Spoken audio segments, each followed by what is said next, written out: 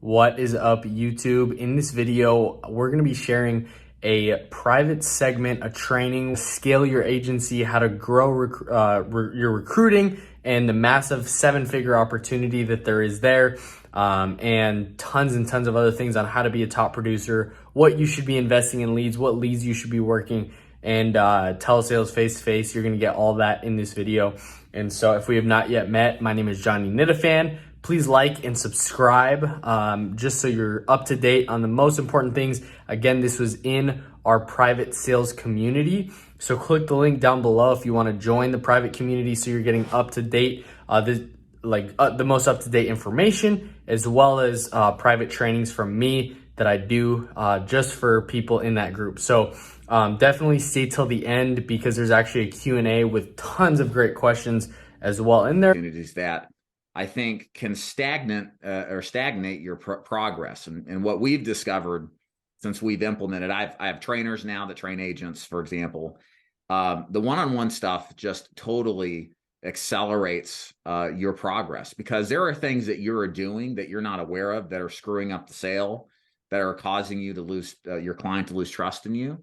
And you think you're following the script, but you're really not. And the only way you're going to find that stuff out is either A, on the first level, record yourself and listen to it, but on a deeper level, B, go to your trainer or somebody who knows what they're doing to then tell you, hey, you hear when you said this, yeah, what's wrong with that? Well, the way you're saying it comes off this way, and you're causing people to, for example, be distracted or frustrated or whatever. And that kind of stuff is huge. And it's all revenue producing, right? It's not immediate, but it has a direct impact on it. So to me, the more hands-on training you can get, not just videos, guys. I mean, like having somebody who's a pro in the business, beat you up a little bit constructively, of course, the better off you're going to be, quicker, faster. Yeah. That reminds me of something. I actually heard this morning, and it said your nose is 1 inch from your mouth, but it takes somebody else to tell you that you have bad breath. Right. Yeah. And it's like you have that, and it's like you need somebody there to be able to coach you through that. And so it sounds like role playing is a super big piece of like getting on, and not just like, hey, start hammering the phone, but hey, let's role play. And I'll add to that, Johnny, you have to be coachable too as well. You can't like hide from the constructive criticism. You can't shrink in the corner and not expose yourself to potentially being humbled. Like it's an equal playing field. Like you got to have somebody who's going to give it to you, but you got to give too.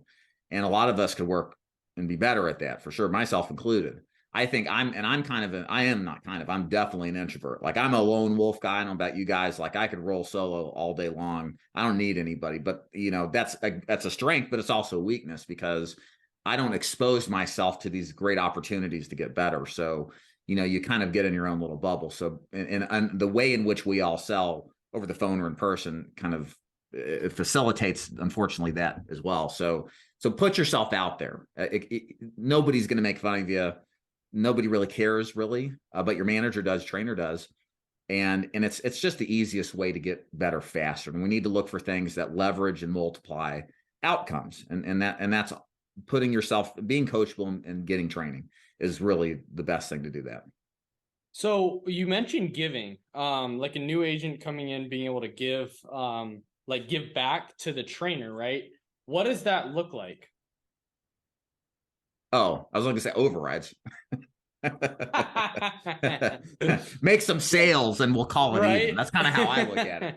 But no, to answer your question a little more sincerely, just participate, right? I think like what we do, again, I can only reference what we do, guys. It's no shameless plugging here, but this is how we do it. We have a predefined program to train agents. They know exactly what to expect. They show up to 2 calls a day. So do your part, show up to the call. Do your homework. We'll fire agents that don't do their homework, right? Because we can tell pretty quickly if somebody's not doing what they should do, then when it comes, like push comes to shove and you're actually talking to a real prospect, you're going to suck. It's just why waste all of our times, right? And if you're not as committed to what this business can give you, I mean, look at all the multimillionaires and the businesses that have come out of nothing in a short period of time. There's so much potential in this business, guys. Like we all kind of sell ourselves short on where we can go in this business. Yeah. And if you're already giving up on yourself that early, like, why even bother? It's kind of how I look at it. So So are bring those, yourself to it and show up and be serious about it. yeah, are those people all like, are they all pretty much buying their own leads and things like that, and then you're just role playing one-on-one with them, or how's that Like in work? my How's agency, that process? Yeah. yeah, we actually do a combination of both. This was another initiative we tested out with. Um, Most of our agents are brokers, so they're buying. We call a broker somebody buys their own leads. Multiple carriers, et cetera. They all get one-on-one coaching, mentorship, all the same. But we also have a division to where we have what's called an 8-week fast track program. And the idea behind that is they have to sell full-time and they have to sell face-to-face. That's our constraints in order to be considered. You get fresh, not direct mail, Facebook leads for 8 weeks straight. We scale them up as you start writing business because we want to push you to write, and they're for free. But in the same breath, you got to be coached and trained. And in the sense on that program, we're a lot more, how can you say, particular about who we let to get free leads. Like if you're not showing up for training, you're not improving, we'll fire you. And that's all because it's our money at play. It's a little different when it's the agency's money versus the Yeah. agent's money, right? So we do train them both. You got to. I think it's non-negotiable anymore. Especially telesales. That to me, you have to be trained on telesales. It is far harder than face to face, in my humble opinion. Yeah. So a new agent coming in wanting to scale up to start 10,000 a month, what are the steps that they need to go through to be able to get there? First of all, learn how to sell. You have to know how to sell. That is the money making activity that matters above and beyond everything else. That's why we train agents to sell first, not to market. In my opinion, I think you are doing yourself a disservice by trying to buy a course to learn how to market. If you're if you're brand new to the business, if you've been doing this for a while, go for it. It's a great way to pick up another skill set, lower your acquisition costs. But the thing is, you already know how to sell at that point. So for me, I think the big thing is you have to learn how to sell first and foremost. And then, so that means you got to buy leads. And that's fine. That's just the tuition cost you have to pay.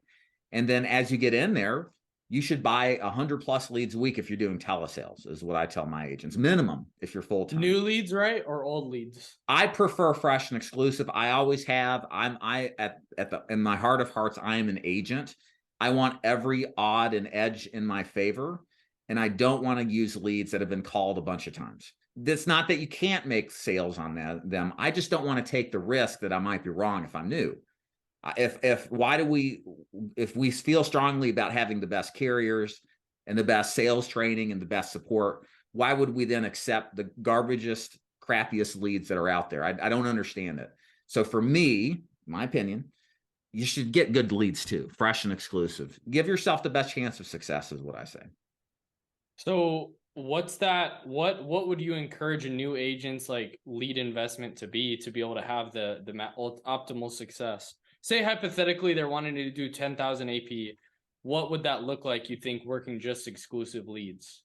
Well, again, for my agency, we take we start our agents at a minimum of 750 to 1250 a week. Could be more than that. And I don't think as a new agent you should go much higher than that, but you need to be in that ballpark of around $1,000, give or take, because that's what it really takes anyway to buy retail Facebook leads if you're doing telesales, or even like direct mail leads or Facebook leads if you're doing face-to-face. And then from there, scale up. Again, what I want you guys to, speaking of the investment thing, if that like makes you scared, understand we all felt that. I remember going from, 500 to 1,000 and the 2,500 a week. Like you have to kind of jump up to it, right, as you feel comfortable. But the way that you need to think about this business is not so much what are you spending, it's investing, not spend. What do we spend money on crap we don't need?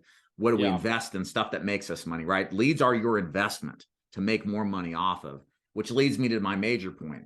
This business is about return on investment. I don't care how expensive the lead is. If I can get 3 to 1, 4 to 1, 5 to 1 predictably every single time, cost doesn't matter because there's a multiplier of revenue coming in on that, right? So don't get too hung up. I'm not saying go buy, that's it. I'm going to go spend $10,000 a week as new agent. I'm not saying that. I'm just saying that once you realize you can actually go out there and take leads and make money on top of that, the price of the leads matters much less. because you can predictably go out there and make it. Well, what if you're brand new? Well, you got to take that leap of faith. Every single business, there's a leap of faith to get started, guys. You just don't know until you do it. That's never going to change. So get over it and just do it. But that's what I'm saying, Johnny, is to me, it's around 1,000. It's about ROI ultimately, though. And once you realize that and you're starting return, it's like, how much more can I put into this? Because you want the best problem in the world to have. Too many people to talk to, which is a lot better than the worst problem to have, which is what? Too few. We can fix too many. You just slow the leads down. Harder to fix too few. Could cause you to lose out and fail the business. Yeah. So you would say about $750 to $1,250 a week. Yeah, somewhere in there. That's part-time, a little less. If some guys start part-time, that's fine. That's what I did too. So somewhere in that range is acceptable. Yeah. I really like that, honestly. And like, that's where I started at about 800 a week. Like I came in, I was like, you could work a lead. Yeah, I know you went door to door. I remember your story. It's like, oh, like people actually are interested. Yeah. Let me get as many as possible of these. So I like that. So what would you like, what's your advice, or like somebody that's, cause I feel like a lot of people that I'll talk to are, they're in a job, they're working either full-time, part-time currently. How do you navigate that? And when is the right time to jump to going full-time into insurance? Correct. Yeah, great question. I'll start by telling my story briefly if the audience hasn't heard this. I started, like I said, in 2011. I stumbled across the insurance business because I was desperate. I didn't want to go work for the man, but I wanted a business type of thing to do, right? And when push comes to shove, what do you do when you're desperate? You sell insurance. It's kind of what I've discovered. I like the idea of it too, because you were capable of doing it part-time. I had a personal training gym. Like I said, I was losing business, but I wasn't like going out of business, but I knew over time things would get worse. And I didn't want to give up the training situation. We're training clients at personal training gym to take a risk and go all in the final expense. So I started part-time. And it took me about 6 months of consistently seeing, hey, every single month here, I'm making some money. Sure, some months are better than others, but I like the business. This is great. Before I had the confidence to go full-time. And then I failed out of the business about 6 months later, about the 12-month mark, quit the business, was sick and tired of it, and then got back in again full-time, or sorry, I should say part-time, for about a year, while I worked a full-time job at a uniform services company. So my point is, I've done this twice, doing this business part-time. I know what it's like. And here's some kind of high points I would give you. Number one, even though you're on a part-time schedule, treat it with a full-time mentality. I don't care if you only go out 2 or 3 times a week, you get on the phone or in person. This is a business. Don't have a hobby-esque type of mentality about it. Like, well, I think I'm going to take the day off. I'll just do it some other time. No, put it in your schedule, run it like a business. Again, you could be a millionaire in 10 years from now. Now think about that. If you had millions of dollars from this business because of how you scaled, how you built, whether it's an agency or scaled up, how seriously would you treat this business, right? Sometimes I think we have to work on our why and really the big picture of what's possible. And then hell, you do whatever it takes. I know I would have. But start with a full-time mentality, even though you're on a part-time job, the part-time situation. The second thing is cash is king, guys. Okay. I can tell you this from personal standpoint. When you've got 50 grand, 100 grand in the bank, life is great. When you can just let off the gas pedal and even if you have a bad week, that things are okay because you got some money in the bank, it kind of changes your stress level and anxiety level. I sure as hell didn't start it that way. I had 4 credit cards maxed out, bunch of loans. I had to crawl myself back to zero, right? But I can tell you this, the second go around, the thing I learned from the first time is every dollar that I was spending, I was saving or reinvesting back in the leads. I wasn't going to spend it because by the time I was planning to go full-time, which ended up being about a year, the second time around, I wanted to have a big fat bankroll so that I never, ever had to go work for somebody again and risk, having to, be failed out completely. So for me, it's treat it seriously and save every single penny that you can. Because when you go full-time, don't ever look back at working for anybody else. And that money on hand is absolutely everything. It just makes life so much easier.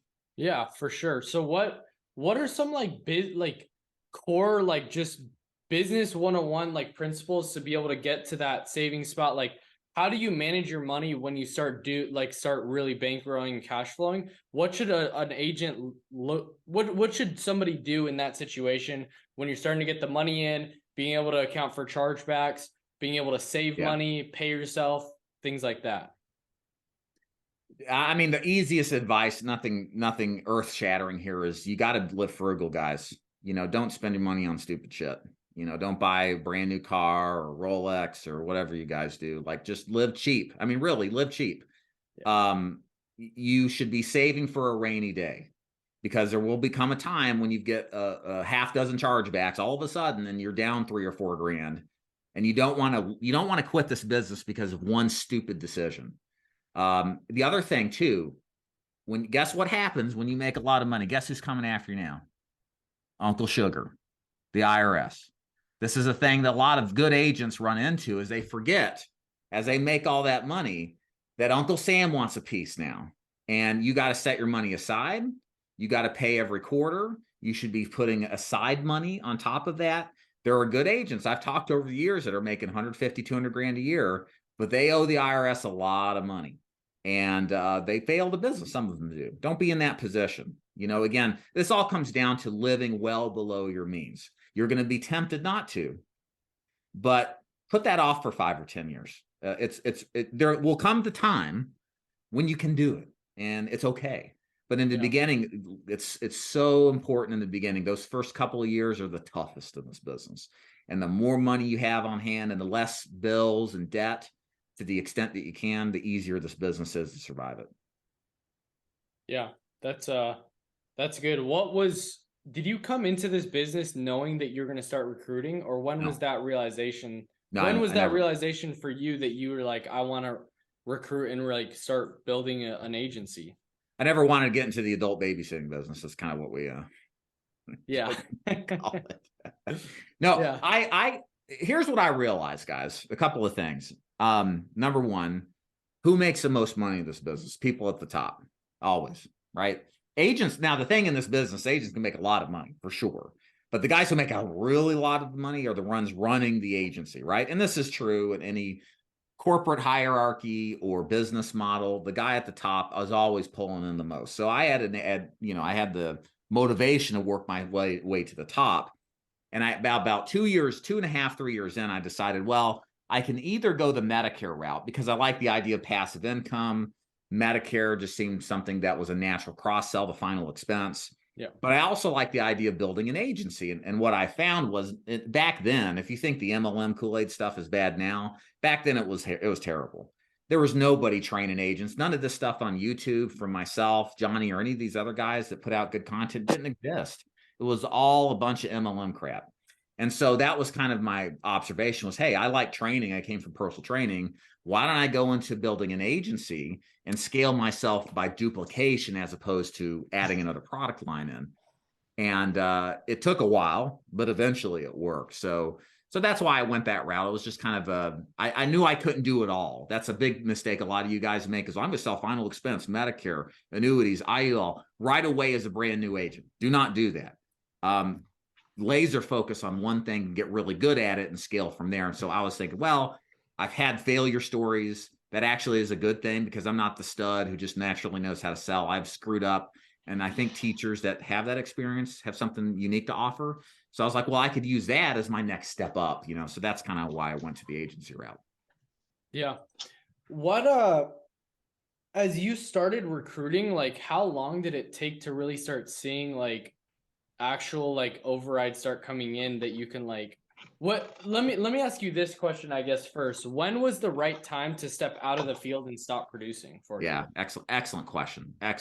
So I started recruiting in 2000. Let me paint the picture to put it in perspective. I started recruiting in 2013, 2014, somewhere in there. And I didn't get out of the field full time until summer of 2017. So we're talking like around 4 years of full-time final expense sales and full-time recruiting. Okay. That is excessively slow, but I am by nature very conservative. I had already failed the business. I already understood what it was like and the importance of having cash flow in a bankroll. So I was not going to trust people to go work. I wanted to make sure I was making money off of my pen, and the rest was gravy. So for me, it took me paying off all my debt, getting all my credit cards clear, taking care of all of my car payments and stuff. I wanted to be free and clear because what I told you earlier, I knew I did not want to have debt. And I just wanted to play it safe. That was kind of it. I just never wanted to go back to anything other than what I was doing, and I believed in it. So at that point, I went part-time. And I think I fully stopped training agents, or I should say stopped selling clients, probably about 2019. Was like I was part-time up to that point doing ride-alongs, et cetera. So some takeaways here. Just because you start recruiting doesn't mean you should get out of the field.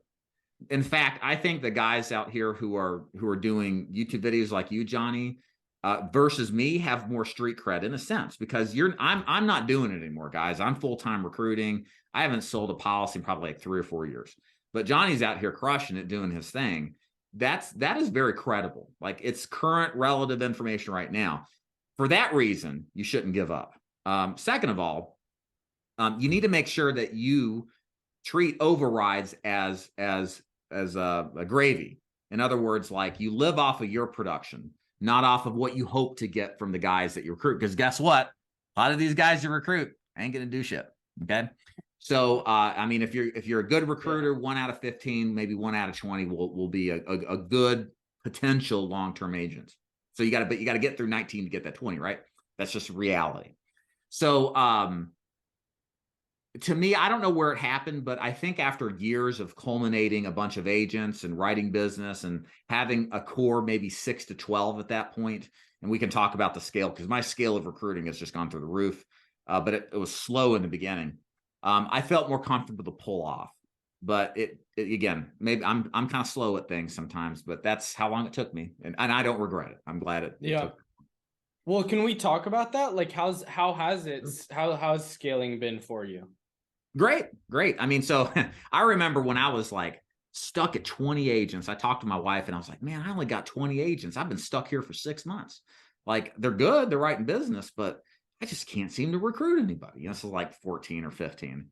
And then I saw a competitor, a guy named Douglas Massey, who he's on YouTube. Some of you have probably seen him. And he put out a video. And I'm like, why is he sharing his information? He's an idiot. Like, he was talking about the closing process and some tips. And I was like, what a moron. And then that was the devil on the shoulder, right? You know, like, what an idiot, blah, blah, blah. Well, the angel on the shoulder is like, that's exactly the thing you should be doing, Dave, because if you give away your stuff for free, then people will be like, man, if this is free and it's this good, how great is it to work for the guy, right?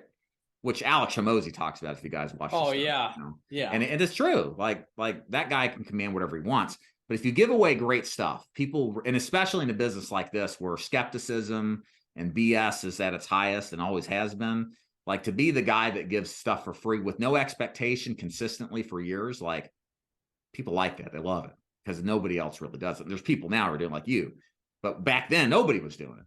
Yeah. So, but that took time.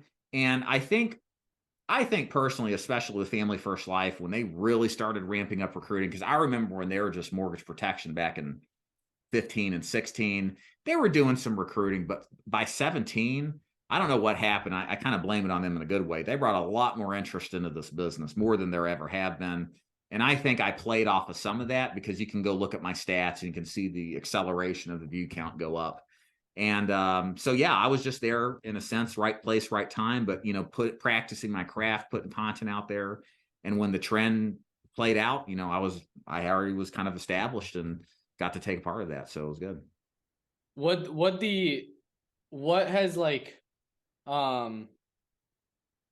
me ask you this. How long did it really, like, I know it took a little bit to get to where, like, you were actually, like, starting to see the overrides. Like, what was that like, being able to make, I don't know, like 20 grand on overrides, like what, or 10, 15, 20 grand on overrides? And like, what was your thought process in that moment, or in those type, like when that started happening? Because I think what tends to happen, or what we think, is it's like we can step off the gas. What was your mindset in that, like in those times that started happening and things started really snowballing? Stick to the fundamentals, you know, like don't do anything dramatically different. I did pretty good when I got back after a year or so. I didn't do great out of this world until really COVID started. When COVID started, I tripled my income in like 2 years, my annual income. And it was just like, but that was the culmination of the fundamentals. And even when I was making more money than I knew what to do with, like I still practice what got me to that point, which is, it's fundamentals, guys. Like it's talking to agents, sharing your opportunity, and then delivering on your promises, right? A lot of these places will talk about their opportunity, recruit them, but not deliver. Big problem, right? You don't want to be that guy. You want to be the guy that delivers on the promises. And the thing I can tell you is this: if you just do that and you execute that on a daily basis for 5 to 10 years, you by default build a brand. People want to work with you. Life becomes so much easier. But back to your question, I mean, yeah, I really didn't do anything. And I found this out too. For me personally, my spending habits didn't really change. How I thought about myself didn't change when the money hit. A lot of people think, and some people, the money changes them, right? For me, I just kind of, I still shop at Old Navy and wear the same clothes I've always had, and do the same things I always did, with a few exceptions. But you get the point. Like the money, don't let it change you. Don't even let it change your behavior. If anything, it should reinforce that you're doing something right, and you should continue to do what is working until proven otherwise. Things do change, but you should be stacking dollars high. Again, building that bankroll is just absolutely critical. I always never wanted to be poor. So for me, it was like, if I just have a big fat roll of cash as I'm building this thing, I just know I can weather a lot. And that was always a big goal of mine. Yeah. What, so I know that you talk a lot about watch out for the MLMs, watch out for the recruiting, which I love. And so would you you said 1 out of 20 is really going to work out. Do you believe more in recruiting a small amount or recruiting a larger amount to be able to grow that agency, and why or why not? Or why? Yeah, why? I've done both. Excellent question. Let me tell you what happened when I let anybody in with a pulse and I didn't verify or cut the cards. Last year, I had a debt roll up of in excess of $100,000 off of probably 3 agents. Okay. One dude hit me for 60,000 with Royal Neighbors, put another 10 grand with GTL and a few others. One dude, another with 25,000 with Royal Neighbors. And these were all fraudulent applications, right? They just went in there, did the e-app to a fake client, and legitimately stole money, defrauded the company, the clients as well, obviously got their social security number, and I have to hold the bag. That's the problem with building an agency, right? So what I've enacted since then, to compare and contrast, is now we're very selective with who we choose. Our people have to apply to work with us. And that's not just like a 4 variable form, hit submit, and then we can't wait to talk to you. There's like 20 requirements. You have to do a video introducing yourself. People get pissed about that. I'm like, sorry, then you can't work for us. We got to see if you're legit. And then we do an interview with them. We quiz them. We want to make sure that they're paying attention. And then when we recruit them in, if they're not holding up their responsibility, we fire them. And then if they quit or they slack or we don't like them, we fire them. So the reason I've done all this is because, guys, like, you can recruit agents. There's a lot of people to recruit. But the problem is if you recruit just one wrong guy, it can be a $50,000 to $100,000 mistake. And it can wipe away all the profits that you made on your fledgling startup. And that's how it was with me. Thank God that I didn't get whacked like I did this year when I first started, because I would have been absolutely out of the business, right? So the point is, like Johnny asked, is you got to pick and choose who you're going to work with. They have to fit your culture. They got to fit your values. If, like, for example, with us, if you're a broker, you got to put down a lead deposit. I need your money up front paid to us, which is completely refundable after you show proof of buying leads. That thins the herd, because what we did prior to that, anybody who said they would buy leads could join, use my resources, my time, and then never do anything. And there's a lot of people like that, because what ended up happening is we were recruiting like 80 or 90 people a month. We recruit about 30 or 40, but our year over year revenue is up, right? Just because we thin the herd of people who won't actually take a chance on themselves, but gladly become an agent, aggressively get ready, right? So, but by requiring, one of many things that we've changed, by requiring this lead deposit and the risk of not getting it back if they don't buy leads within 30 days, it thins out people who won't make that decision if they're really, really going to do it until they've wasted your time. They now have to make that decision before they even get contracted with us, which is how I like it, right? Because I know I'm working with players here because they have put their money down up front even before they've started training. I'm excited about somebody like that because they're already taking a chance, like a measurable chance. And those likely are going to be much more successful than just average Joe who says they're going to do it but never actually pulls the trigger. Yeah. So can you walk us through that process? Like, yeah. of how much do you ask up front, and then do you just like send them like an invoice and they pay that, and then I can look share like? my screen if you want me to, or you just That'd want be me to talk awesome. through it. Whatever you want. That'd be awesome. I just let you share. Okay. All right. Let me shut this stuff down here. Hold on a second. All right. So I'm going to show you guys my onboarding page. So after we've interviewed somebody and they've been accepted, they're sent to the following page. We want to systemize the onboarding process as much as possible so that you can take yourself out of the system. You are the bottleneck in your agency, guys. And if you are required to do tasks that are $5, $10 tasks, or tasks can be automated, you're going to slow down your rate of growth, if not just like make your life miserable. Yeah. So, and trust me, I know from personal experience. So let's share the screen. So this is an example page of what we do to onboard. First thing is we take a lot of the stuff that agents ask and put it in video format, right? There are things that I don't want to say 30, 40, 50 times a month to a new agent. Put it in video, right? It takes me out of the equation, makes the process faster to onboard them too. The first thing I do is some of you who probably close forward, do y'all remember Scared Straight? I think it was on MTV, and the hoodlums would go to the jail, and the guy would, has been in there for like whacking 3 people, would scare them straight, like you don't want to get in here and be somebody's boyfriend or whatever it was. Yeah. Mom's Yeah. trying to listen to something, but yeah, me. How you doing? to my headphones. What's up? Oh, kiss. Okay. All right. Yeah. Let's keep PG here, guys. All right. Sorry. Can't help myself. Okay. So Scared Straight. So I have my version of Scared Straight. I show them where agents who have screwed me, because that's a big objective you should do, guys, if you're running an agency, is you need to scare people away that have the idea that they're going to defraud you. We show them a lawsuit where an agent did a $350,000 chargeback, believe it or not, that big. And we show how they ended up in jail in the Department of Corrections for 8 years in Illinois, right? They ended up in jail for 8 years. And so we show them this stuff because maybe somebody's trying to sneak in and rip me off. I want them to know that I'm not going to take this bending over anymore. Like, you will be pursued legally, criminally, and civilly. And it's just not worth the effort of robbing somebody if you're going to show force up front. It's just like a robber's looking at 2 houses. One has the lights off, nobody looks home, and the other one has the beware of dog, and you can hear the hungry pit bull behind the front door. Which house am I going to rob, right? The one that looks like an easy target. Likewise, you need to think about your business that way, because you're giving people advanced commissions, y'all. Like, that's a credit card to strangers. You need to qualify them, all right? Trust me. And you only get screwed like I have. So we showed them this first. We do an identity verification process too, to make sure they are who they say they are. I've talked to a lot of carriers, and they've said, and this is true across the board, fraud is up through the roof. There are people who have pretended to be licensed insurance agents. They've taken information from a real life insurance agent to then get appointed with a company, to get the commission overrides or the payouts, then disappear.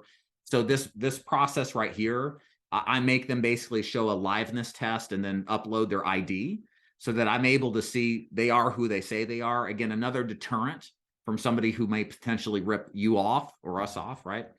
Then in this page here, this is where we go through the lead deposit, why it's required, what the stipulations are. We usually just take a Venmo payment or PayPal or Zelle. This is all stuff that's very simple to set up, very easy to get access to, okay? And then we have a form that they understand that they've done it, that they understand what they're doing in case there's any issues that arise from that. We've got some sort of written acknowledgement that, they're doing what they're doing. And then we'll go through Assurance Bay. That's what we use to do the contracting. We do everything on video to show them and how to walk through it, et cetera. blah, blah, blah, blah, blah. I can slow down and walk through some of this stuff. So have you seen a big decrease in people who like don't work with you because of the lead deposit? And then what's your convert? You haven't. It's like the same? No, I don't think yes and no. I say the people who would have never invested money into leads are not joining, but they otherwise would have, because I can't stress enough. There's just a lot of people who are professional time wasters. No offense to anybody over 60. There's a lot of people over 60 who are retired, have nothing else to do, but then to like pretend to be an agent. They'll come on and join things and never actually do anything. But that's just not people over 60. It's people under 62, trust me. But the point is by making them to walk the talk, if you will, by putting a small investment down, it really tests to see how serious they are, right? So, and guys, yes, I've cut my agent flow from about 80 to 40 to 30 to 40, but the 30 to 40 I get are really good quality. And I know they are because they put money up. Money talks, guys. Putting your money up front talks, because now there's almost a momentum, right? A motivation to get that money back. Like, people will work hard to go back to zero. It's funny. Getting them to go from 0 to 100,000 is a lot harder than getting them to go from like negative 5,000 back to zero, right? Ask casinos, right? That's how the whole concept works. So here we're getting them motivated to then go buy leads, right? To stay motivated, train, so they can get their money back and then start working. I love that. That's really good. So from those, like, what percentage would you say end up going and buying leads? I don't know the numbers exactly. I would say it's probably about 50 to 75%. So, and I'll be straight up with, here's the thing. Now, for me, the way my business model works is I have trainers who I've basically duplicated it in myself into them. They train agents one-on-one, et cetera. I pay them a wage plus a bonus based off of production. That's a sunk cost to me, right? At least the wage is.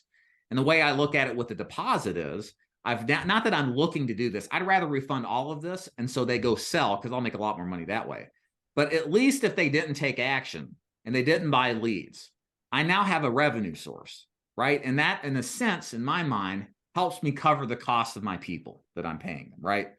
So while I'm not trying to monetize this, right, it is a way to make a little money for the trouble they've given me by joining, going through the resource, because a lot of them will do the training and then never actually buy anything, right?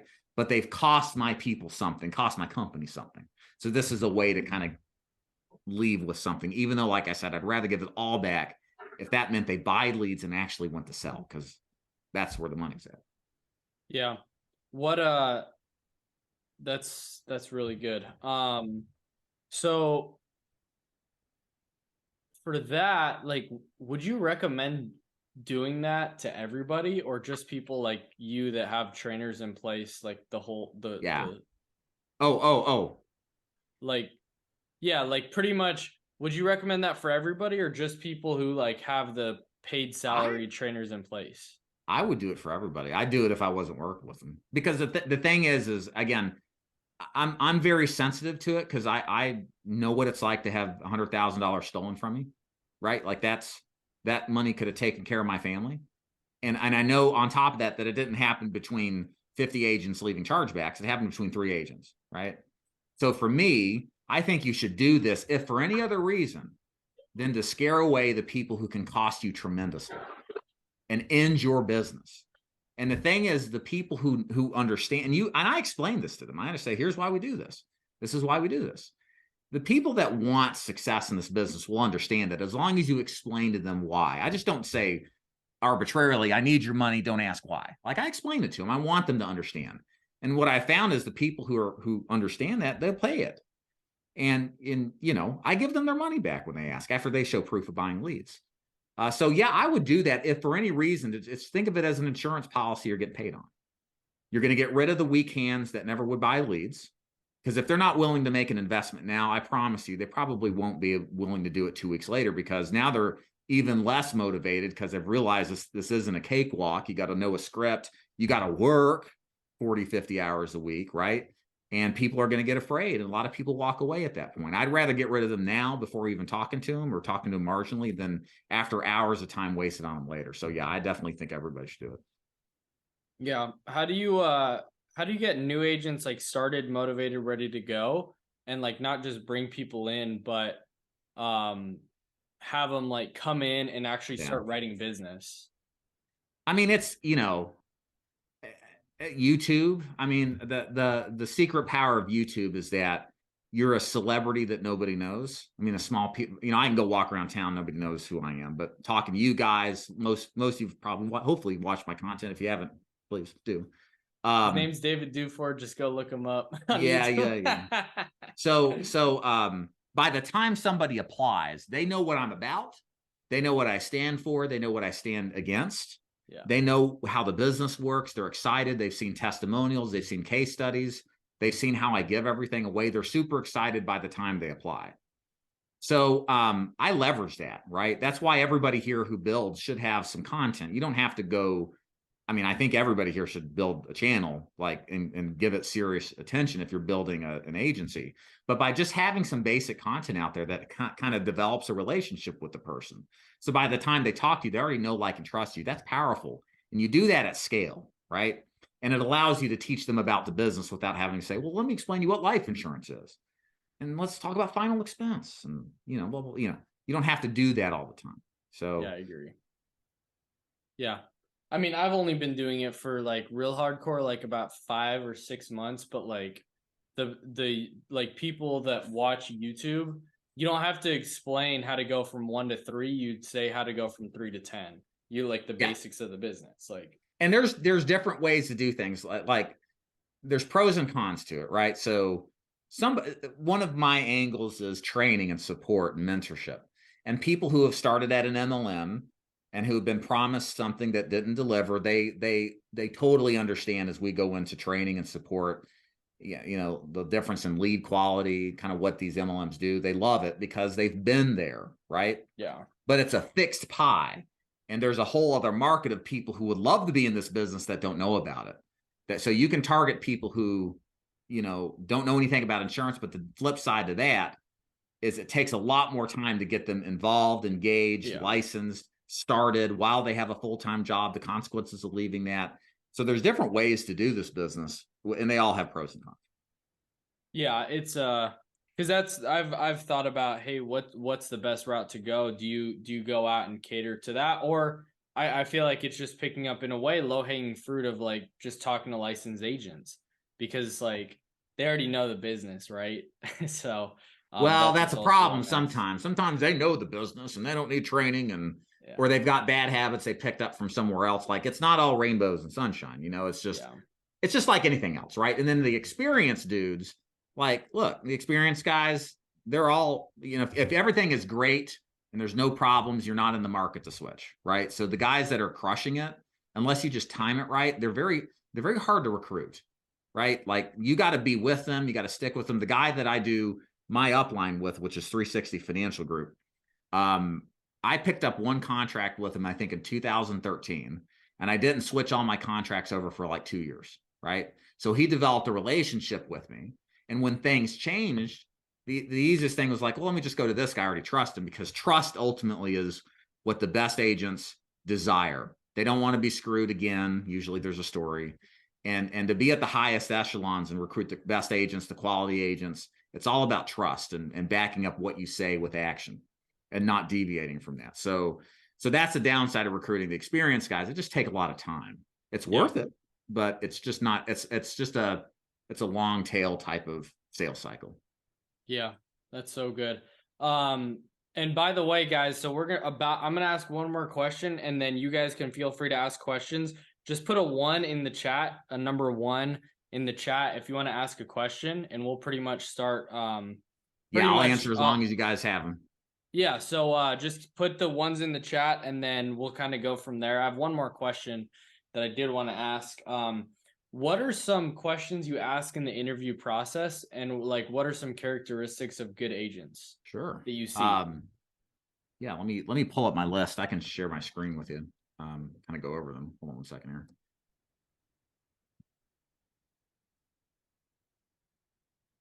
There's only one person that wants to ask a question. To the celebrity. It's okay. All right. All right. So this is the application form. I'll start here and then kind of walk you through kind of what else we do. So we want to, of course, track where people hear about us, right? With the different types of marketing that we do. We want to know if they're licensed or unlicensed. It's not a disqualifier if they're not licensed. We just want to know the time horizon and getting started. We also want to know where their interest lies. We recruit agents in final expense telesales and final expense face-to-face. Okay. So we're not recruiting anymore agents who are direct, who just want to sell Medicare. We'll teach agents later on after, and that's a whole another conversation. But strictly what we're recruiting for brand new agents is just final expense. We want to know, is it telesales or face-to-face? So we don't want to talk to people say, I want to sell Obamacare. No, you got to sell final expense. You know, we don't even want to talk to you because it's just not a match, right? We want to know budget. Okay, guys, very important. Budget. Need to ask them up front, are you willing to invest X, whatever your budget is that's required to buy leads at an appropriate pace to give your agent the best chance of success. If they don't have a budget and you don't have a free lead program like us, they're disqualified. Why would you want to train? If you don't have a free lead program or some way that you can predictably develop leads, you're doing them a disservice and you're doing yourself a disservice. You're wasting your valuable time on somebody who can't even participate in the fundamentals of your business model, buying leads. So you don't want to talk to those people, okay? Part-time or full-time, some agencies don't recruit part-timers. I always have. Full-timers are definitely way more profitable agents for us. We've done the numbers, they're like 3 to 5 times more profitable and take the same amount of time. So it's like, you know, you may not want to do part-timers, you may just want to do full-time. There's pros and cons to those, but that's another thing. If they have a vector, we do not recruit them. That means they owe money to they have a chargeback. Until they pay the chargeback off entirely, we don't do business with agents. If you owe money somewhere, you're a deadbeat in our eyes, and we don't want to be the next place where you're going to run a bunch of chargebacks up. How do I know that? They used to not do that, and then I pay the price. So that doesn't mean like you got advanced debt. We're talking like you had chargebacks, lapses, you didn't pay the chargebacks in 2 or 3 months, and you're not paying actively to pay it off, right? Like we'll find that out, and if you have that, we don't want to work with it, right? We like to know which IMO and carriers they have, just because maybe you're with one of those IMOs that don't release for 12 months, wink, wink, and we need to figure out how to find other carriers to move you with instead, because you're going to be stuck because they don't play the game of releases anymore. And then we require them to do videos, right? So we want to see who they are. Some people get freaked out by this. It's no big deal. We just want to make sure, you know, are you presentable, right? Like we've had people show up in their underwear, literally, like, you know, they're dressed up in their pajamas doing an interview. Like, come on, we're not going to work with you. You know, so we're actively looking for reasons not to do business with somebody, because there's a lot more people that say they want to do this business that won't actually do what it takes, right? So we're trying to filter that stuff out now. We also do a role play of the script just to see how they read and react to constructive criticism. So on our interview process, we'll go through an opening script, something like this, and then my interviewer will be like, we'll listen to it and say, hey, that didn't sound good. Do this instead. So we're testing them to see how well they handle coaching. And do they take what we tell them and fix what was broken? Because if we tell them something that works, something to fix, and they don't fix it, they're not coachable. So it's like you should see instant improvement from a coaching call. Like this morning, I coached a guy who's going to help us some sponsorship, and we went through the script. I gave him some pointers, and I could tell by the end of that hour-long call, he's already gotten better. Like that's somebody who's taking coaching. Whereas somebody who we've had people laugh and scoff at some of they're like, well, I don't do it that way. It's like, bye-bye, you don't have to business with you. So we want to test their ability to be coached and accept coaching, right? And we'll say something like, so what makes you different from the other agents? We got a lot of people apply. Why should we recruit you? We're looking for good answers there. If they say, well, I'm the greatest. No, you're not, you know, next, right? So yeah, so those are some things we look for. I'll tell you one last thing. I learned this from Alex Shamozy. He has a great video released about 6 months ago on building a sales team. Highly recommend all y'all pick this up. He mentions this in his videos kind of off and on. And he mentioned this in his most recent video about building a course that's successful. And he said the thing that you want to do, and this applies to recruiting, is it's way easier to make somebody an 8, 9, or 10, like think of the, like, how would you grade a salesperson on a scale of 1 to 10, 10 being the best, 1 being the worst, right? It's way easier to build a rock solid, savage team that starts as a 6 or 7 than to build them to an 8, 9, or 10 than it is to take a bunch of losers who are 1s and 2s and expect them to even get to a 6, right? So the point is, what you should be recruiting for are the people who have inherent capability. They're a 6, right? Like you can tell, like they're a diamond in the rough. They may not know everything, and we don't expect them to, but they obviously have something there, and you can sense it, you can feel it through the questions you've asked, and you think you can get them to an 8 or a 9. That's who you want to focus on finding, the 6 and the 7s and better. If you find somebody who's like, well, it's like a 5, don't recruit that person. They're never going to get better than a 6 or a 7, because taking them to that level of being a 9 or 10 is an insurmountable task. I'd rather take the people who have the capabilities already. That's a lot easier to take them to the higher level. So that's a big thing that we're looking for in our interview process, because we just know it's like you can't teach the dog to sing, so why try? 100%. All right, Mr. Eric Webster. Hey, David. Thank you for the training today. Welcome. So I have a question. We're looking at scaling up, moving over from non-ACA health insurance over to a life insurance IMO that Johnny's also with as well. The reason we're going with them is because they have chargeback prevention, which would save us from, getting buried, $100,000, $200,000 in, and that's the primary reason we're looking at going with them. We're debating on 2 different models. The first model is hire en masse, kick their ass, hire 40, 50, 60 people a week and put them through the gauntlet and try to find your, 3 to 5 gems out of that. The other side of the argument is we have a beautiful facility here, and it's to bring them in for 2 to 4 weeks, get them stabilized, and then allow them to work from home. Do you feel that the regional model where you bring them in and then, spin them out is better than just going nationwide and going all 40 states, and trying to... We're going back and forth about that. A couple of suggestions, and I know you didn't ask me this, but I'm going to tell you. 1, your training cycle should be a week or less. 2 to 4 weeks to sell life insurance, you're just going to get a lot of professional tire kickers. Just they need our people remotely, nationally. You're thinking about bringing them in. I recruit agents nationally. They are sales ready, license in hand. When they have their license and they apply, or I should say they start contracting, they're in the field 7 days from now, from that point. I don't want them sitting around getting aggressively ready to sell. They'll lose momentum. We used to do 10 to 15 days, and I'm like, bullshit. We can cut that in half. Like people need to get out there and sell. That's how you learn this business. It's not sitting here academically going through scripts. To some extent, that's good, but then you start getting diminishing returns. It's time to get in the field. There's time to get on the phone, right? So that's the big thing. And what you'll find is if you can cut your training volume from 4 weeks to 1 week, your turnover rate now is increased 4 times, right? You can get agents in the field 4 times as fast. That means you can bring them in 4 times as fast. So your overall capacity to scale is 4 times better, because you don't need this drawn out, unnecessary 4-week period of time, in my opinion. So you're able to grow faster because of that. And I just think on some level, some people cannot cut this business. You just got to throw them out there after some good training in a short but reasonable amount of time to see what they're made of. So that's number 1. Number 2, the chargeback prevention thing. I don't know who this is, how this works, but here's my opinion without having really any prior knowledge of it. There ain't no such thing as a free lunch. What are you giving up for the idea of chargeback protection, right? It's like our free lead program. I have a free lead program, right? We put people at a 50% contract. That's what they're giving up, guys. They're giving up a lot of commission relative to our brokers, which are at 100, 110, 120, depending on their experience level. But we carry the cost and the risk of the leads. So if they're carrying the cost or the risk of the chargebacks, it's likely that there is some kind of downside to you, okay?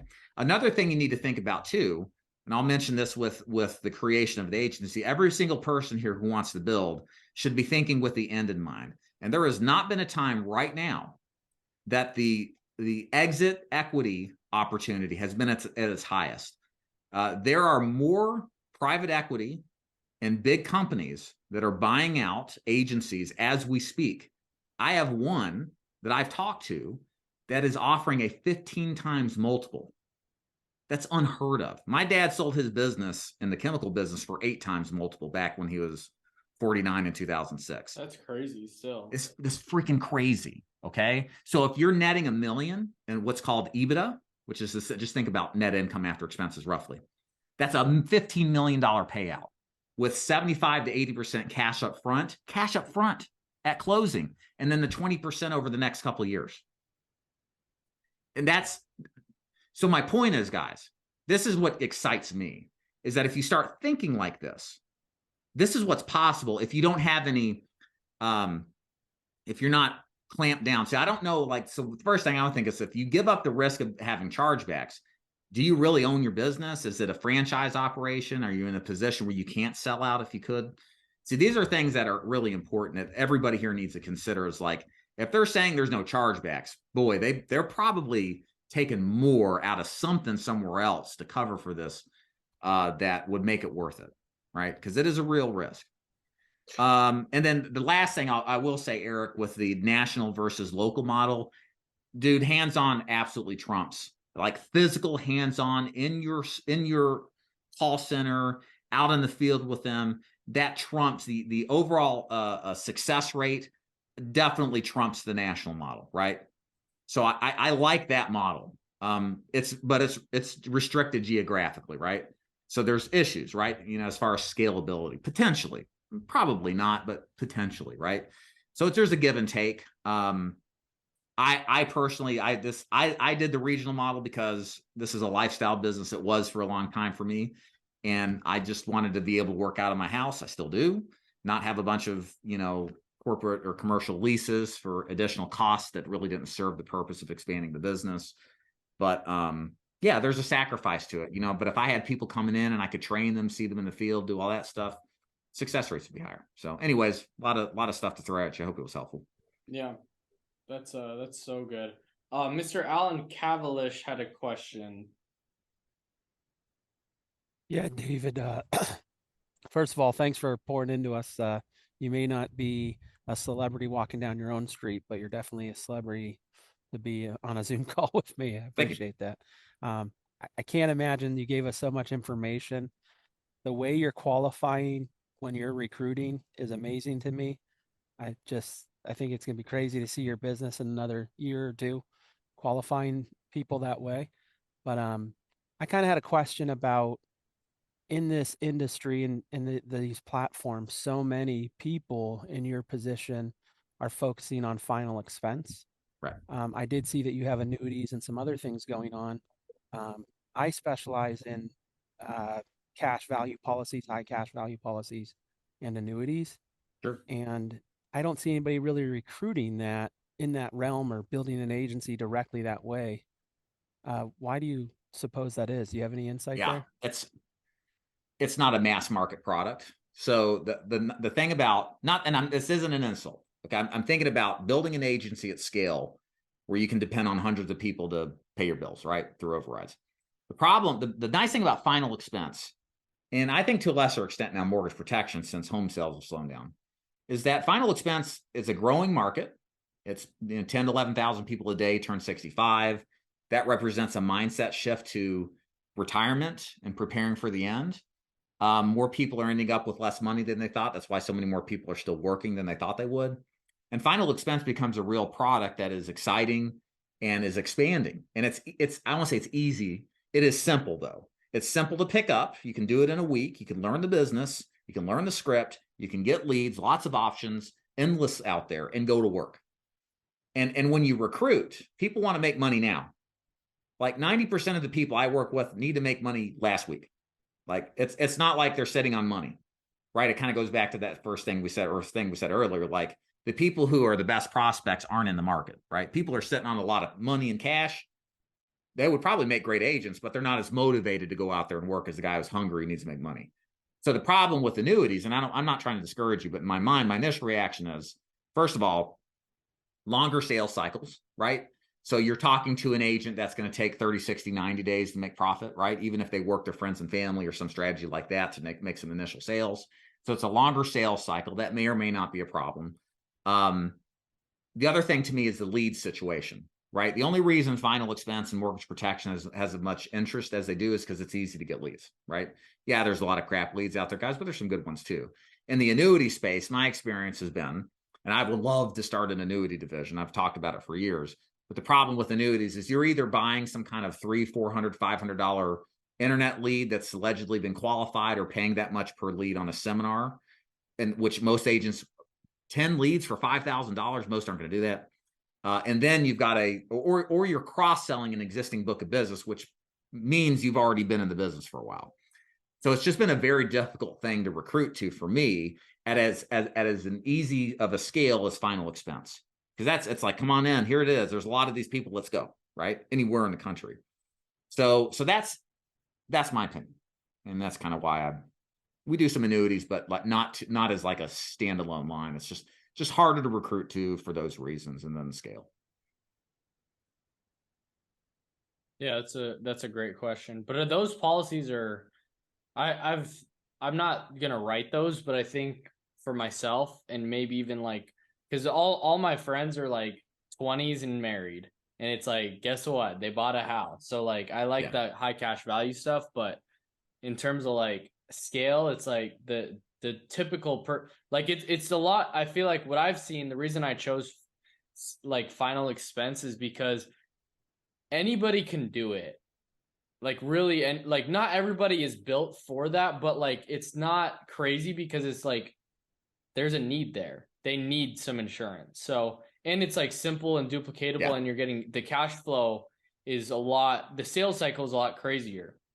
The biggest mistake I made when I first started is, I don't even know why my uplines let me do this, but I cut all my mortgage protection leads and just started getting annuity leads.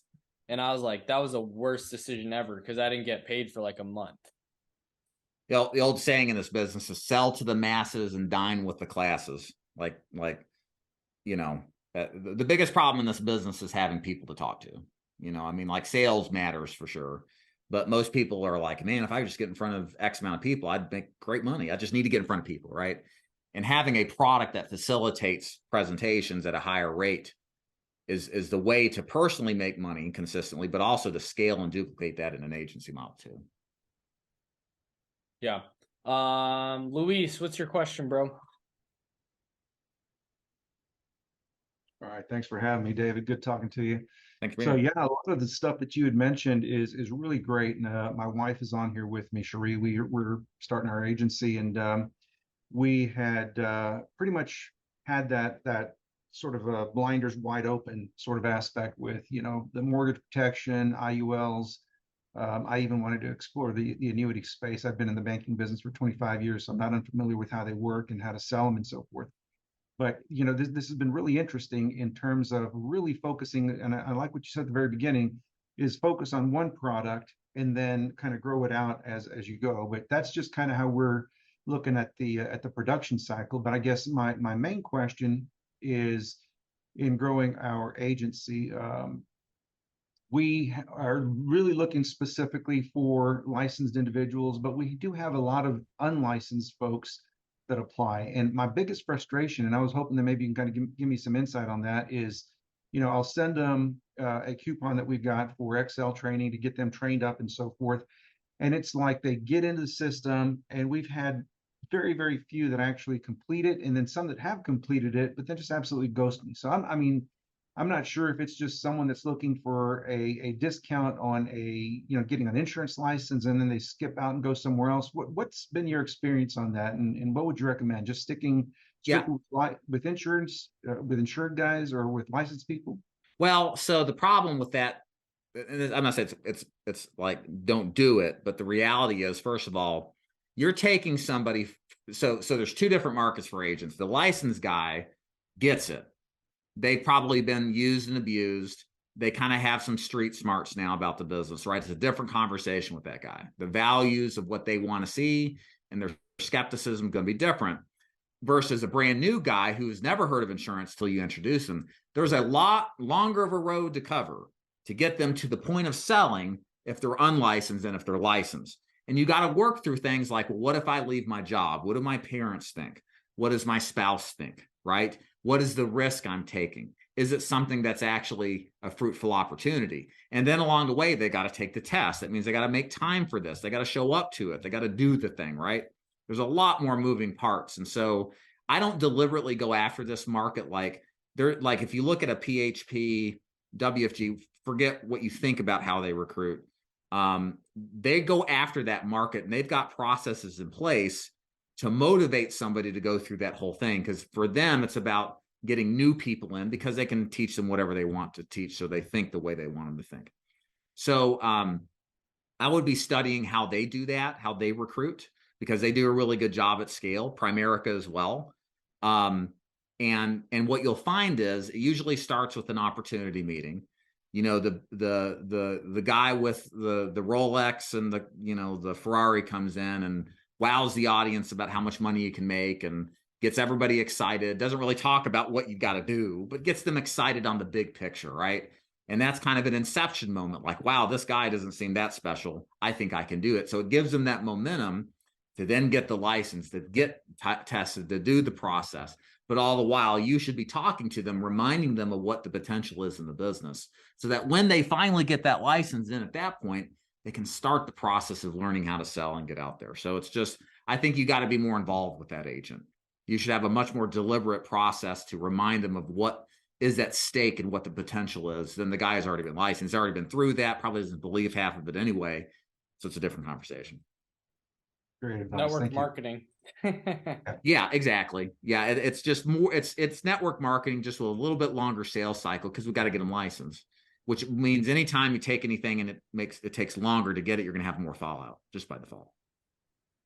Yeah, that's part of the reason, guys, why you should train your agents in like 7 days instead of 30. Because if it takes 30 days to make $1, it's like, well, it's just asking the guy a lot. Yeah, get him ready in 5 days, wins. 7 days. Yeah. Marcelo, what's up, man? Hey, what's up? I'm not trying to recruit right now, but I just had a question. Like, what are some ways to kind of mitigate the chargebacks when you're on the call with them, like to not let that happen in the first place?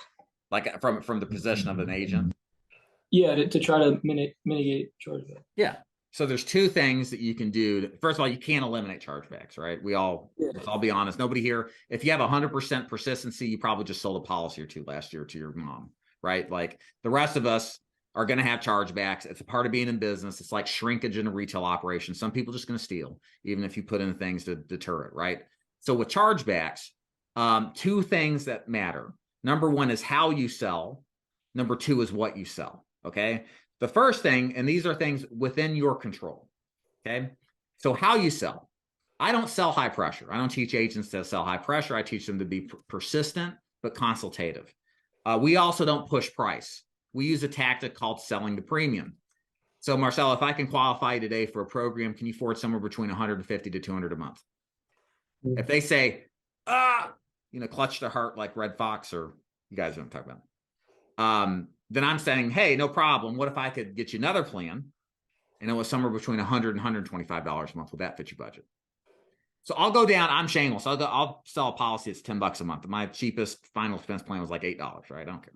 Policy is a policy. It saves lives, protects lives, right? So that way I'm getting the budget. That's probably the biggest issue, is that some people feel like they are pressured. Our clients in final expense are world-class procrastinators. They're poor. And poverty sometimes is a mentality. There are certainly people who have been in bad straits in life, but there's a mentality with poverty, and that's making bad financial decisions. And you're not going to change that mentality. So you got to work with it. So we drop the price down until they say, yes, I can afford it, right? So we don't have as much chargeback simply because we're not pushing something out of their budget, right? So that's big. The second thing is what you sell. And this is why I'm through and through an independent agent. My criticism of one carrier companies that just sell one product, it's not that they're bad products or a bad carrier. It's just they can never be the best option all the time to all their clients. There's no carrier that can be.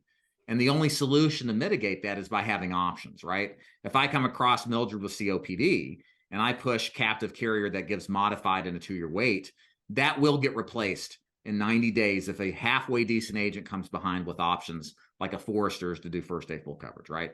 For no other reason than the agent's got a better deal, right? You don't want to be that guy who is stuck with one carrier, because you will get a higher replacement rate because of it, regardless of what they say. Not to mention not going to sell as much because you don't have options. So that in of itself will reduce chargebacks, because you have options. You're maximizing the value of coverage for the client. And I think if you do both of those two things, Marcelo, you sell well, like we teach, or like what I teach, and you have a diversity of product selection that best cover the client, your persistency should be 85% to 90%. 90% maybe a little on the high side, probably 85%, give or take, is acceptable. But anything below 80% for sure, you either need to be independent with multiple carriers or you need to revisit how you sell. And I know for a fact that I replace people because they're too aggressive or oversell, or they're just a one-trick pony carrier. And, you know, that's why a lot of agents struggle. They don't have to. So kind of just see what like they can manage and in like Say a that again? consultative. So you're trying to see what they can manage in like a consultative kind of way. Yeah. If you go into YouTube and you put in like David DeFord selling the premium or David DeFord pre-qualifying, you'll see some videos, and I go in a little bit more conversation and detail about selling the premium. That's huge. Like, I don't want to walk in and say, hey, this plan is at the close, and be like, we're going to write you up for this arbitrarily, meaning I just pulled a number out of my butt. You know, I want to make sure they've got the budget, because they got to keep the thing. I got to hope this thing stays on the book for 9 months so I can cover my advance, right? That's what I'm thinking. I hate chargebacks. I'd rather sell smaller coverage policies and no chargebacks than larger policies with chargebacks, because there's like this psychological thing that happens we all know of, right? So for me, budget is king. Now I'll reach for the big money, but I won't demand it. You know, I'll work it down to the clients like 100% sure they can afford it. You said $8 a month. How much coverage was that? It's like $1,000 policy with United Heritage. Some dude up in Rockwood, Tennessee. I remember. I think I drove an hour and a half to close that. It doesn't even pay for gas. Hey, you know, it is what it is. Yeah, true. Santiago, what's up, man? Thank you, David, for being on this call and pouring into us. Yeah, I'll try not to fanboy out, because your video was the first video I ever saw regarding insurance that made me dig into the industry. So Good. I'm here because of you. So full circle. But Thank you. my question really is, you gave so much good stuff. I mean, so much good stuff. But I'm at a point here where I have some downlines that, you know, I'm trying to identify characteristics and design a process where we have a downline that's not really sticking to what they said they're going to do. So when do you kind of, you know, not cut off how much time you put into these people, but really kind of figure out the system of where you're not spending too much time with people that aren't just they're not going to make it happen, essentially. Give me more context. Like, what did they say they were going to do and didn't? So, you know, I'm going to dial tonight.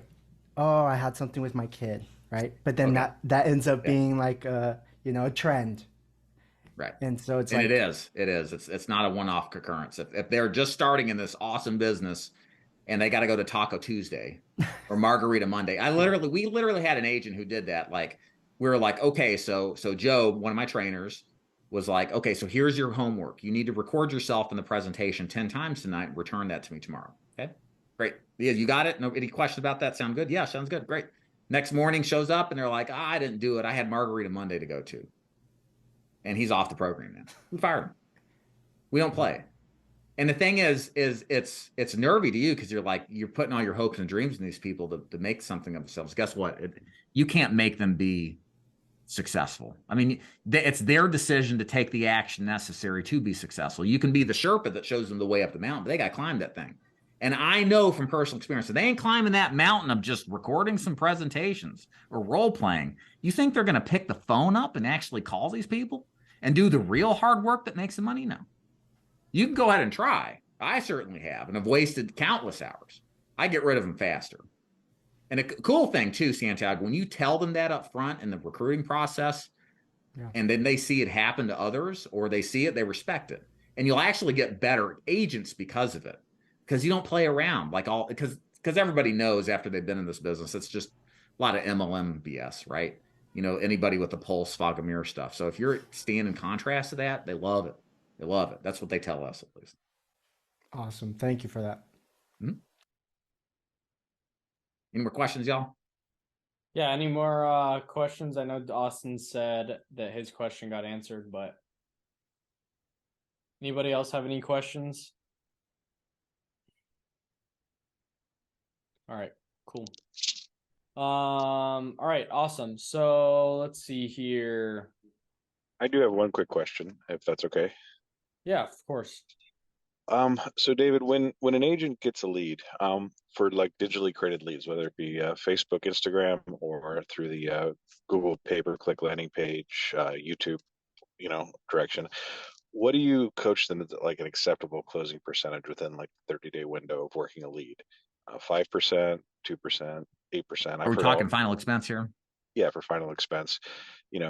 At what point should you say that an agent is not either working the leads correctly or you have a real conversion problem because of skills? Like what's kind of like a average on a large scale? I mean, you're going to have, are you providing the leads? Are you paying for them or are they buying them? They're buying them, though we're going to provide them with a discount. Okay. Based on production. Yeah, I mean, so it's different. I mean, when you're not buying the leads, and this thing you gotta manage, and maybe that's where we're going here, is you're not going to care as much than if you were buying the leads, right? Because like if you're the one out the money, you got to have your internal metrics to know what your break-even point is, and how many sales equals so much in ROI, right? It's really important to even justify the program. But for me, it's like, are they happy with the money they're making, right? And you should have an idea based off of their production or their commission rates, how many leads they're getting and at what cost they're purchasing for. You should be able to demonstrate what's possible, right? For me, I mean, a lot of it depends on the type of leads. If these are fresh and exclusive leads, I want to see agents converting at 5%. That's the goal, right? And these are outbound calls that I'm talking about. You may be talking about something different. 4 or 5%, somewhere in that range. They're going to justify their expense. They're going to see profit from it. Again, this is final expense. If it's any less than that, they're probably returning at a low rate, if not breaking even, kind of struggle with the business, right? So for me, it's in that 4 to 5% is the floor for most agents. But again, there's variables with that. What is their commission rate? Sure. That kind of thing.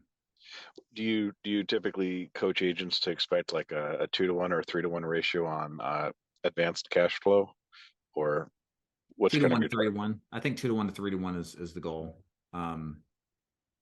Because sometimes you write direct express and the company doesn't advance it, or a guaranteed issue, right? It's going to be a little bit lower. So I think somewhere in that range is good.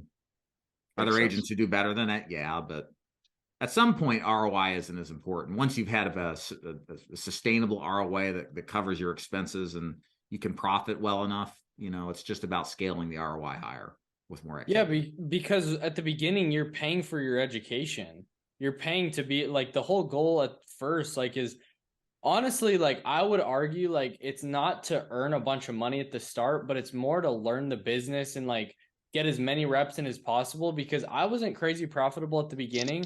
And yeah, maybe I'd like to have, but that prepared me for the next season of the business, where month 10 to what is it now, 14, I've made, or 10 to 15, I've made over $100,000 just in that little time frame. So it's like, I think in that first, at the beginning, it's like, ROI is great. We definitely want to do that, but like, learn the business, stay in the game, make money as much as possible, and then continue going. Well, I'll kind of play devil's advocate, Johnny. I think if your guy came to you that you originally worked with and said, hey, look, you've got to make money in like 10 days or whatever the metric is, or you're fired.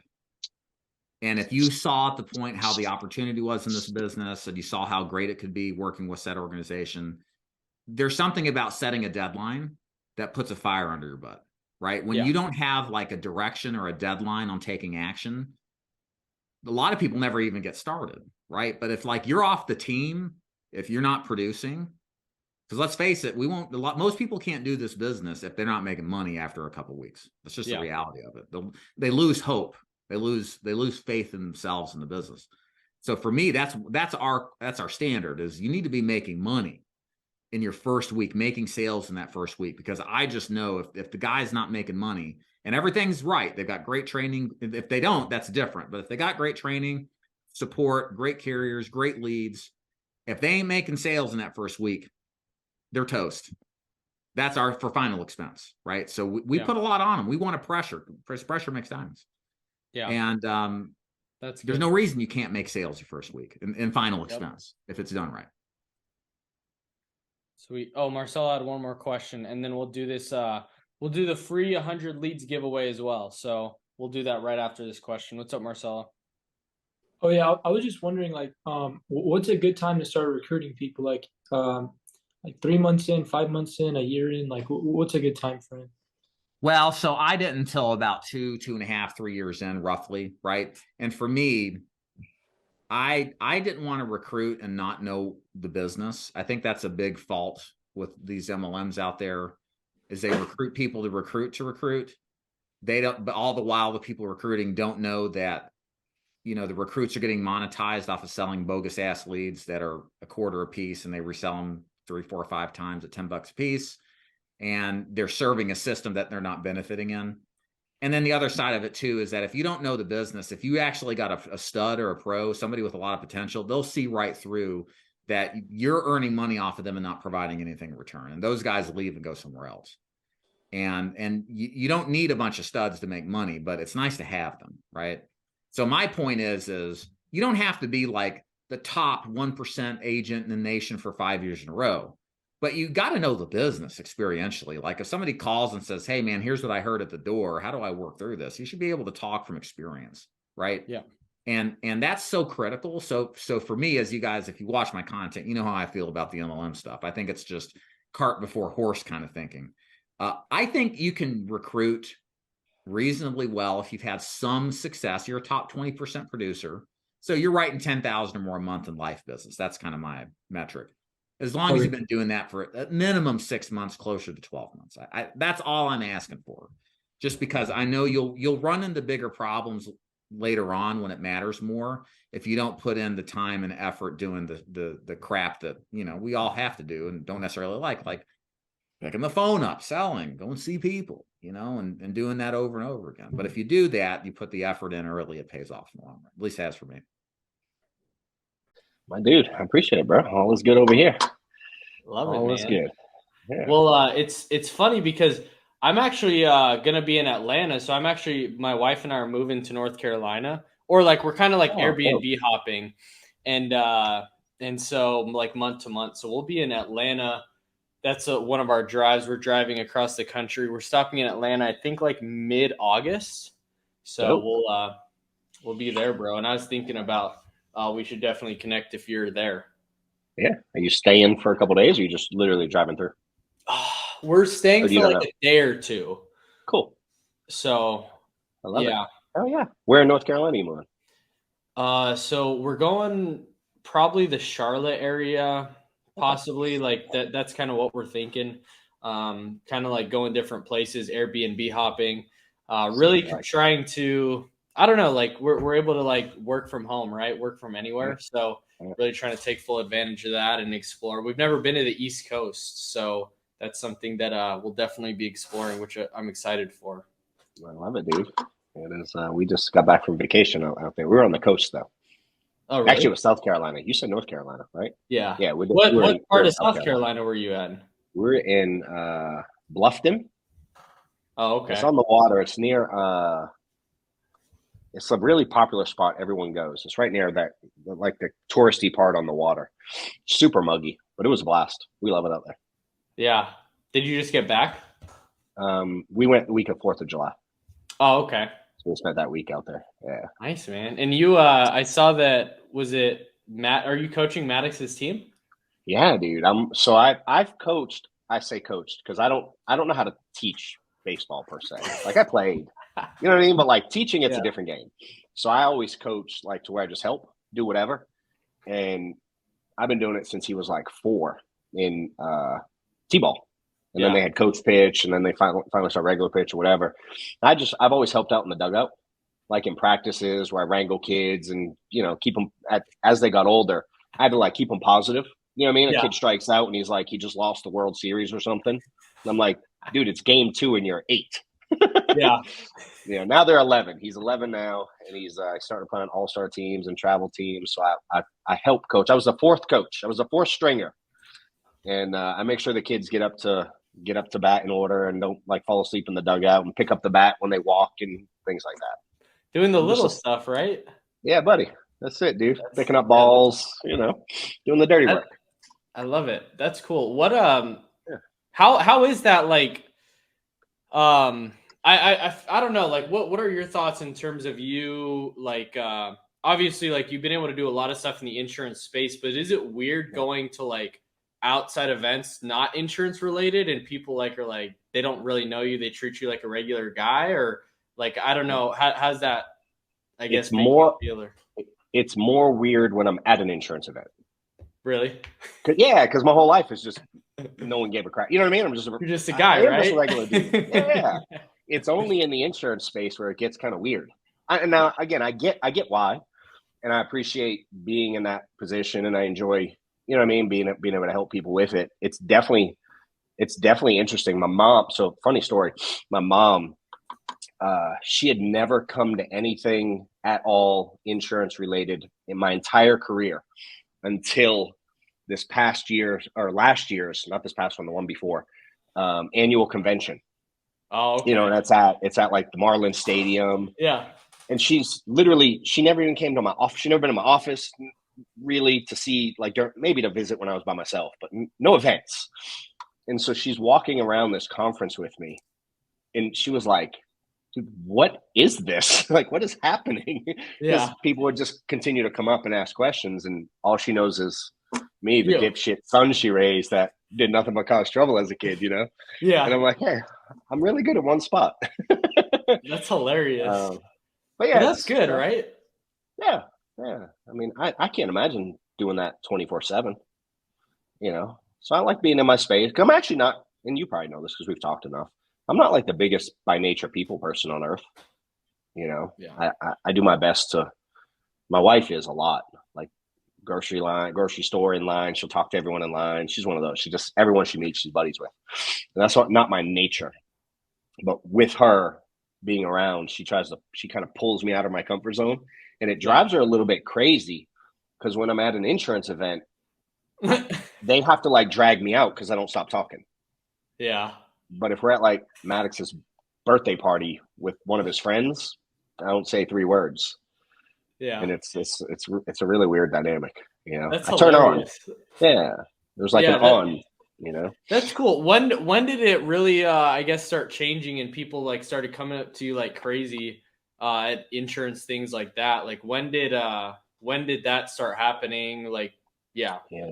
I remember the first time, it was in 2015. It's the first year I really like broke out sales wise. So I'd been in like 3 years. That was the first big year I had sales. And I remember I was at a convention and I hadn't yet ever trained. So I'm mid 2015, I'm 3 years in, I've never trained on one thing insurance. And that summer of 2015 is the first time I started training. It's the first time I spoke on a stage, and I was like, dude, I was having a panic attack about it. And I remember I go up to this dude that I had been following for probably most of the 3+ years I was in the business. And he was really good at like in-home stuff. And I liked his cadence. Yeah. And at this time, again, I started in 2012, really selling. There was a lot of stuff on like audio, CDs and things like that, and you know what I mean? And so I used to be in the car and I would pop his CD in and listen to him while I was driving around. And I go up and I introduce myself to him at this event. And I'm like, hey man, John Wetmore, just want to introduce myself. It's really great to meet you. And I was so nervous to introduce myself. And he looked at me and he's like, Brian, I know exactly who you are. I was like, what? And it was the first time there was like a little bit of shift in like, how the hell do you know who I am? And it's just because I had been at a stage where I started selling a good bit. I was on some leaderboards, started getting on some phone calls, on team calls, like sharing what I was doing and what I changed, because it was such a big change. Yeah. And after that year, 15, man, it's been like a rocket ship. And it's, again, I ain't mad at it. Right. Yeah. Walk us through that. Like you said, big change. What was that? Man, it was just owning that I was half-assing this, being real. I was looking at it from the perspective of like, I was always trying to find the reason why I wasn't successful. Yeah. Some external reason. You know what I mean? And I blamed a lot of now looking back, I blamed everything on the client for whatever reason, whether they were broke or they didn't like me or they didn't have, well, all the things. Right. You know, I blamed the leads. I had a lot of excuses as to why I couldn't work. Dude, I would sleep till like 9:30, 10, you know, maybe get around to getting on the phone for a few minutes. Yeah. I had a lot of gaps in my schedule. Again, you know what I mean? I'd say I dialed for 3 hours and I made 42 dials. And I really started paying attention to the people that were doing really well, man. And a lot of the people that were on stages and doing the equivalent of things like this. It wasn't quite what it is today on social. And I really started taking inventory of my own actions, you know, and there was like a little bit of a revelation. I was an employee my whole life. I didn't get into insurance until I was 35. So I was an employee my whole life. And I've shared this before, but I've had a couple jobs where I was timed to do stuff. Yeah. Like I had to, in a warehouse, I had to load so many boxes per hour or I got in trouble. And I worked in a call center where I had to take so many calls per hour or I got in trouble. And when I was listening to people's activity levels that were way higher than mine, my problem was finding a way to hold myself accountable because no one was calling me to tell me on Monday if I did well or didn't. Yeah. Whereas when I was in the warehouse, dude, I could see it on the computer. You know what I'm saying? When I'm on the call center, I could see it on the screen. There was always tracking. Yeah. So I just came up with ways to start holding myself accountable. And that became by giving myself credit for certain activities. How many minutes, how many hours, based on how many phone calls, how many, you know, dials I made, how many appointments I scheduled, how many recruiting interviews I did. And I came up with a formula for myself to hit 40 hours. And when I started doing that, dude, it was kind of that combined with realizing one of the biggest revelations for me was realizing, because I was an accountant for a while. So I tracked all my numbers. Even when I was doing poorly, if I broke it down to how much I made per dial or per appointment, dude, I was dumbfounded by the number. You know? And so when I combined, is it like how big it was? Yeah. So like, I'll give you an example. When I was part-time, and this was in 2012, I did a year part-time. I was making like a few hundred dials a month. Legit. And this was pre-FFL. I was at like a 55 comp at the time on term and even lower on final expense. Jeez. But I was making like $4,000 a month part-time. Yeah. Maybe 3, 4, 5 grand. Kind of varied, obviously, a little bit. But when I did the math and I did like 300 dials and I divided it into the 3, 4, 5 grand, the number equaled $18 every time I made a dial. And I was like, wait, what? Because I was mad at the result. You know what I mean? I'm like, this guy hung up on me. This guy said he didn't fill it out. And I'm arguing on the phone with people trying to convince them that their signature is the one I'm looking at and their height and weight and date of birth. You know what I mean? I'm like arguing with people. And dude, it clicked when I ran that. Just a simple little number. You know, I tracked my stuff. And one day I was like, I'm just curious. What's this look like? And I just did again, dials into deposits. And I was like, $18 every time I call someone, regardless of the outcome. It didn't matter if they answered, much less if they hung up or if I sold it or booked it. It didn't matter. It was just dials, deposits. And it changed my whole perspective because from that moment on, this just became a big game to me. Like the seriousness of helping clients and agents, I'm not saying that piece, but the activity level just became a complete game, dude. And I was like, all right, well, 300 dials, $18 a dial equals this. What if I did 300 a day? Yeah. What if I did, you know what I mean? And I just started looking at it so just numerically. And then one day I did the same thing with appointments, and I did appointments into deposits. And it was like $350 or something. Every time I booked one, I didn't have to sell it, just book an appointment. I made $350. You know, and it just changed my perspective, and I was so emotional. I would get so frustrated at the negative. I never did sales, dude. That's not my thing. And I'm kind of like sarcastic and I get frustrated easy by nature. So when I got told no a lot, paying for leads, 20, 30, $40 a lead, I would get pissed. But when I removed that, why am I mad at this one piece of paper? Yeah. When if I put it all in a bucket, it's like the insurance companies. Dude, if they got mad every time they paid out a death claim and they were like, we shouldn't have wrote that policy. We paid out $100,000. What do? They put everybody in a pool and they look at it as a bucket, a risk class in this bucket. Yeah. Right. And they go, if I sell huge. enough policies at $100,000 at this price range, we're going to net profitably. They don't get mad when someone dies, which is their equivalent of a chargeback, to be clear. Yeah. You know what I'm saying? Yeah. And I just started looking at it like this, and it changed my whole world because it did not care I no longer cared when I got told no. Yeah, that's huge. And that changed my whole career, dude. And that's the only way I've really taught it. I mean, you followed me long enough to know it's, that's how I learned it. Why would I teach it any different? Yeah. So people tuning in live, Max asked a great question. Can you share your methods on how you keep yourself accountable or kept yourself accountable? And kind of walk us through that. Yeah. Well, one, I was tired of being broke. I was horribly tired of being broke. Again, at this stage, 2015, I'm 38. I'm still just getting by, dude. Paycheck to paycheck, if you will. And if a chargeback hits at the wrong time, like I noticed, Yeah. Steph, who you've met, she was still making more money than me, which weird enough, I didn't like either. You know what I mean? Like she was there. She was great. She helped me with bills and, the sort. I got a bunch of kids prior to her. But I certainly wanted to change that. And I was really tired of telling my kids no for stuff. They couldn't do things. They got 5 kids and I started really young. So they couldn't do sports. They couldn't do, you know what I mean? We go to Wendy's and I would only go on the day where it was like the kids' meals are half off and it came with other stuff and coupon. That was exhausting. Yeah. Going to the grocery store and swiping your card and like wondering, is it going to go? Yeah. Like that 3, 4, 5 seconds where it's making all the noise. It's like, you know how many times that's declined in my life? I was tired of that, dude. So that was like what made me hold myself accountable. Now, holding yourself accountable, in my opinion, is really easy.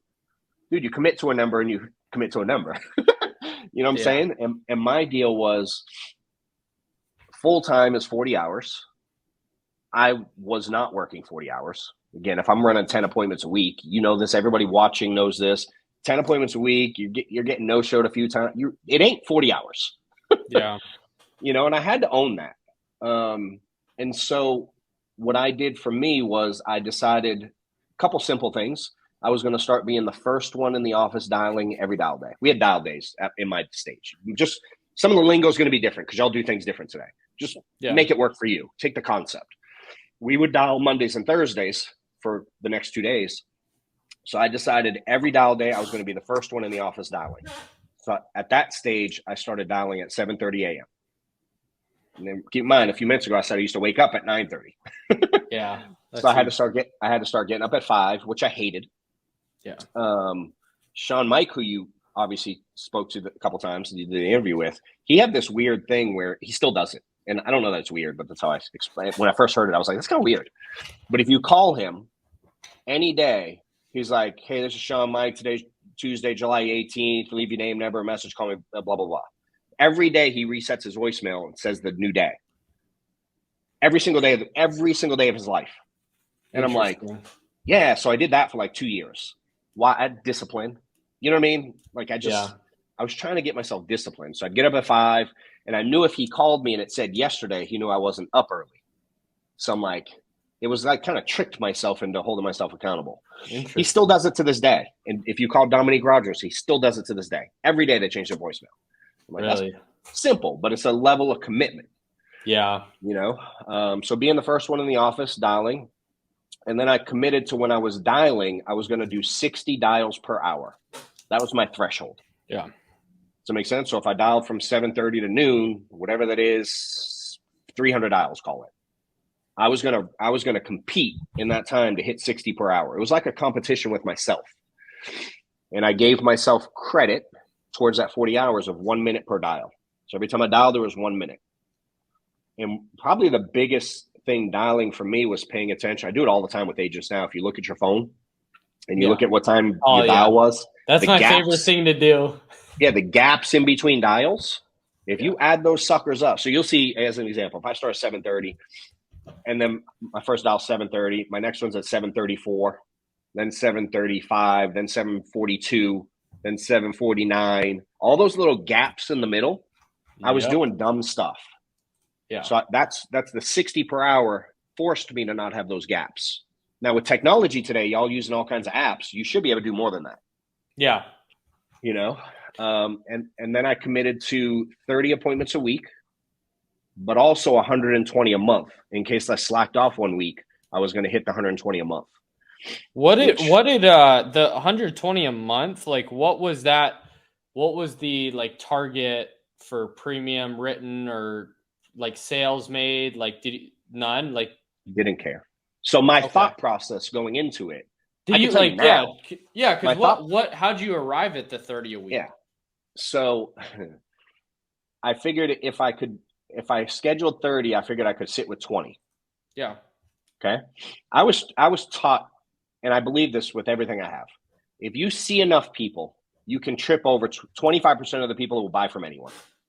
I don't care if you show up, I show up, new agent show up. I think in the law of large numbers, if you see enough people, 25% of people are just going to buy life insurance. You don't have to be a fancy sales guy to do it. Yeah. You know, and now I also think 25% ain't buying from nobody. I don't care who shows up. They're saying no. Yeah. And then you got that middle 50% where now some skill set comes into account. But I knew that concept only worked in the law of large numbers, meaning if I see 4, I'm not necessarily going to sell 1. The 25% don't work when you only see 4. That's good. Yeah. Does that make sense? Law of large, yeah. So you have to play it in large numbers. You can't. Correct. You can't be like, oh, okay, cool. If my closing rate's 25%, I can sit 5. Perfect. Correct. That's like doing it in a baseball game. Yeah. You know, what's that guy? Shohan Atani, whatever his name is. You know what I'm talking about? I was watching. The Asian dude? Yes, he's on the Angels. Yeah. I don't know. I don't watch a ton of baseball, but I was reading something today where they were comparing his stats to Babe Ruth's stats. Yeah. Does that make sense?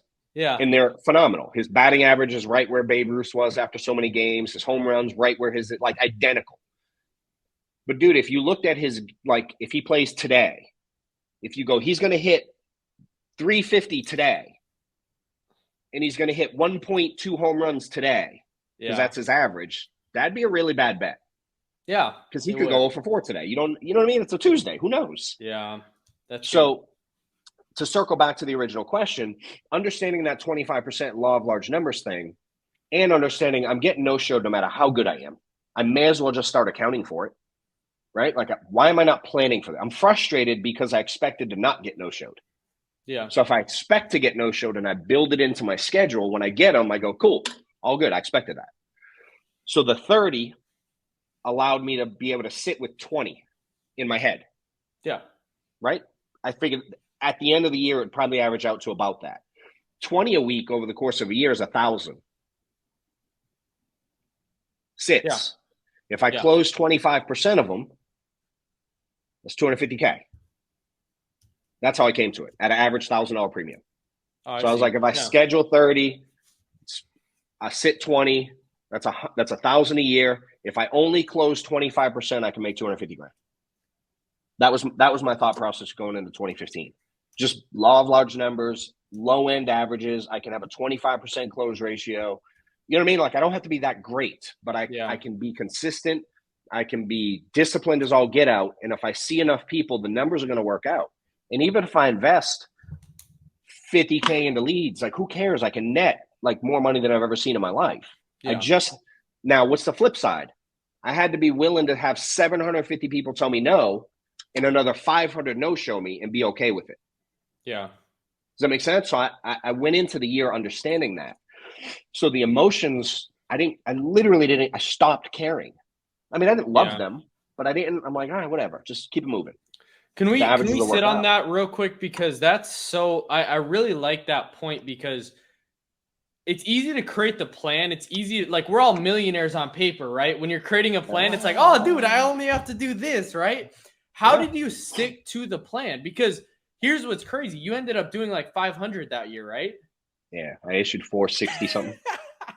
Yeah. So that's what's funny, but Yeah, can I we messed up. can you right? Can we talk about that though? Like, how'd you stick to the plan? Because I think for me and like a lot of other people, making the plan is easy, and there's a sense of like false hope in a way that we get, the dopamine hit that we get, like, oh my gosh, that's amazing. Like, dude, I'm going to be making this much money. All I got to do is this. And then what happens is we get those no-shows. We get the chargebacks. We get the, hey, I don't want it. Or the people slamming the door in your face or cussing you out. How do you stay disciplined in that? So I know you know this, so I'm kind of asking the people watching. Y'all realize that even the elite salespeople deal with all the stuff too. They get cancels and no-shows and one legs. And in fact, they deal with more of them because they book more appointments. You know what I'm saying? So I'd argue you get hung up on more than most agents you work with.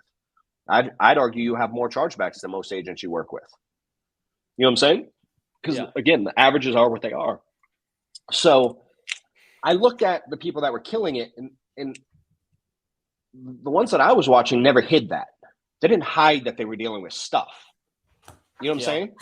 So I was like, and dude, and I hope you all believe that you can do what I've done too, because I don't think I'm special by any means. I know I did the work and I committed to it and I was very disciplined with it.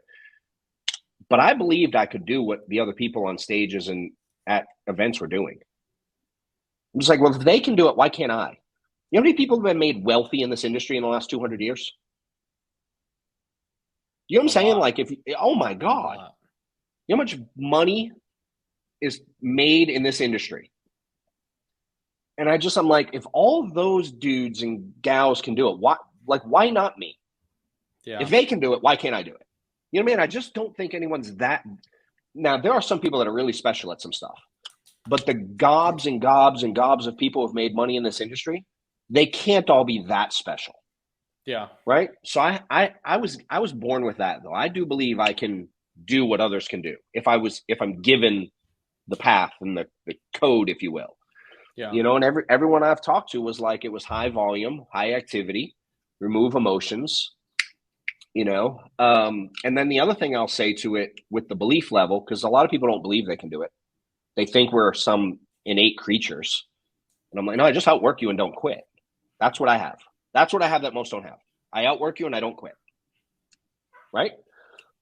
And then the funny part is, like, you ever hear people say, like, I wish they, especially getting into this, I wish they had like this entrepreneur mindset, this business mindset. So they would say, I absolutely hate that for new agents. I wish y'all had more of an employee mindset, because people ask if it was hard to stay disciplined. I'm like, dude, I had my first kid on the way at 16. I've been working 70 hours a week for some schmuck I didn't want to work for 20 years at this point when I started in insurance.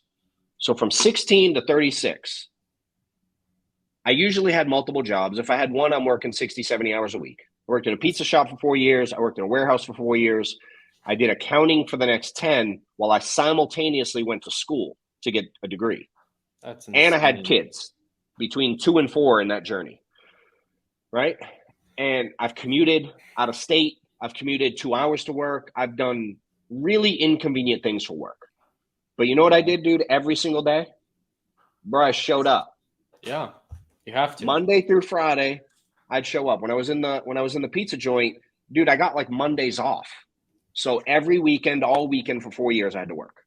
And no matter what was going on in life, no matter what my kids had, no matter what my family had going on, barbecues, flat tires, illnesses, sicknesses, anything, dude, I had to be there.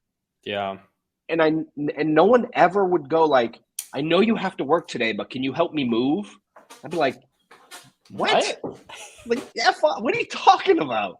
Yeah. You know what I'm saying? And even when I didn't want to, and I hated some of my jobs, dude, but I had kids to feed and diapers to buy. I showed up. So I just turned on that same trigger that got me to show up every day for jobs I hated and made no money. I did it for 20 years. Yeah. I only sold insurance for 3 years, dude. It wasn't that hard. It was actually stupid easy when I look back at it. You know, I sold at a high level. I dinked around for 2 years, so I technically was in the I sold technically for 5 years, but that was it, man. I went at it like it was my job. You know, and I one of the mentors taught me that the sales side is your job, and the building side is the business. So if I didn't do the job every day, I wouldn't have the ability to build the business, and I had to do both. So I did the 40 hours on the job, and then I also, you know, did what I had to do for the recruiting and onboarding, and so it was just that's really huge. it, dude. That's huge. Can you talk us through? I know that you've shared this before, and I think it really hit home when I was a new agent, when I was listening to you, and I want like other people to like hear this as well. Like what are the things that you did when you were a new agent and working your accounting job? Like how were you able to afford leads? Because I think that's like one of the biggest things that people come in at. Hey, I'm like working. How do I afford leads? And how did you do that? And then I think I really like the way that you were able to like separate your money. And so kind of talk about that as well. Yeah. I mean, I could afford leads the same way I could afford going out to Mexican food for dinner 3 nights a week before. You know what I'm saying? Like I just reprioritized. And to be fair, the dude who got me started, he just handed me some old leads, and I sat in his backyard. I'll never forget this. I was literally on the back deck, this little, I don't know, 6-foot patio, the wobbly, one of those old school, like hard black patio sets that like the chair wobbles when you're moving it. First time I sat on his back porch and dialed his old leads. So it was leads that he wasn't able to take care of that I started dialing. Wow. So I booked a few appointments there, sold an app or two there. And then what I did from the jump, again, I'm an accountant. It seemed like common sense to me that when I started in insurance, I had a separate bank account. I'd never had a single commission go into my personal bank account in my entire career here doing this. So I opened up a separate insurance bank account. And my goal going in, keep in mind at this time, Maddox was like 9 months old when I started. My goal was to save up 6 months of income before I quit, because I was afraid to quit. I'd lost money prior. I'd been through a disaster when I tried to do mortgages for a hot minute, 5-6 years earlier, whatever it was, however many years earlier. And so I was afraid. I was afraid to make the jump right away. Again, I'm 35, 5 kids, making $40,000 a year. I was nervous to get into this sales deal. Yeah. So I said, if I can save up 6 months of income, I'm quitting. So that was the plan at the beginning, which again is $20,000. Which was how? Oh, $20,000. That's what I was going to ask. Yeah. I was only making $40,000. Okay. Yeah. So I opened a separate bank account from the beginning. All the deposits went there. And then again, that first sale was made off old leads. I think I made like $800 or something. So that was lead money. I would be clear, I was broke. Credit cards, I could have used the $800 to definitely buy some, you know what I mean? Like, I get you. I understand all of you. But I refused to commingle them, because the plan was stack it up over here. And I didn't have it before anyway. So I was going to live my life the same until I could make it different. So I saved every penny that went into insurance minus lead costs. So again, that first $800, I put it in the account. I put it all towards leads. I didn't care. Yeah. You know what I mean? And so then it was like, I didn't understand how to work them, and I didn't have a good lead plan schedule. Like the first year was a disaster. You know, I'd work leads for 3 weeks instead of like get new leads every week. I didn't understand the game fully. But I've always made money in this industry. Some people say they don't make money because they spend their deposits before they reinvest it. It's really hard to do. But yeah, I had that separate account, and I was making $3, $4, $5 a month part-time that first year. So I probably grossed 60-ish roughly. I probably spent, I don't know, 20 on leads if I had to guess, going back that far, you know. And a year in, I had like 30 grand in the bank, and I took a week vacation, and I was like, I want to know what it feels like to be full-time. So I took a week off, and I spent the whole week doing insurance. I made a few more sales that week, and I was like, I went in and I'm like, yo, I'm out, and I quit. That was August of 2012. Wow. No, August of 2013. Yeah. So coming So up on 10 years. later.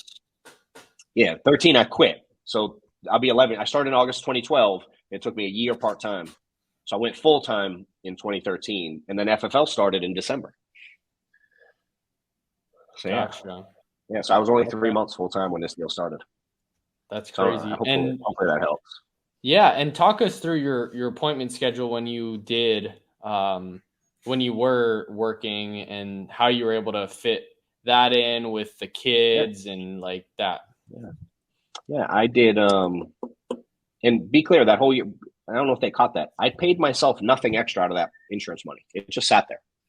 Yeah, that's good. We lived off my paycheck for the same paycheck. Yeah, obviously, Steph had her money too, which we combined. So we lived off our regular pay, the same exact paycheck. So I made an extra net 40 grand that year. We didn't touch it, which allowed me to go into this thing full time, very different. But my schedule, I was super disciplined in my schedule. I get my kids every other weekend, and I had them one night a week. Obviously, Maddox lived with us full time, so I built my schedule around that. So I would dial on Sundays after church. I try to get it done before dinner, so I'd start at like 1-ish, somewhere in that time frame, and I would try to get done by like 6 if I could, so I could have dinner with the family. At that time I was dialing in my garage, in Steph's garage, little old school 2-car garage, not heated, just a piece of crap desk in there. And I would sit down there all nervous dialing. And so I would book appointments for Monday and Tuesday after work. So I got leads in the county I worked and the county I lived. Yeah. And so I would try to book Monday and Tuesday night, like 2 or 3 appointments. And knowing full well that I may not close any, hell, I may not even sit any, because it's only 2 or 3.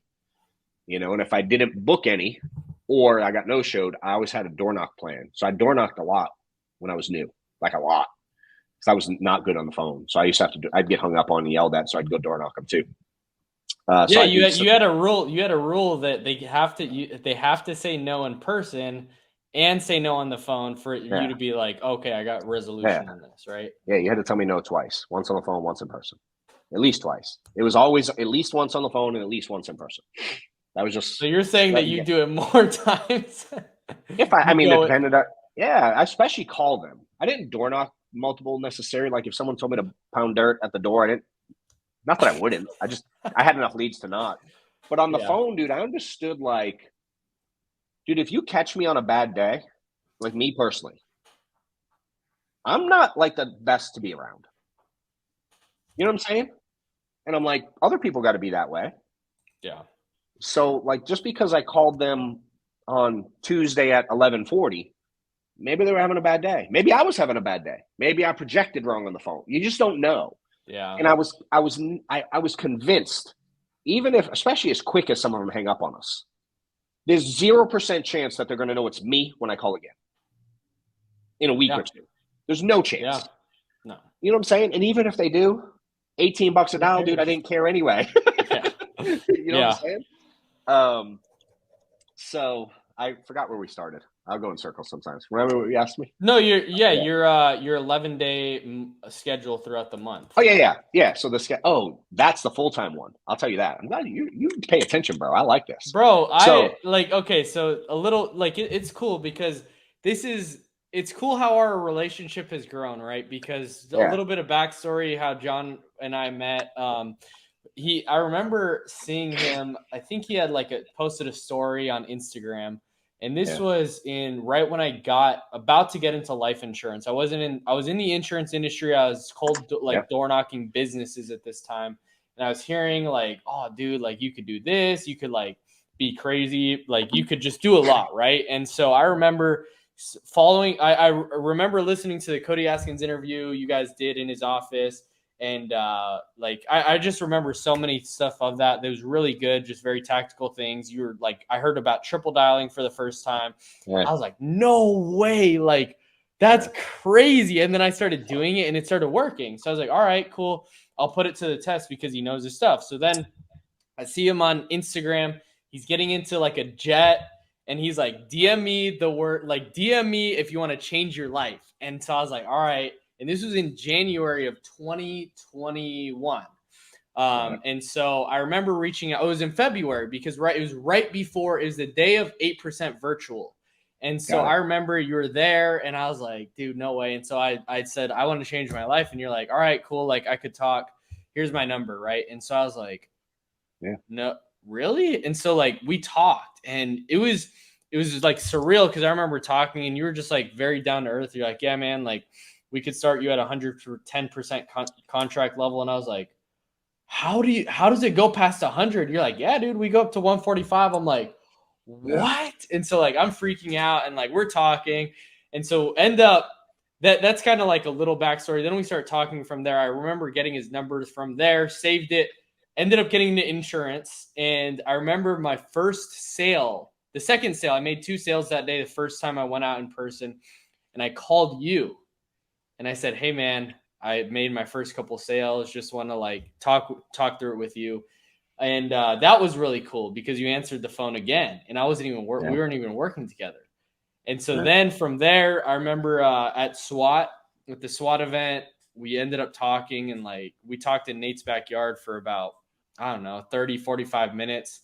And I remember you were like, dude, like just double your leads, like double your leads. Right. And I was like, I've heard it. I heard it so many times. I remember you telling this story about that. And I was like, okay, It's different when you're hearing it on a podcast multiple times. When you're hearing from the guy in person. So I was like, all right, cool. Doubled my leads and it worked. And from there, like that's how our relationship grew, which is really cool. And so I've appreciated that. I still like to this day, I go back and watch interviews of you, like just podcasts, different things like that I can pick up on. And so I'm really grateful for your friendship and how you've been there. Even though we've never worked together before, like it's cool to see like that's just the kind of guy you are. So I've really appreciated that big time. But did schedule. you? Yes. Let's talk about schedule. I'll finish it quick. Yeah. So part-time, again, dial Sunday, Monday, Tuesday night. And then I would dial at lunch at work on Thursday and Friday. And I would book up Saturdays. And I'd run, depending on if I had my kids or not, I'd either run till like noon or 5, depending if I had the kids or not that weekend. Yeah. So that worked. That's how I did part-time for a year straight. I did it. Never changed it. Just what I did. And then when I went full-time, I toyed with a couple different schedules. The one you're talking about, the 11 days, because people get mad. They're like, you must have worked and I did work a lot, but dude, I was only in the field 11 days a month and I issued that 460. And it's not because I was an amazing sales guy. I just did a lot. I'm very like efficiency minded. I hated, because the first year I'd go out on a day on a Tuesday, Wednesday, and I'd have 4 appointments on Tuesday and 3 on Wednesday. Like, this is terrible. Yeah. You know? And I did that long enough where it made no sense to me to do it that way. So I started doing, I would dial on Monday, run Tuesday, Wednesday, and then I would all day, all night. So Tuesday, Wednesday, I ran every week. And I would 10, 12 appointments a day I would schedule. And then because I had my kids every other weekend, the second half varied every week. So I had my kids every other weekend, so I would run every other Friday. So the weekends I had my kids, I didn't run that Friday because I wanted to pick them up from school at whatever, 2:30 or whatever it was. So every other Friday I would run, right?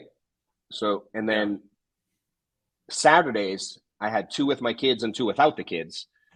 One of them I chose to just hang with Steph and Maddox, and then one I would work. So I did Tuesday, Wednesday every week, every other Friday, 1 Saturday a month. So Tuesday, Wednesday times 4 weeks is 8 days. Every other Friday, 9, 10, 1 Saturday, 11 days. But I was doing 10 to 12 appointments a day, which is how I got to the 120. And I was like a machine discipline, dude. Like I'm still that way. Like I'm wired for that. You know, since we met, I was in terrible shape when we met. I'm in pretty damn good shape now. And it's not because I lift your them arms up. looking huge. Dude, I go every day, dude. I have a routine. I do every day I go. You know what I mean? I hit certain markers. I have a goal thing I share. I'm just like my superpower is I'm insanely disciplined. Even when I don't want to do crap, I will do it if I say I'm going to do it. If I put it on a checklist, I'm doing it. So I keep a little app on my phone with things I want to do every day. And I'm insane. That's what I'm good at. I'm consistent and I'm disciplined, you know? So that was my schedule, dude. And I just stuck to it. And I did that 11 days. I did that for the next, all of 15, all of 16, half of 17, issued like, I don't know, 1.1, 1.2 million, whatever it was on my own pen. And obviously the teaching, it's not that complicated if you just kind of, I can teach the skill set stuff.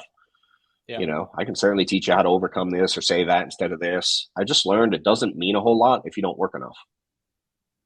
You know what I'm saying? No different than a stupid example. Like I suck at golf. Like I pretend I want to play. I'm a member of a country club, but I'm so bad. And someone here watching is good. And you can probably think like, I could teach you how to, like, I could hit irons halfway decent. Do you play at all? I don't. Okay. So the driver, for those of y'all watching, 100% of the time does. I top golf. Yeah, dude, I'm good at top golf for about 12 minutes. Then I think, look, oh, I'm pretty good. And I start aiming and I'm terrible. So, but my point is, like, someone that's watching is amazing at golf. You could come tell me how to hit the ball better. But if I only golf 3 times a year, you can tell me till you're blue in the face. I'm never going to be good. Yeah. You know what I'm saying? Even if I only play once a week, Tiger Woods could teach me how to golf. If I don't play enough, I'll never be good. You know, and this thing is really similar, man. I could teach you everything I know, but if you don't work enough, it's useless. Yeah. You know, and I believe that with everything I got, and it changed my world. And that's the way I teach it. So I'm activity first, skill set second. You know, do more now, get better later. We'll worry about getting better later on. Like, let's just do a bunch of it now, and then we can work. If you don't work enough, I have nothing to fix. You know what I'm saying? If you don't get a bunch of objections and told no and all that, I can't. There's nothing to fix. So I committed to that, man, and I live by it in everything I do. So my son quotes it. He's 11, dude. He's like, get better at baseball, do more. He tells his kid, you know, it's who I am. You know, I'm not the 80% close ratio guy. You know, and I ain't mad at those who are. More power to you. There's multiple ways to skin a cat, you know? I just know my way works really well. Yeah. So. Did you ever think it was going to get this big? Nah, dude. I had no idea. I didn't even envision this big. I remember when I first truly committed to Sean. When we first started, I've told this story a million times. We had no leads. I issued like $800 my first month full time at FFL. Like 800 for the month was so that's in 2014, January. I issued one policy the whole month. And I spent like $900 in leads and I issued like $800. And my excuse was we had no leads, which we didn't have a lead plan, but I certainly looking back could have done something.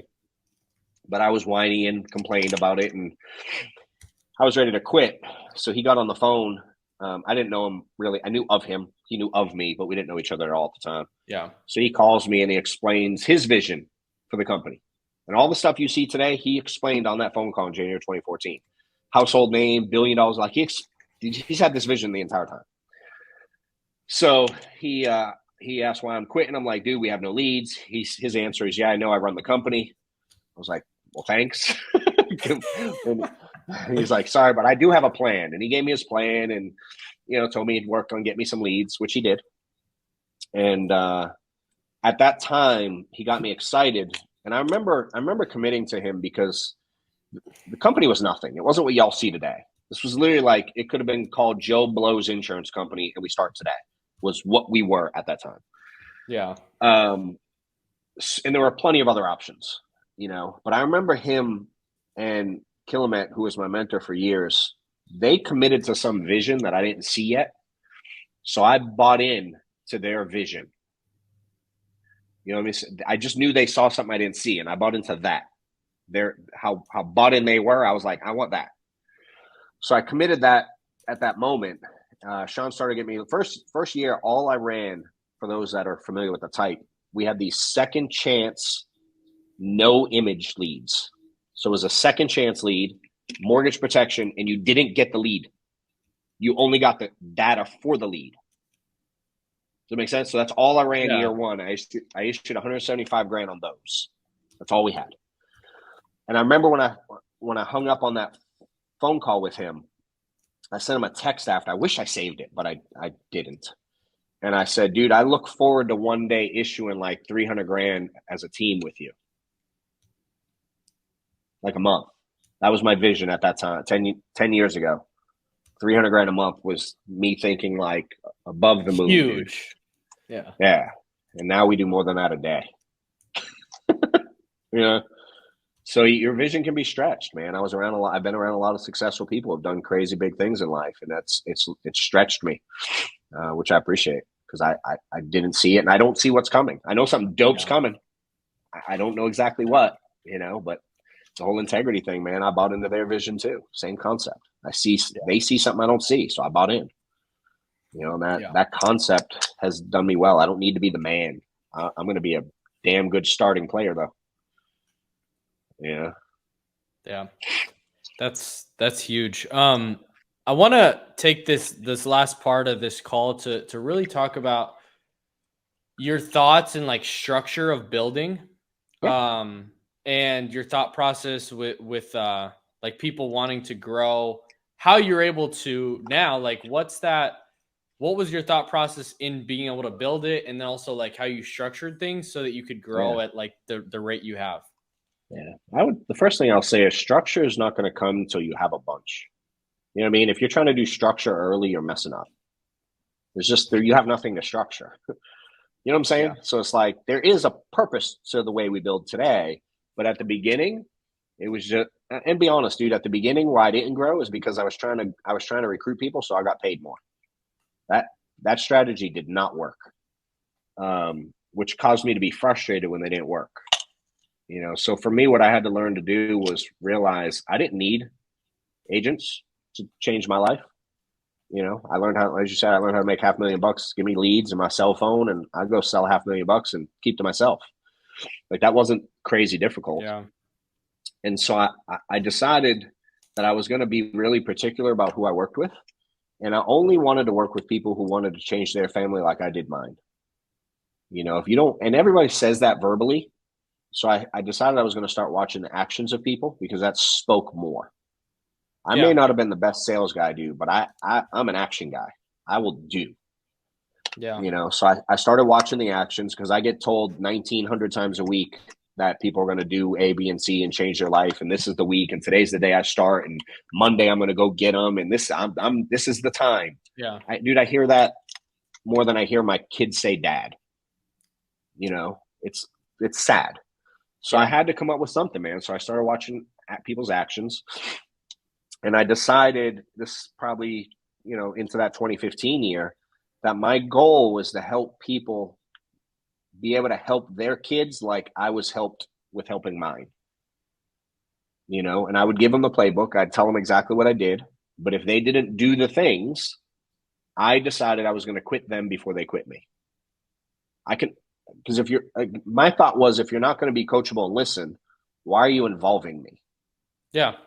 Like, what's the point of calling? Like, yeah, what's the point? Like, why? Like, if you don't want to listen, I ain't mad. Can you just leave me out of it, though? Yeah. You know what I'm saying? Yeah. And so I had to get really good at asking people questions to understand kind of where they were at in life, understand where they want to go, and most importantly, what they were willing to sacrifice to get there. Because everyone wants to go from broke to a millionaire, but most people ain't willing to sacrifice long enough to get there. Yeah. You know, so I had to kind of get people to verbalize that stuff to me. And then I'd build a plan around their situation. Whatever it was, everybody's different. It's like, what do you sell a client? Dude, I don't know. It's every client's different.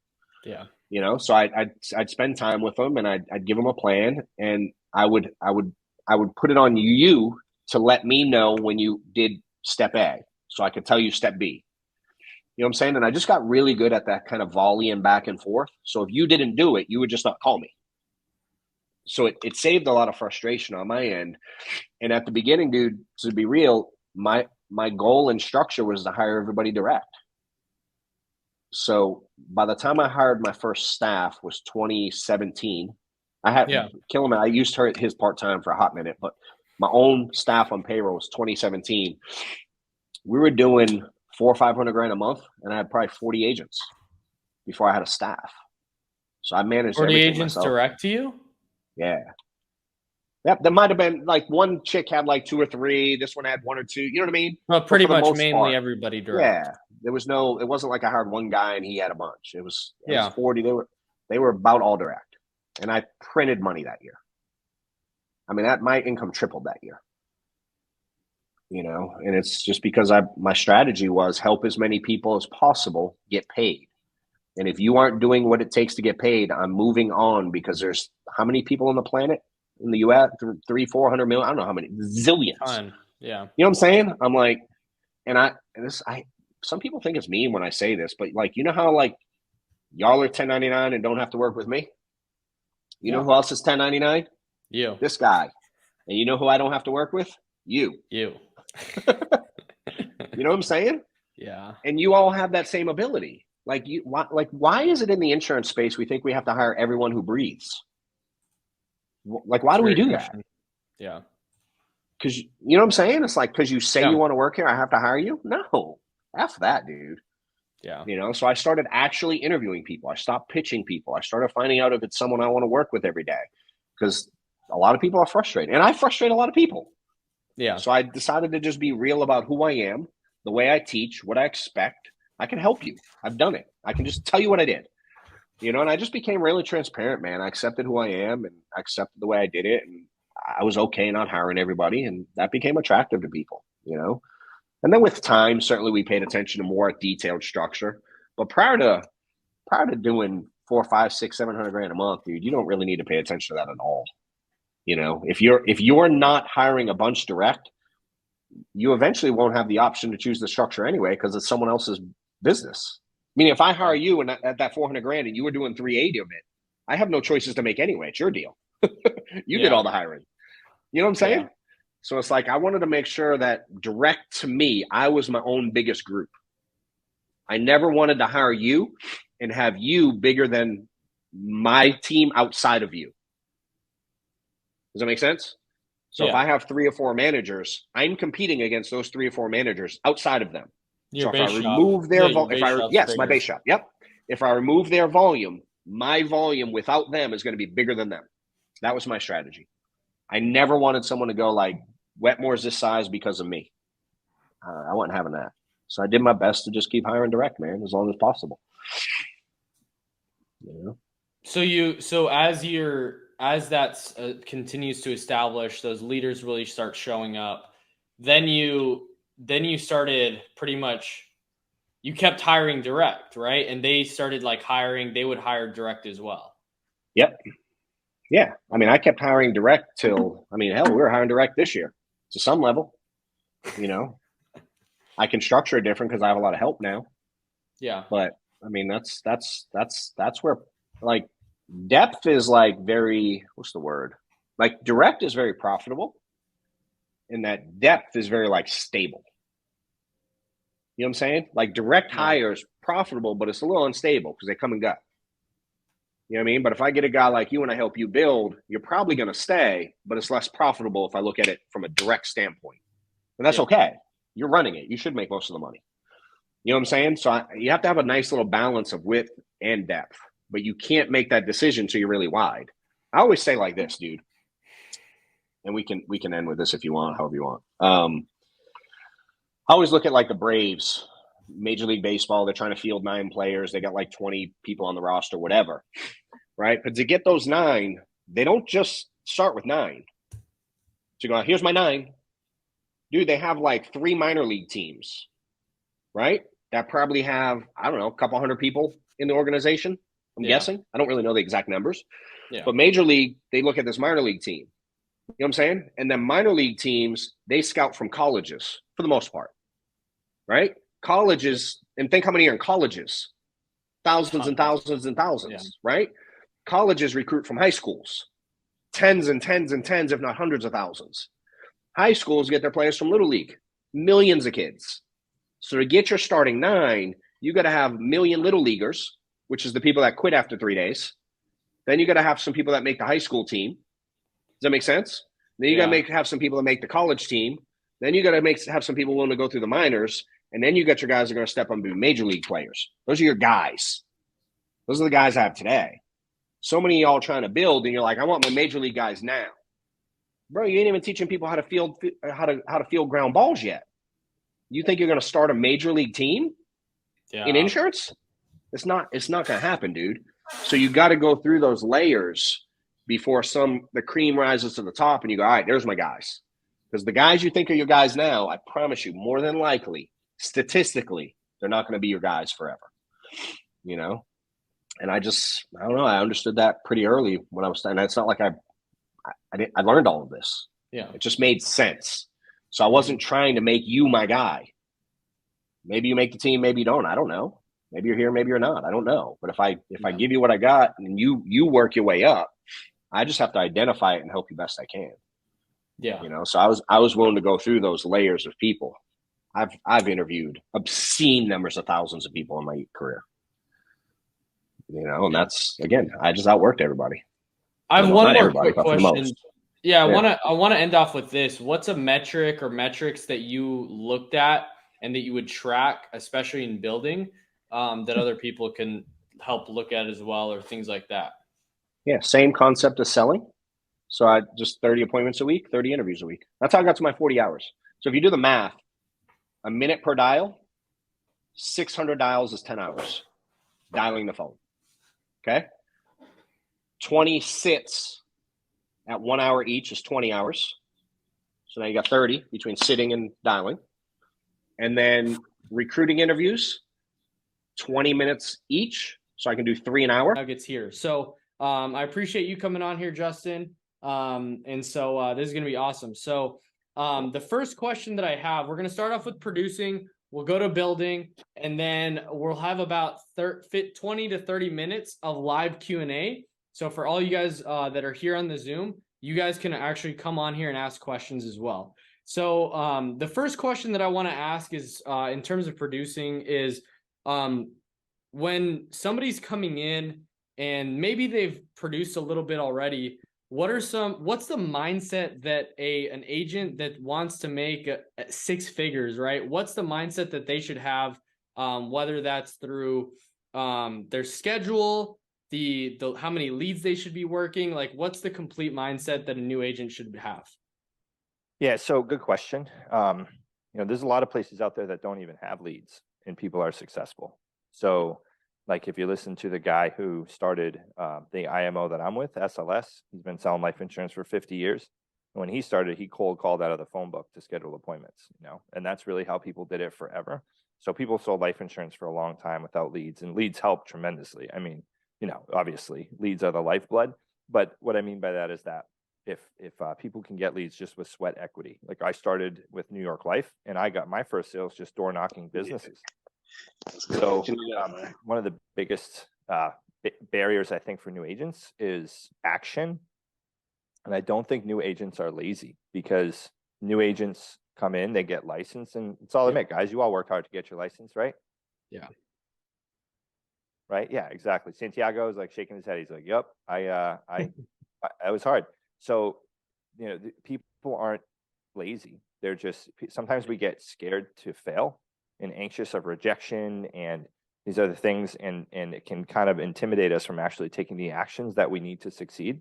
So what I've found is that a lot of times you'll hear recruiters and agency builders and managers, leaders, whatever you want to call it, say, oh, these agents are just lazy. And I don't think that's the case. I think a lot of people are just scared to take action. And if you don't have money to buy leads, you know, there are other ways to make sales. Like you can literally go, if you live in a populated area, I promise you can go door knock businesses and make money, just cold door knocking. Just, you can make sales that way if you don't have any money. So, you know, I think that's, of course, leads are, I mean, in terms of amount of leads to buy, obviously as many as you can work, because the only reason why an insurance wouldn't be able to work is because they don't have leads, right? So that's the only reason why you can't work, is if you don't have leads. So if you're not, the guy I started with at New York Life, he said, if you're not calling to set an appointment or on the way to an appointment or canvassing to set an appointment, then you're not working. So it really, as many leads as you can afford. If someone's just getting into telesales, that's hard. I highly recommend someone work some face-to-face appointments first, get some sits, and then like you have somewhat of a semblance, an idea of what you're doing, and it's a lot more forgiving than just jumping in on the phone. Yeah, that's big. Do you currently right now, like, do you say recommend agents to go in the field, or are you guys just over the phone? We have a different setup. So our agents are provided unlimited leads, aged leads, new leads, and inbound live transfers and inbound calls at a different commission structure. So our agents are at 50% of the annual premium plus bonuses, which will put them up into the 70% plus range, not paying for anything. So we handle the CRM lead. So in that case, like, people can get into telesales, and because we're so invested in the agents financially, we're invested time wise as well. Like, we have everybody on the same CRM. So like, it makes it easier because my new agents, they start literally, they don't need to know how to do anything. They don't need to know applications. They don't need to know the products, nothing. They just need to know how to use the CRM, jump on, call leads, get them halfway through the script. And then their coach that I assign them jumps on their call and helps them close their sales for the first few weeks. And then we integrate them further up. So in a system like ours, it doesn't really matter because they're just, they have so much like TLC starting out. But when I started out, and I didn't start in telesales, right? Like, I worked leads face to face. I ran Facebook leads in South Florida, driving not cold, like not cold, but they would fill out a lead form. I'd go knock on their door. I didn't even set appointments. So I just got sick of driving around, and I was like, dude, I have to sell over the phone. Yeah. So it depends what setup you're in. If you're independent and you're buying leads, I would recommend get some sits in first, so you understand the products, the presentation, how to underwrite, all that stuff. Yeah. That's good. What would you say to somebody trying to transition to telesales and is scared, like haven't seen the results over the phone, scared, maybe have some limiting beliefs of people won't trust you as much if you're over the phone? What would your advice be for agents wanting to make that transition? Don't be scared. The first time you do anything is the first time you do anything. So, it is a transition, and it is definitely easier to build credibility face to face, 100%. The person's right there. They're not going to be like, "Are you scamming me?" If they think that, they won't tell you, right? So, I would say, like, have a sense of humor, be a good conversationalist. People want to buy from people that they like, people who like them, and people who are like them, right? So those three things are really important. So through your whole presentation, I was always really good at that. And that helped me, like, start a conversation, get them to like me. I look for reasons why I like them, and I look for commonalities of why we're like each other. And it just helped build the trust. And of course, finding the need, you have to figure out if there's a problem, ask the right questions and stuff. But, that's that trend. You just got to jump to it and go and practice. Yeah. Yeah. That's good. What are traits that you see successful agents have? Because how many agents are you like hiring a month now? Anywhere, probably about 50 to 60. I only have 100 active agents right now, though, because I turn people really quick if it doesn't. When we invest so much money that if someone's not like 50 plus hour a week in, I have to turn them, because those leads, it's a different. It's just a different model. It's not just like hire anybody and let them work an hour a week. I just can't afford to do that. Yeah. So you fire, you're cool firing, right? Because you have, they kind of fire themselves, it's, I don't even have to fire anybody.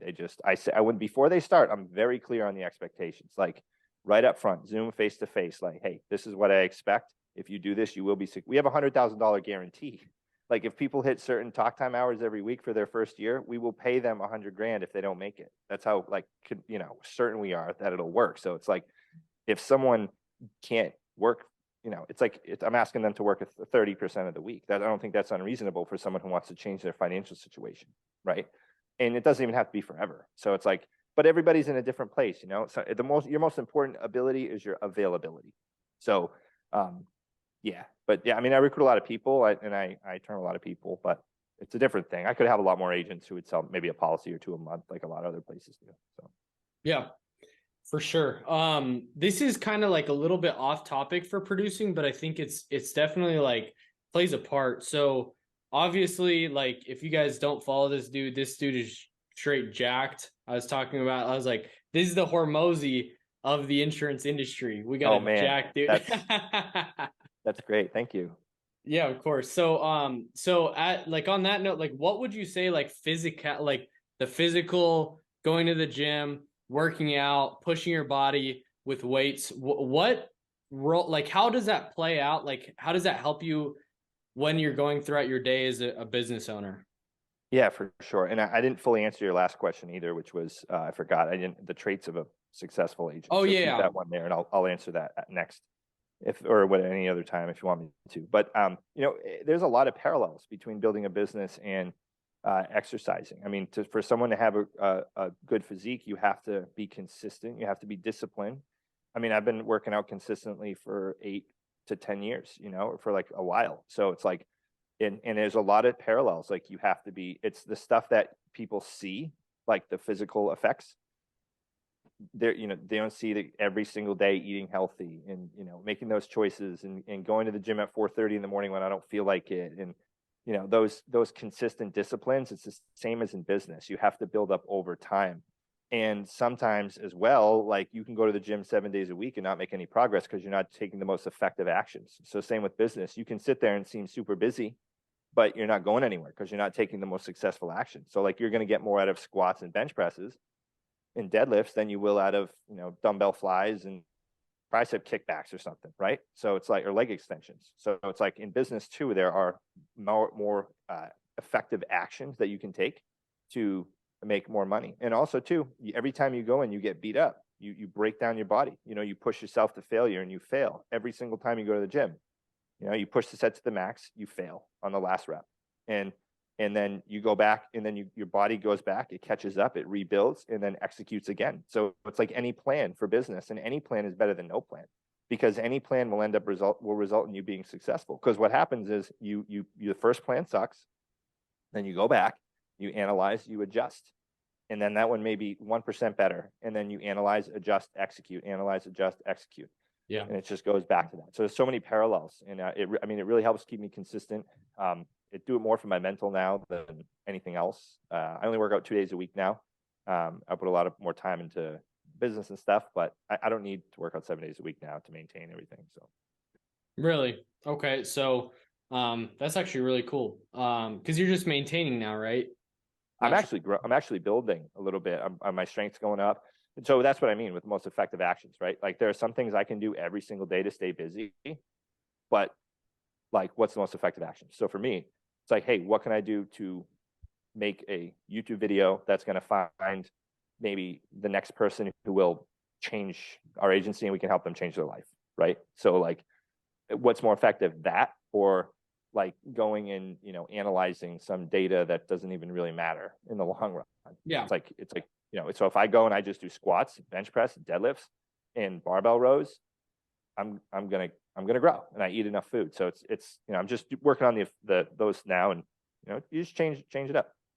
Yeah, I think it's funny because especially as I've entered into more of the building phase, I get a lot of questions of like, what CRM should I use? What should I go like try hitting like mobile number or like what is it called? The area code within the area code. Should I like all these different questions that I'm like, all right, I'm gonna be straight up honest with you. It really doesn't matter.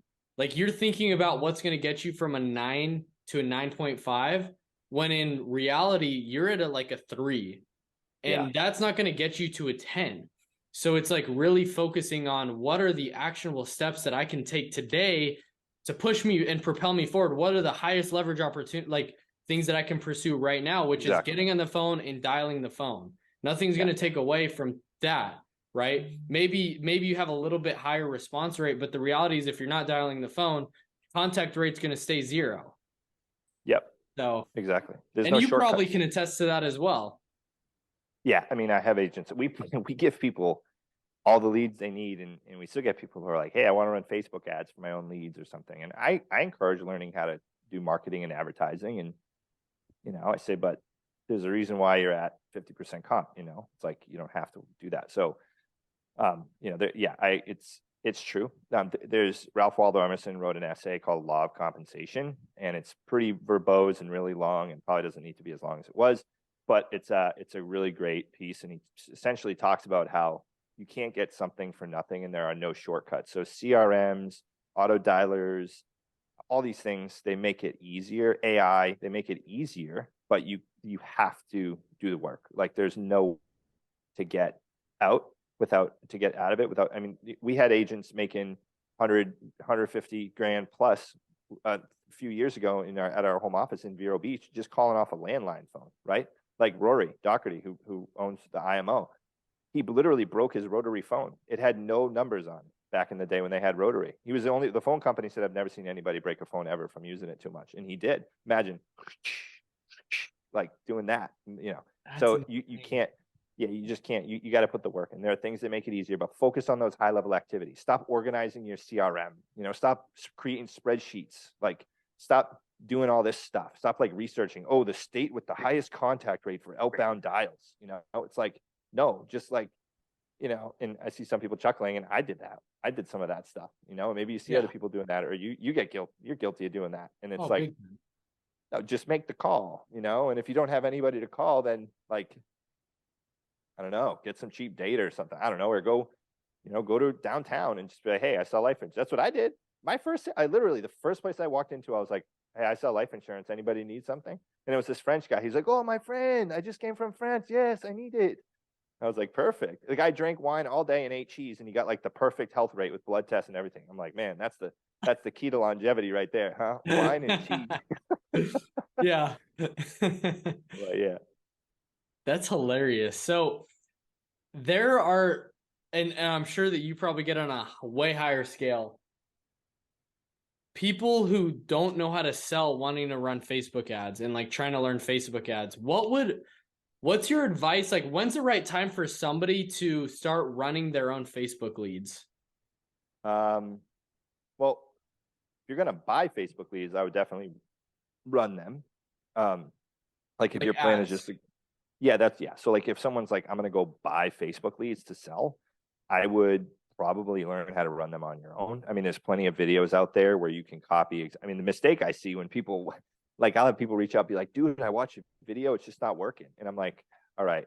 I'm like, I'll give you 15 minutes of my time, send me a picture, what's up. And then like, either the forms all different, or they change the picture or change the ad text, or it's like for annuities or something. And I'm like, dude, just so if you watch a tutorial, copy exactly as it is, first off. And if you're going to buy Facebook leads and you can copy exactly as it is on a low spend and get them for cheaper, I mean, yeah, because then I would do that. Telemarketing callback leads are probably going to be the easiest for a new agent to get started on buying those, because they answer the phone, right? It's a number. There's a recording attached to it. They answer the phone. You may get a higher percentage of Alzheimer's dementia because they answer the phone. But, it's, I mean, I would say marketing, I don't know. Marketing changed my life. I mean, I got in the golden era on Facebook leads, and I was getting them for like $2 each. And that's how I started building. I was like, dude, I had so many leads, I couldn't even sell them all. I was like, okay, I'm going to put on a $200 a day ad spend and run it for a day, then go work them all. I woke up to like 80 leads. I was like, dude, I called my brother. I'm like, get your license. I can't sell all these. So, use the game for me. So I would always encourage someone to learn how to market and advertise their own products and services, because there may be things outside of insurance that you can use that for. And it's definitely a valuable tool to learn, but, it's hard because if you have to control your pipeline to control your business. So make sure that you are actually trying to work and sell these leads. That's why I say, hey, look, if you're gonna run Facebook ads, like put it in like a 30-mile radius and like run some, and then go knock the doors and sell them. That's what I did when I started, because I would have got shut down quick if I just called them and it was like, because I don't know, that's it. I don't want people to get hung up on the Facebook thing and like spend a month trying to figure out Facebook ads, because you can figure it out in 35 minutes by watching a YouTube video. Yeah. But yeah, that's it's good, because I feel like it kept me in the business too. I just think like what I've come to realize is like, why did that work? And Why is that maybe different from somebody else's experience? And it's because I learned how to sell first. I knew how to sell, and then it made sense to start marketing. But I think like a lot of people want to put the chicken before the egg and try to do two at once. When it doesn't work, you're not going to see the same success if you didn't put 9 months in or 10, 12 months in before you start marketing. So yeah, I like that. What were we going to say? Sorry. No, I was just going to say, like it's, it's important to take control of your pipeline, but you got to learn how to sell too. Big time. So let's go into building. And if you guys don't go subscribe to Justin's YouTube channel. It's Justin Von Megan. Just look him up. Facebook. Is that where you're at everywhere? Facebook, Instagram. Yeah, pretty much everywhere. Jay Von Megan, but I mean, I'm the only Justin. Probably the only. There's another Justin Von Megan, but it's like a picture of me. Like I don't know. You'll see the difference. One has a bunch of followers. One has none. So follow the one that has all of them. Yeah. So let's move into building. So you just posted on Facebook 10 things I've learned about agency building. 1, recruit in excess. Agents are insurance for your agency's income. All problems are solved by recruiting. I'm just going to read this because it's so good, and then let's talk through it. Let's start with that one. Agents are insurance for your agency's income, and all problems are solved by recruiting. Let's break that down. So if you have, agents are insurance for your agency's income. So I strongly encourage everybody here, once you get to a point where you can sell, to teach other people how to do it. If you want to get into leadership and have extra money, because I said the other day, you can make 6 figures selling insurance. You'll make 7 figures selling the opportunity. Okay. So some people, I have plenty of agents who are successful producers. They will never want to recruit or lead anybody or manage anybody. And that's totally fine. It's a whole other headache. But agents are insurance for your agency's income. What I mean by that is the more agents you have, the more insurance you have, the less risk there is. So like an insurance company, right? It's riskier for them to insure 10 people than it is for them to insure 10,000 people. So if you have 15 agents, right, and you have 2 that are crushing it, like you lose 1 or 2 of them, and that's a big risk. And you're going to lose someone to 0.0000005% more comp somewhere else, or you're going to lose someone who maybe they just get sick of it, or they want to go sell Medicare because that's all of a sudden what everybody wants to do, or they're going to switch things up. So it's like they may want to do something else. They're like, hey, I want to get into some other business, or they can't do it anymore, or for whatever reason. It's like so the more, but you're going to get to a point where, like me right now, right, I have about 100 people actively working. So it's like if I lose someone writing, so we're doing almost $1 million a month. So it's like if I lose someone writing 10 to 20K AP a week, it'll be a hit, but not nearly as much of a hit as it was when we were writing 300,000 a month, right? So it's like the more people you have, the less risk because it's spread out between more people. So that's what I mean. All problems are solved through recruiting. So if you're a bad leader, if you don't have high leadership characteristics, if you recruit enough people, you're going to find someone who is. If you're a bad trainer, you're going to recruit enough people to where you find someone who's a great trainer. If you, if you need more money, then boom, you got to write more sales, you get more people, right? If you need more leaders, you're going to find more leaders when you recruit more people. So, I understand the idea of looking just for quality, but you have to go through quantity to find quality. And I don't know anybody who gets big by thinking small from that aspect. I mean, think about like religions, right? Like religions mass recruit people. They're like, dude, follow me. We by the millions, we need you. So, it's like to gain that momentum. And I don't mean to take it to that direction, but it's just an example, right? Like, it's like if it's like in your agency, the more you can't get big by staying small. It's impossible, and you have to recruit a lot of people. Now you can work on increasing agent retention, which we do a lot of, and you can work on all that stuff. But at the end of the day, you're going to have to recruit a lot of people. Yeah. Second one. So there's 10 of these. Leadership ability is more important than sales ability. What do you mean by that?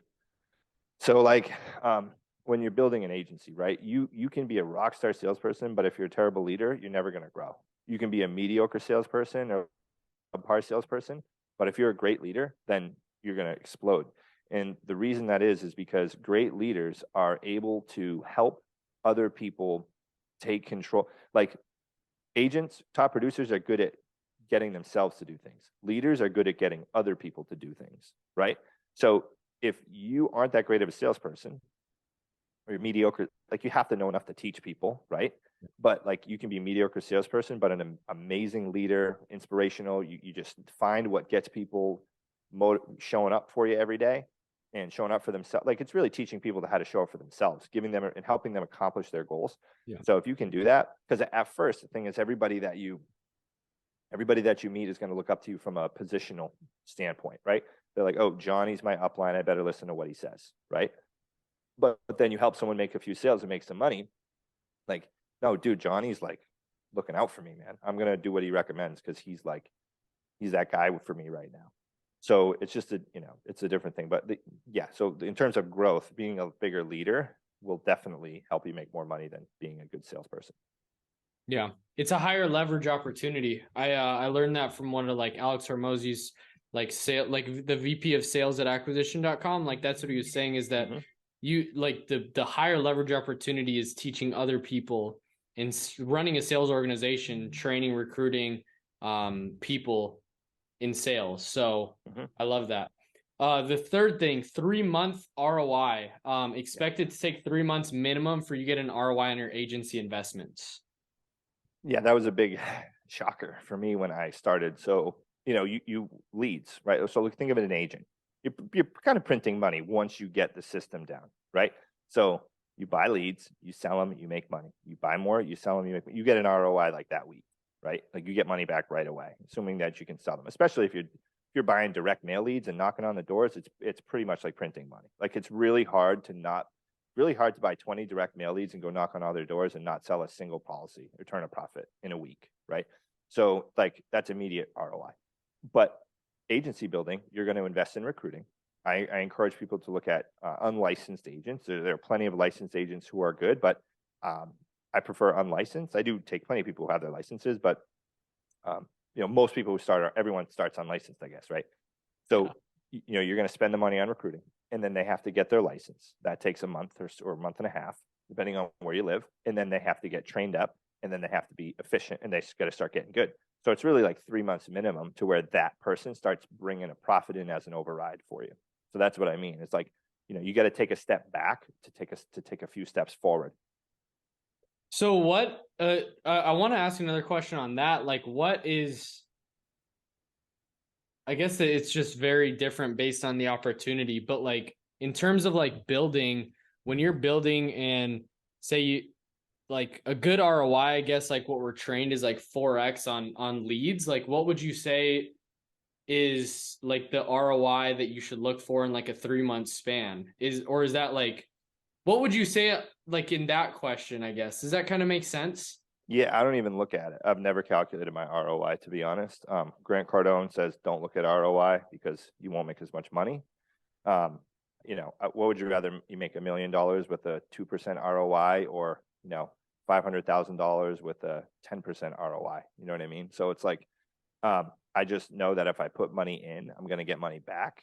And the more I put in, the more I'll get back. If I looked at ROI and started breaking all that down, I don't even look at my expenses. Like as long as I got extra money in my account at the end of the month, I'm cool. And like, if I think of, hey, will this cost me more money not to do in the long run than it will to do it? And if that's the case, will this help me be synonymous with final expense life insurance, right? Will this help me have the largest final expense agency in the country? And if the answer is yes, if that action will do it, then I take that action, regardless of what because this is the thing, dude. The number one investment is in yourself. So everybody here, if you're an agent, your success will be limited by the investments you make in yourself through time and then in money investments too. Second thing you invest in is other people. So when I recruit agents, I'm investing in them, but I'm also investing in the leadership team that I'm building because I'm putting them under them, right? And then you invest in assets. So, it's like I don't calculate the ROI. I wish I had that answer, but yeah. Yeah. It's more like building a brand. Like branding is it's huge because it'll just compound on itself. 20,000 or 30,000, whatever you spend this month is going to help maybe a year down the line. You won't ever see it. Right. So I love that. I'm going to skip a few of these and then we'll kind of open up to Q&A. Sounds good. So number 10, give up override to get time. If your leaders make more money, you'll get more time. Yeah, exactly. So like if you're building a big thing that you can, you like, and this is hard, right? Because like I've had to do this a few times because I had like 30 to 40 agents direct to me actively working. That's a lot. Like imagine having like grown adults that you have to be on top of and like keep track of, right? On a daily basis.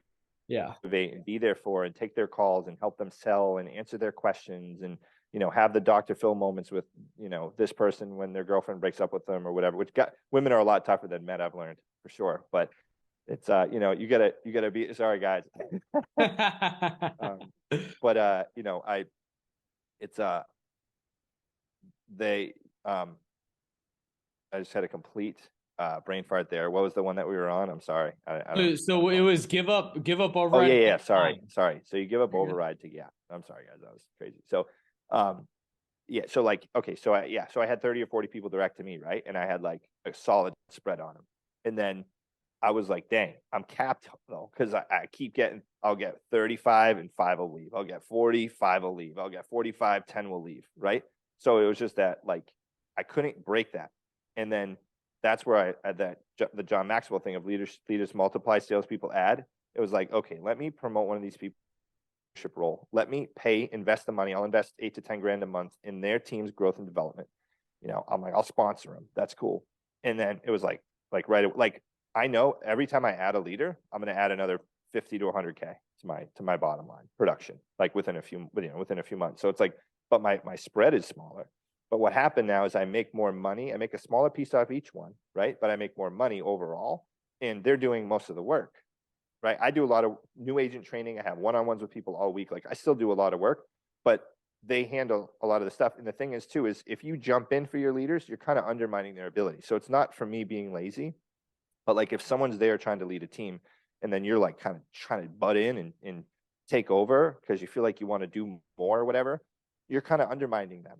And that doesn't make anybody, like if my upline kept trying to like, you know, do everything I was doing while I'm doing it, like, bro, come on, man, let me do my thing. Right. So like, when you give up override, you get time because now I have more time on my hands to focus on other larger scale activities like this. You know, 3 years ago, I wouldn't have been able to do an interview at 5:30. You know, I got some agent call me I would have some agent call me how to do a United Home Life application for the 17th time, you know, because they just couldn't figure it out.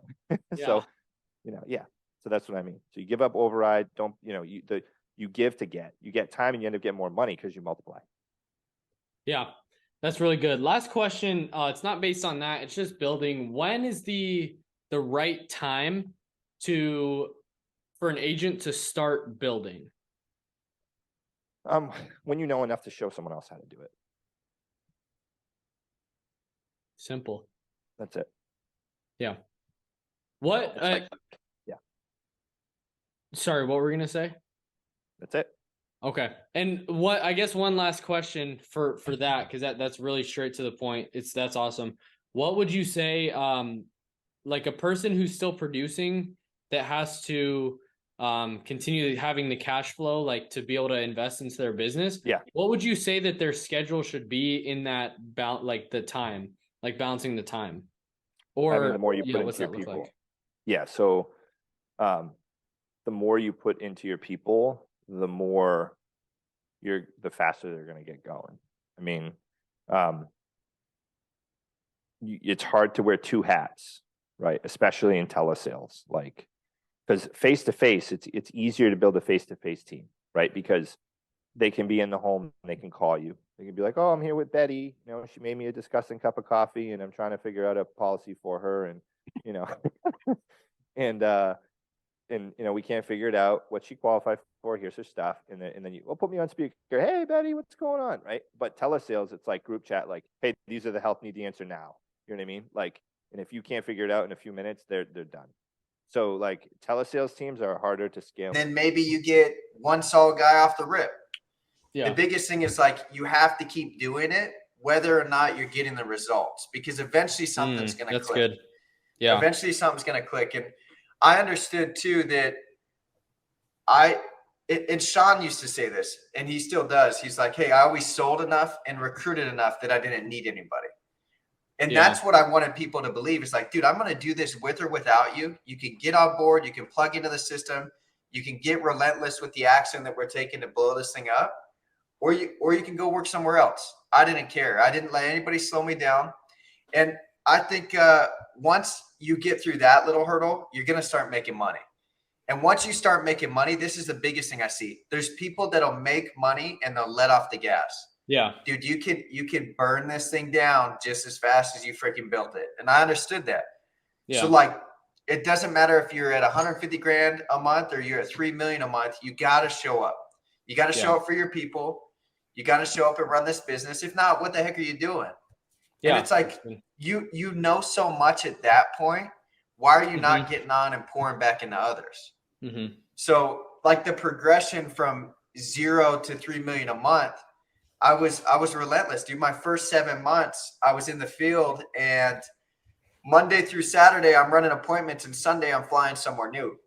I wouldn't even say I lived in Arizona those 7 months. Like I was flying somewhere new. That was when virtual wasn't a thing. I was trying to go to the leads. There was sometimes I would invest in leads and I wouldn't make my money back, and I didn't care. I would keep rolling.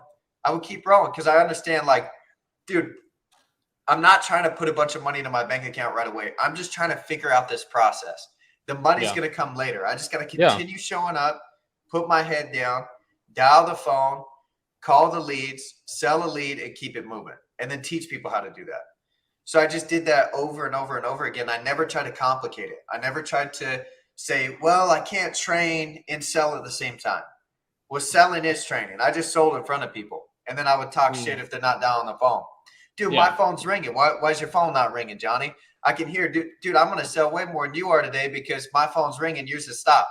And then we look at each other's dials. I'm at $800, 2 sales. You're at $100, and you got a poor attitude, and you have no sales. Dude, I wasn't afraid to go all in. And the thing is, too, if you think about anything that you got good at, whether it was sports, whether it's arts and crafts, whether it's painting, whether it's shooting, whether it's anything like that, it took time to get good at it. Yeah. And they obsessed and they got passionate about figuring it out.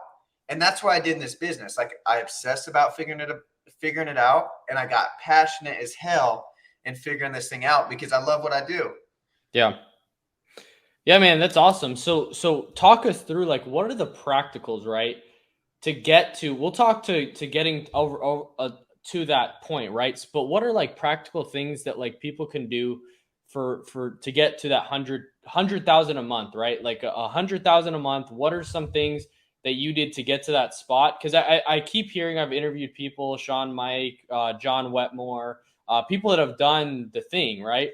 And it seems like that 100,000, that 6-figure a month mark is something that's like consistently like a milestone, right? So what are practicals that you took or did to get there? Yeah, dude, if you think about it, get your starting 5 that are just dogs and be transparent with them. Let them know what you're trying to do, what you're trying to accomplish. Let them know how many hours you're willing to work and what days you're committed to, and teach those 5 people how to write 20 grand a month. Dude, that's 100 grand. And then you do 10 people, and then you do 20 people. And it's easier said than done, but it starts with expectations. A lot of people, they don't want to be real hard, transparent with people up front. And then they have to do it down the road when they get rolled dead. So it's like, yo, be straight up with them. Let them know what you're trying to accomplish. Run it like a business. Let them know you need a business partner. You need somebody that's committed to the same process you are. And it's really simple. Like a lot of people, they'll sit there and they'll think about, well, how do I do this? How do I do that? I was just doing it. Like I was just going through, I would send the messages. I would get on with you, short and sweet, 5-10 minutes. Yo, this is what we're doing. This is what I'm committed to. If you stop showing up, I can't help you, because the biggest thing you got to do is show up for yourself. If you show up for yourself, I'll commit to not letting you fail. And that's the biggest thing. Like, dude, if you show up, I'm going to show up, and I'm going to get fired up because you're showing up earlier than I am. And I'm like, oh shoot, he's going to be good at this. And I would say the biggest thing I see too is a lot of people, they want to be where these big agencies are without putting in the work and without putting in the time and without outworking them. Yeah. Like, how can you ever catch somebody that won't let off the gas? You Yeah. got to find time to put in more work. Yeah. Like that's as simple as it is. It's not. Yeah, that's I would huge. say this business isn't rocket science. It's a very simple business. Yeah, so you find those 5, right? What are some characteristics that you see in them that you feel like how'd you find those people, by the way? Like, and what that process look like? Yeah. So social media, I send 20 messages every single day. It used to be 100, but I'm like, dude, this is a lot of freaking messages because I don't pay anybody to do it for me. What do you say? Yeah, so I'll say, hey, came across your profile, Johnny. Definitely intrigued. Are you open to any new opportunities? I want to keep it short and sweet. I don't want to go back and forth. I want to figure out, like, hey, are you open? Are you? Okay, awesome. But let's jump on a 5 to 10 minute phone call. I'll run over the company, make sure you'd be a good fit on our end, and then we can go from there. When would be a good time for a phone call? Like, I'm just okay. So I give you my number, and then you just kind of overview like what FFL is, things like that, or what's that look like? Yeah, so you just overview the company. Like, we are the industry disruptor. There's nobody even competing with us. We'll do over $1 billion in sales this year. And then just talk about your journey, your story. A lot of the time you can talk about the company and what the company's doing, but they want to know like what you're doing, Johnny. Yeah. And I tell them like, hey, even when I was a new agent, hey, I just started last month. I was able to protect over 30 families that month. I put my head down, but when I started, I had $300 in my name. I put my head down. I started seeing deposits. I can text you over some deposits. Do you receive text messages on this phone right now? Because a lot of time you can fill it out. They're like, hey, like this isn't real. There's no way. Like this money sounds too good to be true. And you can fill that out on the phone call. And I'm like, okay, do you receive text messages on this phone? Perfect. I'll send you over some deposits. Like those are real time. People want to see results. I would have never joined FFL if people didn't show me deposits. Yeah. And that's the name of the game. Like nobody wants to, it doesn't matter if you're posting or submitting 100K a month. If you don't have deposits to prove it, I'm never going to join you. Yeah, that's huge. So you got those 5, they start going, you start growing 100,000 a month, right? So what are the next steps in that journey to get to 500,000-600,000? Like what are, because I think what I'm hearing is like it's a new level every time, but it's like consistently doing the same things, right? You're still sending the DMs, you're still interviewing, right? What are the kind of next steps from somebody to go to that? You get your starting 5, then what? I would say have your starting 5 on the same page as you. Like I have, the reason we grow at the rate we do is everybody's on the same dang page. Like they know, they're telling, like when I'm telling a new agent, hey, find your starting 5, let's teach them how to get to this. Let's show them this schedule. These are going to be the leads they're going to buy. Now there's 5 of me doing that are a lot better than me. Like Caitlin, Kev, Carrie, Bree, like all these people are a lot better than me, but they push me to be better. And I think that's important too, is like, don't be afraid to work with people that are smarter than you, work hard. Like those are the people you want to be in business with. And I think that's the reason that we went from 100 to 500 and 500 to $1 million and $1 million to 3 million. It's nothing I'm doing. Like I'm not moving this needle by myself. Yeah. I have a lot of people that are in business with me that are all on the same page. And like we're collectively together, we're in a group, like we work together, like everybody does their own little thing. But when a new agent calls me, he could call 5 of the agents I work with as well, and they're going to tell him the same dang thing.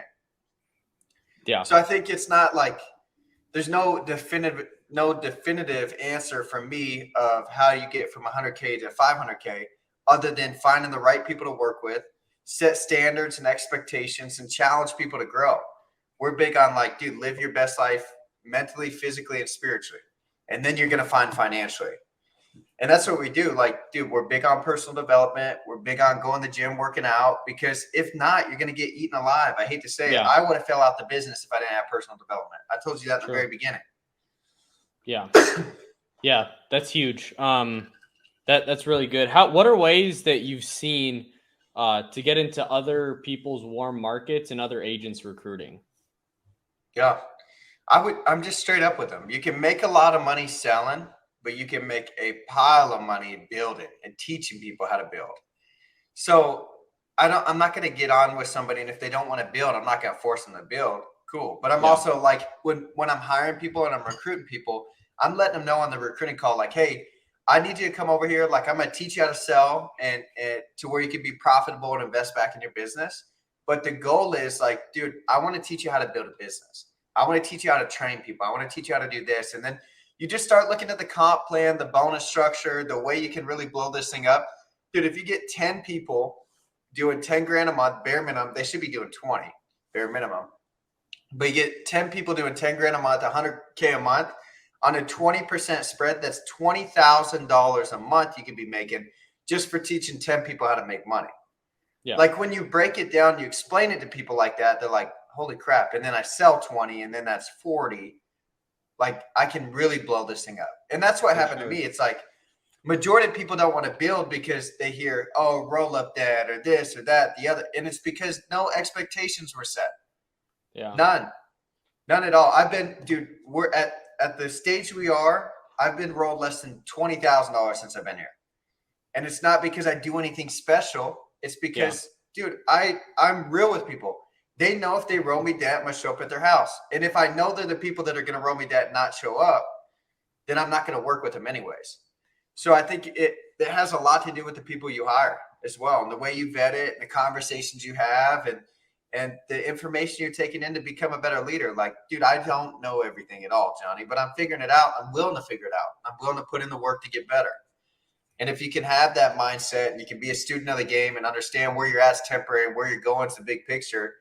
And in order to get there, you just got to put in the work. Like, dude, that's a simple equation to get extremely wealthy. Yeah.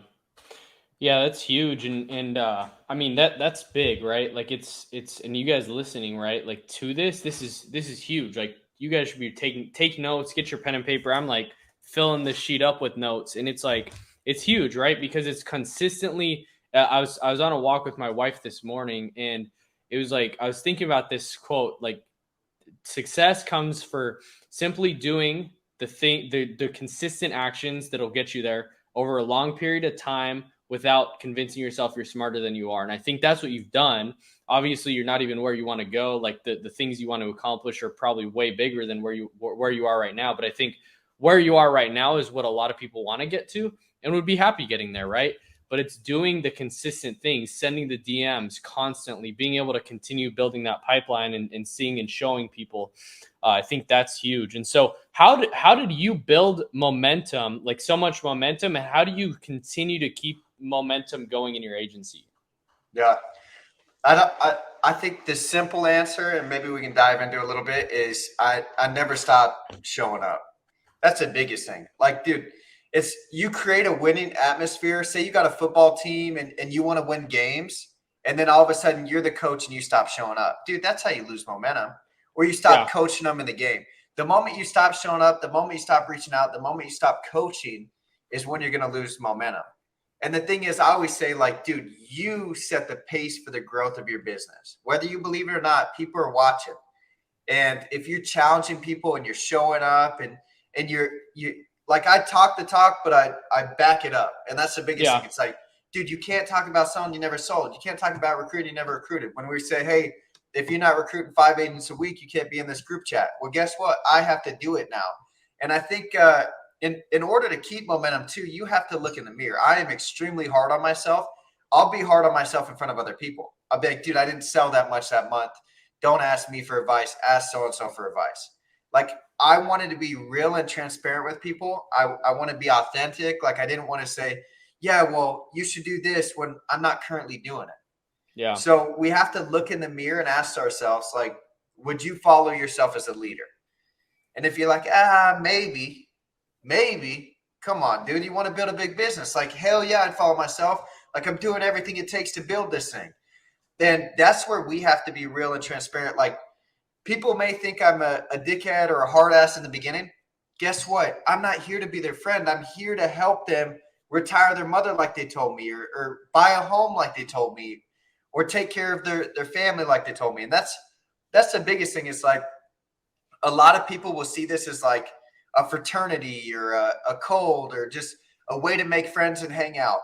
I was never trying to make friends or hang out. I was trying to blow this business up and get extremely wealthy with a lot of people that I like. And I like to do that by changing people's lives and Yeah. and leading from the front and doing whatever it took. I think that's how you don't lose momentum is, Yeah. dude, don't give up on yourself. Don't slow down. I would say I was thinking about it the other night. It's like, dude, if I could pull up all the agents that work with me, they're the face of the company. I'm just the guy that'll put my head down and pull the wagon, and people can throw rocks on me and it's not going to phase me. Like, they can talk shit, they can throw rocks at me, they can trip me. I'm just going to keep my head down. I'm going to keep moving my feet, and then they can do what they want to do. And that's how you have to be. Like, dude, you have to be that solid foundation for your business. When people bring stuff to you, it doesn't phase you. Yeah. It doesn't phase you, not because you're emotionless, because, dude, you're so focused on growing this thing that's irrelevant, and that's not a puzzle piece that you need in order to propel this thing in the right direction. Yeah, that's huge. I know you're. I've listened to a few other interviews that you've done. How has doing lock-ins with agents impacted your business? Yeah, that's huge. I think that's probably one of the top reasons we grow at the rate we do is we get around people. Think if you joined me, but you never met me, Johnny, it'd be hard. You know me from Zoom. You don't even know, you don't even really know me. But if you fly out to Arizona and I meet you at the house and we're having conversations about building this business and growing, it's not because when we get on, it's just gonna be dialing and working. We're there, you're meeting these people, you're figuring out their background, you're figuring out how they grew up, you're figuring out what they want to accomplish. And then if it gets difficult, I can take the phone and I can help you out right there. And then they can realize, like, holy crap, he's got my back. And that does a lot for people as well. Once they know you have their back, like, if I know somebody has my back, dude, I'll go to war with them. But the moment I'm like, dude, I really don't think they have my back, then I'm not gonna, I don't care. When it gets tough, I'm not gonna call them. Yeah. But if they know you have their back and it gets tough, they're going to call you when they need help. So I think that's big on cementing your warm market, getting them around, and then making your cold market your warm market. A lot of people will hire agents across the country that they never even met, and they wonder, why the hell is he not figuring it out? And everybody trains a little different. And I'm every coaching style is different. I'm trying to figure out, hey, how can I help Johnny have success? Maybe some people get it on Zoom and maybe you're struggling a couple weeks. It's like, dude, let's get Johnny out to us in Arizona. Let's lock in with him. Let's show him what we're doing to have success. Let's role play with him. Let's figure out his habits, and then we can blow this thing up. I think you realize too, once you do a lock in, a lot more people sleep in than get up early than you thought. And that's 90% of the problem right there. Yeah. Yeah, that's huge. That's huge. So, can we talk about how do you do an effective lock-in? I mean, there's people that are doing it a lot better than me. I don't think there's no right or wrong way. I think it's just showing people what you want to show them. It's like, hey, a new agent's a baby in the business. If you show them you get tired on the phones and you lay on the couch and you don't get up early, then they're not going to take it serious. Yeah. But if you're hitting the gym at 5 a.m., you're role playing at 7, you get things kicked off at 8 o'clock, everybody's on the phone till 11, you take a break from 11 to 1, get lunch, and then you're back on the phones at 1:30 till 7 p.m. and you're walking around, you're pushing each other, you're closing deals, you're writing on the whiteboard. That's all I want to do is how do we get people fired up? How do we instill a blueprint of this is how hard you got to work in this industry to have success? And then how do we keep them focused? Yeah. And that's the biggest thing. So there's no right or wrong way to do it. You can do that a bunch of different ways, but I mean, I like to just show habits and I like to show people how to work. Yeah, man, for sure. So so what you do pretty much is being able to you get in, everybody comes in. Is it 2 or 3 days, or how long is it usually? 4 days? Yeah, probably 2 or 3 days. We've done them a week, and a week you just get worn out. But the thing is, I can do a week too. It doesn't matter. We can figure it out.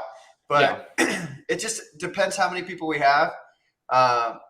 If they can come a week, dude, a week is a lot of time to figure some shit out with some agents. Yeah. But sometimes it's just 3 days of just powerhouse training. Yeah. So you do training, obviously you do role plays, and then do they just like buy a set of leads, or are there ways that you're able to incentivize them to come, or like how does that play out? Like, are you just like kind of like, hey, you could get a bunch of in-person training here? Yeah.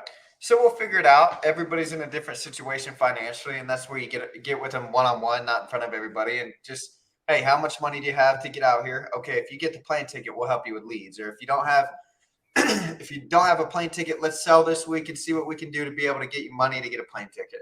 So I'm always big on, I don't just give stuff away, but if people are working hard and I see it and I'm like, dude, he just needs a little bit of coaching and he's going to freaking take it to the next level, then we'll invest in them. But if they're half-assed, they're sleeping in, they're like, I don't have any money for this. You're like, dude, you don't have any money because your habits broke. Yeah. Yeah. That's big. And how often do you do those? Once a month. Gotcha. And they all come and fly into here, Arizona, or Arizona? I'm going to Florida August 2nd through the 6th because I have a team in Florida. So going to go out there for a week and get them trained up, get them rolling. Cool. That's good. That's good. And then I don't know if you track this, but like what metrics should builders wanting to grow to like that $1 million a month mark track or like look at? I would say real simple answer, 100 people, 100 agents. Not a month. 100 agents is what you need your agency to be doing $1 million a month. So me personally, the thing is I don't track exactly. I just put in the volume, put in the numbers, and then the agents are going to come. So every single day I send 20 messages a day. My goal is to get on 20 calls a week and close 5 recruits a week. If I'm closing 5 recruits a week, and then I can train those people, maybe 3 get licensed, 3 get contract, they start working with you. I teach them to do the same system I am to grow. Then you can move it a lot quicker. Does that make sense? So there's no like real metric I track. So it's a lot of small things to do to a big thing, and you get a bunch of people doing these actions that seem very simple, but you have everybody doing it because then you get your starting 5, and then your starting 5 are sending 20, 30, 100 messages a day. That's 500 plus you, 600 a day. Then you get 5 more. And then is that kind of what your thought process is with that? And then it's compounding at that point. Yeah. So you get the 20, your goal is kind of 20 calls a week. Yeah. And then have 5 agents onboarded, ready to go. And then, is that really is that kind of the metrics you really look at? Cause are there just people when you get on those calls that are just not interested really, or like they're not a fit, or they don't really seem serious, or they're not a fit, or like how does that kind of play out? Yeah. I mean, I'm going to tell them everything they don't want to hear. And then if I see how they respond from some questions I ask, like, dude, what happens if you sell a policy cancels, then you owe $2,500 to the carrier? Oh, yeah. I don't know. That kind of stresses me out. Okay, awesome. I don't think we'd be a good fit. You know what I mean? You could just, get them off the phone. Dude, you don't want to waste your time. Like, I'm extremely serious in this. And if I sit here and lie to you to get you into the agency and then you're dealing with shit and you're like, boom, what the hell? Then it just causes more of a headache for me anyways. So I'd rather just tell you right then and there. And I don't really I'm not sitting here and tracking my numbers, I just do the work. And it's crazy to think I don't want to get caught up always looking at numbers and yo, this, that, the other. I know that's how people get better and they grow it, but dude, what I've been doing for me is worked, and we continue to grow and we continue to move the needle. And it's maybe eventually I hire somebody to do that.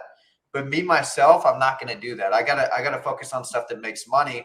And looking at this, it doesn't. But showing up and dialing the phone and selling over the phone and then getting recruits to do the same thing, that's going to be what moves the needle for me. So to answer your question, I really don't track nothing. I'll look at the numbers and I'll see the growth over the months and the biggest thing I'm just focused on, I see 10K a month riders. How do I get them to 30K a month riders? I see 30K a month riders. Let's see, how do we get them recruiting? And that's all I'm focused on. It's not really there's no definitive answer for me for. Yeah, you're not really tracking recruits. That. Yeah. It's just kind of you're just playing the volume game at that point. What, do you track how much money you spend on recruiting and investing in the business a month? Yeah. I mean, I can definitely see it. I don't pay anybody to recruit for me though. Yeah. What does that look like if you don't mind sharing? What do you do to invest in that? Because I know a lot of people do hire the recruiters. Sounds like you're doing it a lot more organically. Like, is there anything else that you kind of use, or like job boards or things like that? Yeah. I always thought about it this way. Why the hell would I pay somebody to recruit somebody to do what I'm doing? And how is he going to relay that information? How is he going to vet that call out? Yeah, and sure. if he's good at recruiting, because I'll have recruiters call me, hey, we can add 20 riders a month. I'm like, then why aren't you a licensed insurance agent?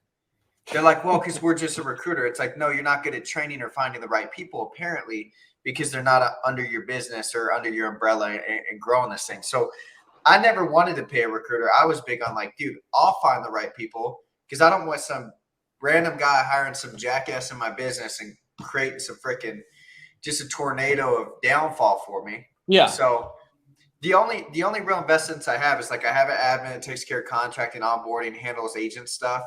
That's, I mean, probably 10 grand a month into my business, 20 grand a month. But that's like helping with leads, giving out leads. There's nothing else I really invest in. But that's like, I understood too, why would I pay somebody for something that I can do? A lot of people, they want to delegate stuff and then they're not really in their business. They're working on their business. And I wanted to stay in the business. Like, dude, I can't train people. What happens? I hire a high level individual and he comes in and I'm working on the business, not in the business. How the hell am I going to show him how to build it? So I wanted to just stay in the trenches.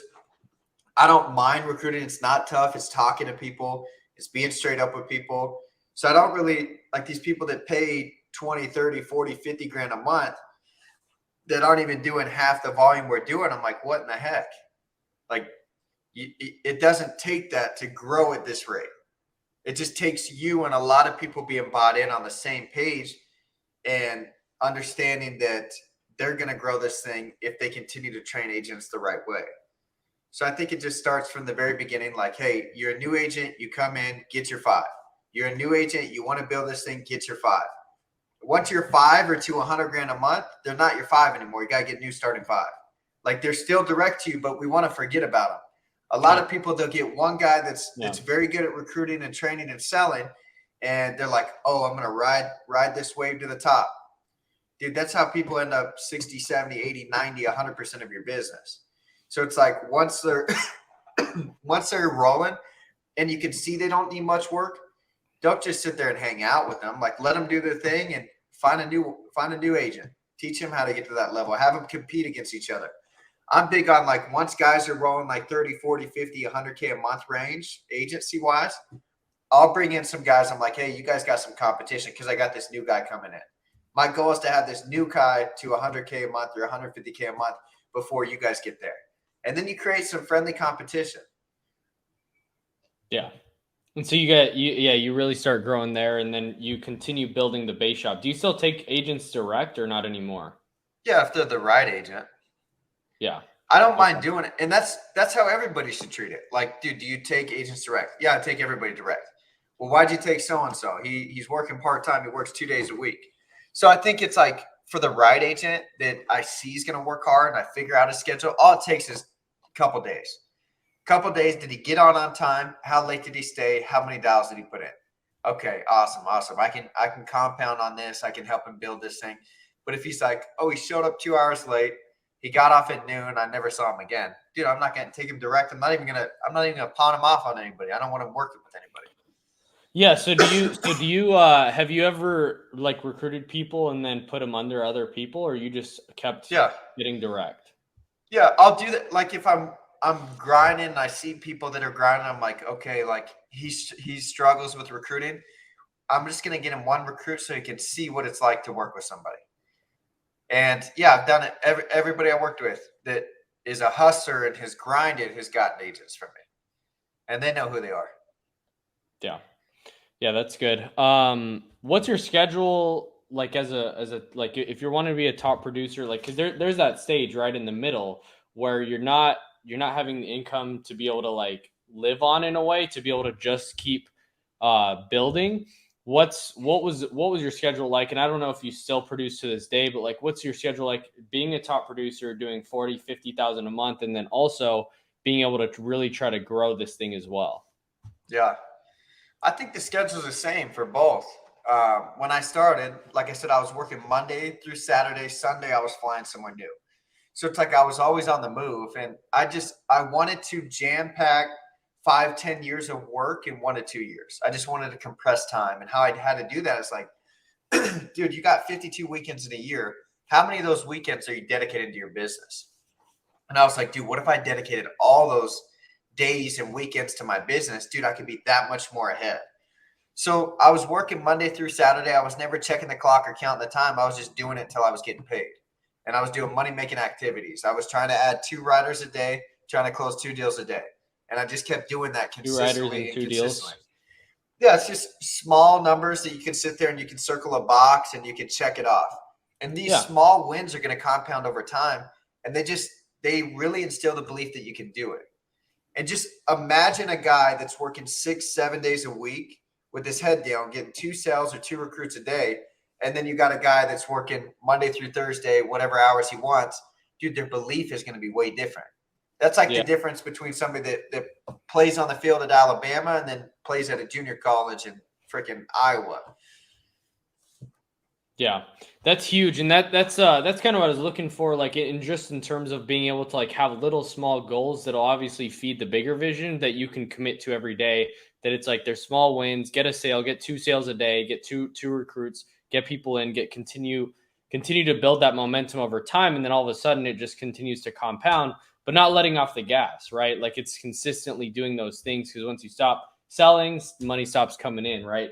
So that's good. How do you keep a good culture and keep a system like duplicatable when you have like a bunch of different agents coming in, right? Because it's like you have an agent, like an agency starts growing and starts being, and all of a sudden they kind of want to like do their own thing. Like, how do you keep this culture consistent and keep the system the same? Yeah, I just let them do their own thing. There's no right or wrong way to do this business. And if what they're doing is growing and working, cool, I leave them alone. But if I see like, oh shoot, they're struggling here, let me hop on a phone call with them, see where I can help. So it's like we keep the culture because we're all cool with each other. Like it's not, no emotions are involved. I push them, they push me. We challenge each other. I'm consistently talking to them on a day-to-day basis. Maybe they have agents that think they're the hard ass, so they put me on the phone. They're like, you know what, he's actually nice because he seems like the hard ass. And I think where we have our relationship as business partners is like some of the best relationships you could ever ask for. Yeah. And I think it's because we all respect each other. Like there's mutual respect. We all grind. We all put in the work. We all challenge each other. They know when their agents call me and they're struggling, I'm going to give them the right feedback or the right coaching that they would want to give them. And I think that has a lot to do with it. And you never want to get too big for doing all the little things and talking to all the agents and hanging out with agents. And a lot of people will say you don't want to get close with your agents. Like you want it to keep like just work related stuff. And I'm the complete opposite. Like I want to get to know these people. Like I want to go hang out with them. I want to get to know them. And then it's like we have fun together. We work together. Like, dude, that's the best of both worlds. Oh yeah, for sure. Because then your friends outside of the business are your friends in the business, and you guys have the same conversations about blowing this thing up, rather than like, hey, they're just work friends. I don't hang out with them outside of I hang out with these degenerates. And that's how it was when I was broke. But once I started making money, like my friend group was the people that I worked with. Yeah. Yeah, if you could go back, what would you, I guess, do differently, or what would you say that like you did really well that you would do again to be able to get to where you're at now? Yeah, dude, I don't think I wouldn't change a thing. I think everything had a reason for happening, and I think, dude, it happened so fast. So you're like, if you want to go back, it feels like it was like a month ago or 2 months ago. Yeah, and it was 2 years ago, and it's like, dude, I wouldn't change a thing. Like I was broke. I had to go through being broke. I had to go through these struggle weeks. I had to go through the hardships. I had to go through the people falling off. I had to dude, I was a baby when I was getting started. And I just had to build this mental callus to endure a lot of shit and keep rolling. So like, I wouldn't change anything. And I wouldn't say I did anything really well. I was just consistent in doing everything. I was consistent at doing money-making activities. So it's like, you don't have to be the 100, 200 month producer. You just have to be very consistent. Like the 20K a month producer that doesn't miss a month is better than the one-timer that did 100K 1 month and then fell off. You know what I mean? And I was like, dude, I'll just consistently show up, consistently send messages, consistently challenge people. And then eventually the right people are going to fall into my business. I've recruited over 1,000 agents. We only have 190 riders. You know what I mean? So it's like, it's going to happen. It's not built overnight. A lot of the people come over here and they're like, dude, why am I not instantly putting money in my bank? And I never thought like that. I'm like, dude, I understand. Like, this is going to be a struggle. It's going to be tough. I'm going to deal with some mental battles. And I embrace that. Like, I understood it. And then when it happened, I'm like, dude, you just told yourself like this was going to happen. Like, keep it moving. Where a lot of people, they're like, dude, this is the best opportunity. You're going to be making 30, 40, 50 grand a month. Like, you're never going to miss a month here. Then they come over here and they're like, holy shit, I had to dial $1,000 today. I didn't make any money. Where I'm the opposite. I'm going to tell you everything that's tough and I'm going to get you prepped for it. It's just like, dude, if you're preparing a kid to go and do something that was tough, you're not going to say, hey, you say it's playing football. You're going to go out there. You're going to score a touchdown. You're like, dude, you're going to go out there. Your legs are going to get tired. You're going to get fatigued. You're going to be breathing heavy. You may get hit hard, but you got to get back up because on the other side of that's the touchdown. On the other side of that's the win. And I think a lot of people that they do reverse coaching. They talk about the bad later. I talk about the bad now because I know I have to get them mentally prepped and ready to go into this business. And if we can do that, dude, that's 90% of the problem right there, because I'll talk with agents and they're like, well, he said it was going to be easy. He's making 30 grand a month. It's like, dude, what kind of onboarding conversation did you have? And I think it's very important to be straight up, real and raw with people.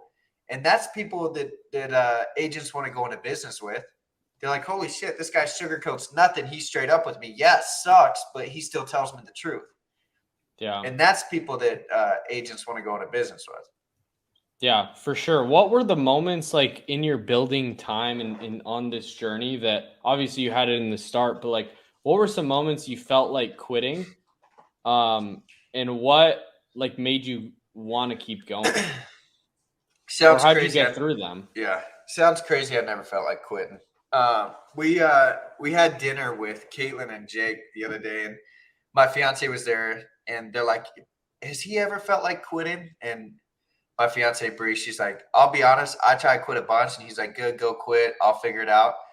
If you ask him, he'd never even thought about quitting. And the thing is, like, dude, my childhood was tough. Like, I grew up broke. Like, broke wasn't new to me. Some of these people, maybe they grew up a more simpler, more easy life. And I mean, good for them. But dude, the way I grew up is the reason I'm able to endure a lot of shit. So I understood, like, dude, this is so temporary. Bowen, you've been broke since you were freaking a baby till I was dang 23 years old. Yeah. Like $1,000, $2,000, $3,000 a month was a lot to me. Yeah. So it's like all I was focused on is like, how do I get my bills paid and how do I keep moving? I was just trying to pay my bills. I was like, dude, this is so temporary. And then all of a sudden I had a little more left in my bank account after my bills are paid. And I'm like, holy crap. What if this was 10K? What if I could get this to 20K? And it did take a little bit, but once I started doing that, I'm like, holy shit. And then you just think about it, Johnny, anything that you went through that sucked in your life, you're on the other side of it. Anything bad, whether you got in a fight, you got your ass kicked, you're on the other side of it. Whether you got freaking decleated in a football game, you're on the other side of it and you're okay, you're alive. And that's what I understood too. Like, did you get one shot at this? I don't want to tell my family and my friends and my kids or my grandkids, hey, when it got tough, you know what I did? I went back to a 9-to-5 and I gave up on my dreams. Because there's people that are sitting in a rocking chair right now like, dang, what if I went all in? Yeah. What if I gave it everything I had? What if when that opportunity was presented, I took it and I went with it? Because those people are, I mean, they're not living the life they want to. And I want to live a life I want to. I don't want to live it on anybody else's terms. In order to do that, you got to figure out how to make money. So money's not everything, but this vehicle has provided me with an opportunity to change a lot of people's lives and help a lot of people make a lot of money. And it's just, there's nothing better than it. Like that state of mind is worth the state of mind that I went through the last 2 years. So it's like, understand there is going to be peace at the end of this. There is going to be like this financial freedom and the security and the ability to buy cool shit and invest in some cool shit. And that just takes time. And it's not like it took me 10, 20 years. It took me 2.5 years of freaking hard work. And I think if you have people that are going to push you and hold you accountable and you guys put your head down and you challenge each other, dude, you're going to look up and it's going to happen a lot faster for you. Yeah. How do you stay away from shiny objects? Shit, I'm dumb. I would say, I like to say that. I don't like, I really do. I'm like, dude, I'm not going to, like, business is good. I'm happy. The people I have in my life are awesome. They're amazing. I'm not even going to look at anything else. And if you show me it, like, I'm optimistic. I'll sit there and I'll sit on a call with you, or I'll talk to you, or I'll look at what you have to offer. But I'm like, I know what I did with this, and I did it in 2 years. Imagine what I do in 10 years. Like, that's what's scary, and that's what's crazy. Why the hell, if I figured out a system to print money and build it and compound it and expand, why would I look at anything else? Like, I'm already doing it. There's nobody doing it as fast as we are. There's not in any other company. Like any other sales opportunity, any other company, like it's taking people 10, 20 years and then they have their $100 million year. Dude, we'll hit 100 million in the next 5 years. I would say next 2 years to be realistic. Yeah. What do you invest in if you don't like Airbnbs, how rentals, like, I don't know if you're cool with sharing that, but I'm just curious. I would say right now, I would just focus on investing in the business. That's what I did. Invest all my time, energy, focus into the business. And then there'll be opportunities that present themselves down the road that you'll have the capital if you did the right things and you didn't spend all your money to be able to jump in some of these ventures or these opportunities. Yeah, bro, that's good. Let's transition a little bit to like agents, right? So like, what are ways to get new agents, like buying leads, dialing, selling, and get them paid like consistently? Yeah, that's on them. Because I see like for me, it's like people will come in, buy leads, and just kind of like dip out, and it's like, okay, how do you get like that transition to get them like obviously selling and get paid? Because that's the goal, right? How do you get them paid? They got to buy leads to get there. How do you get that process going more? Yeah.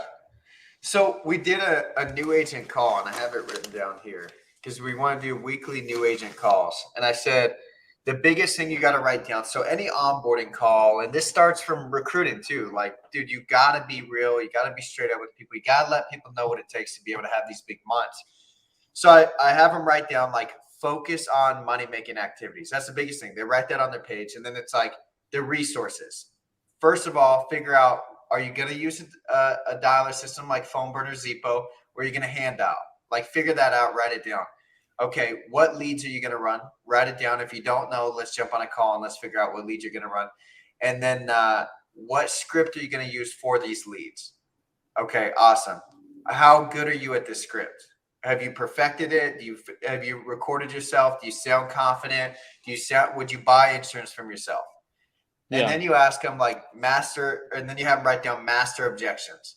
Because the thing is, you don't want them practicing on clients. You don't want, like, you want to practice them with each other or in the mirror, on the phone, or however they got to do it. But dude, if you can remove those 3 things to where they don't have to think about it, then all they have to think about is like, okay, I don't have to think about what dialer. I already have this dialer. I have PhoneBurner. So all I got to think about is like getting in PhoneBurner and dialing these leads. And this is what I say. So if we can automate it for them that way, then 90% of their focus is spent on dialing the phone and selling. And then we can coach the rest, because you get a lot of stuff like, I don't know this, I don't know that, or I don't know this. It's like, dude, perfect this script, get very good at it, perfect all these objections, get very good at it, and then get on the phone, and then I will be listening to you. I'll hear their age, I'll hear their health, and I'll steer you in the right direction. And I think if we can get people moving that way, that's like, dude, you put them on a boat in the water and you push them out there. It's not like, hey, I don't want to get on the boat yet. I have this. I got to load up this. Like, dude, you're on the boat. I'm going to shove you out. We're going to figure it out. And how we do that is like, we remove all the thinking. What do I dial with? What leads am I dialing? What my schedule is? Like, dude, we figure all that out call one. And then that's good. The first day that they don't do it, guess what? I'm going to call them that night. Hey, dude, how bad do you want this? Like, I'll be honest with you. The work you're putting in, you're not going to find success here. You won't do it. And I am straight up with people, and they respect it. Like I'll tell my buddies all the time, dude, if you don't want to freaking come today and work, and you don't want to put in the time, you don't want to get on the phones, don't show up, because then you're just a cancer. You're bringing down the energy that we got going here. Yeah. So I think it's not being afraid to check people, and it's not like, oh, I'm going to kick you. It's like, dude, you told me you wanted this. I told you what schedule it takes to have success, and you're still not doing the schedule to have success. Like, are you just talking about it, or do you want to actually be about it? And I think those conversations go a long way, and I don't think we have enough of those conversations. Yeah. I think a manager or a leader will see an agent slack off, and they're like, all right, I'll let it go. And then all of a sudden they're not doing shit. Yeah, I think that's good. And being able to have real conversations, like that's something I can grow. And I think, is that something that you've always done, or is that something that you kind of like built into? Yeah, dude, I used to be nice, and it's like nice gets people nowhere. And you can still be nice, but it's like not calling people on the shit, not having them show you their numbers, not checking them when they're not showing up on time. Dude, I did a new agent training, and there was 36 people in the waiting room because it was 7:01. And I told everybody in there, you guys are on this call because you weren't late. Next week, if you're late, you're going to be in there with the other 36. And people know how serious I am. Dude, there was 46 new agents on the call.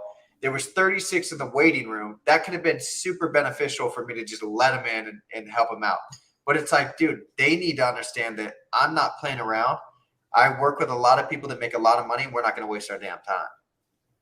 Yeah. So you just set those expectations, and then you have the hard conversations, follow through. Be like, if do you really want this? Is that something that you actually really want? That's good. What's a solid like weekly and monthly lead investments for somebody wanting to issue 40, 50,000 a month? Yeah. What have you seen?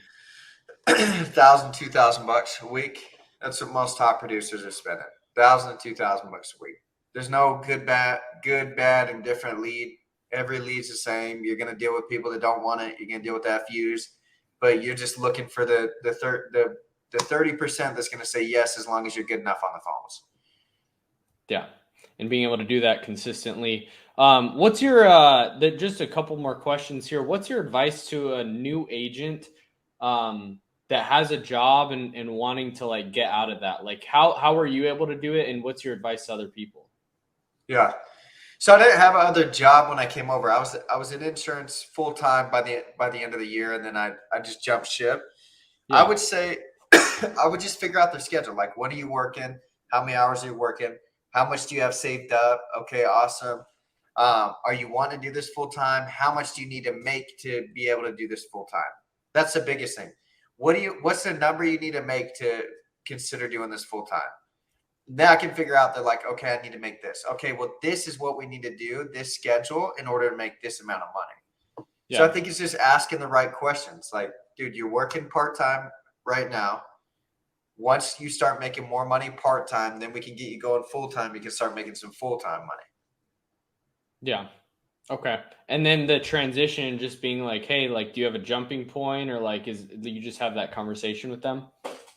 I think the biggest goal is just getting them paid on their days that they're working part-time. Once they get paid, they're going to make the decision. And if they get paid and it doesn't motivate them or get them excited, then you're like, oh shit, I ain't going to push him to quit his job. Yeah. Yeah.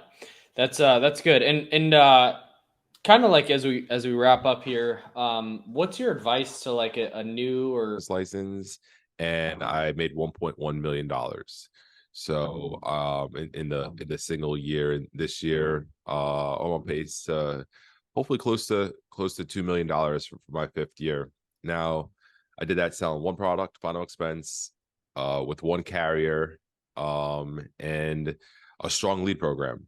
And those are the things that I use to do it, and the hard work, obviously. So because of that, like Jonathan says, I now bring on close to about usually over 250 agents a month. So yeah, close to 300 agents a month. And you learn a lot. You get a chance to see who does what and wins, and who does what and fails, right? The way I would say is, if you're a parent here, just imagine having 1,000 children, right? You would know, like, oh, that kid's making this noise or having this issue. I know exactly what it is, right? Because you have all the experience with it. And I did get to gain a lot of experience. We did start as a field agent agency, and now 99% of my agents right on the phone. We issue over $1 million in business every single month. So that's somewhere around 2,000 binded policies every single month, protected families. So just really grateful, man. This is a really, really good industry. I don't think that I do anything more special than anyone else besides stay focused, stay coachable, and, also just work when other people probably wouldn't be working. And when's that? When you say that, it's funny. So I think about, like, when I first started, and I remember going out and, like, making a sale and then, like, calculating what my commission should be, and like, oh, I made $1,000 before noon, and I, like, go back home and watch TV. Like, and I remember doing that in, like, the beginning of my career. Well, guess what? Things didn't pan out, right? One, maybe the bank information was bad, or they canceled before an issue, or my calculation on the commission wasn't exactly what I thought it would be, because different products might have different commissions and stuff like that.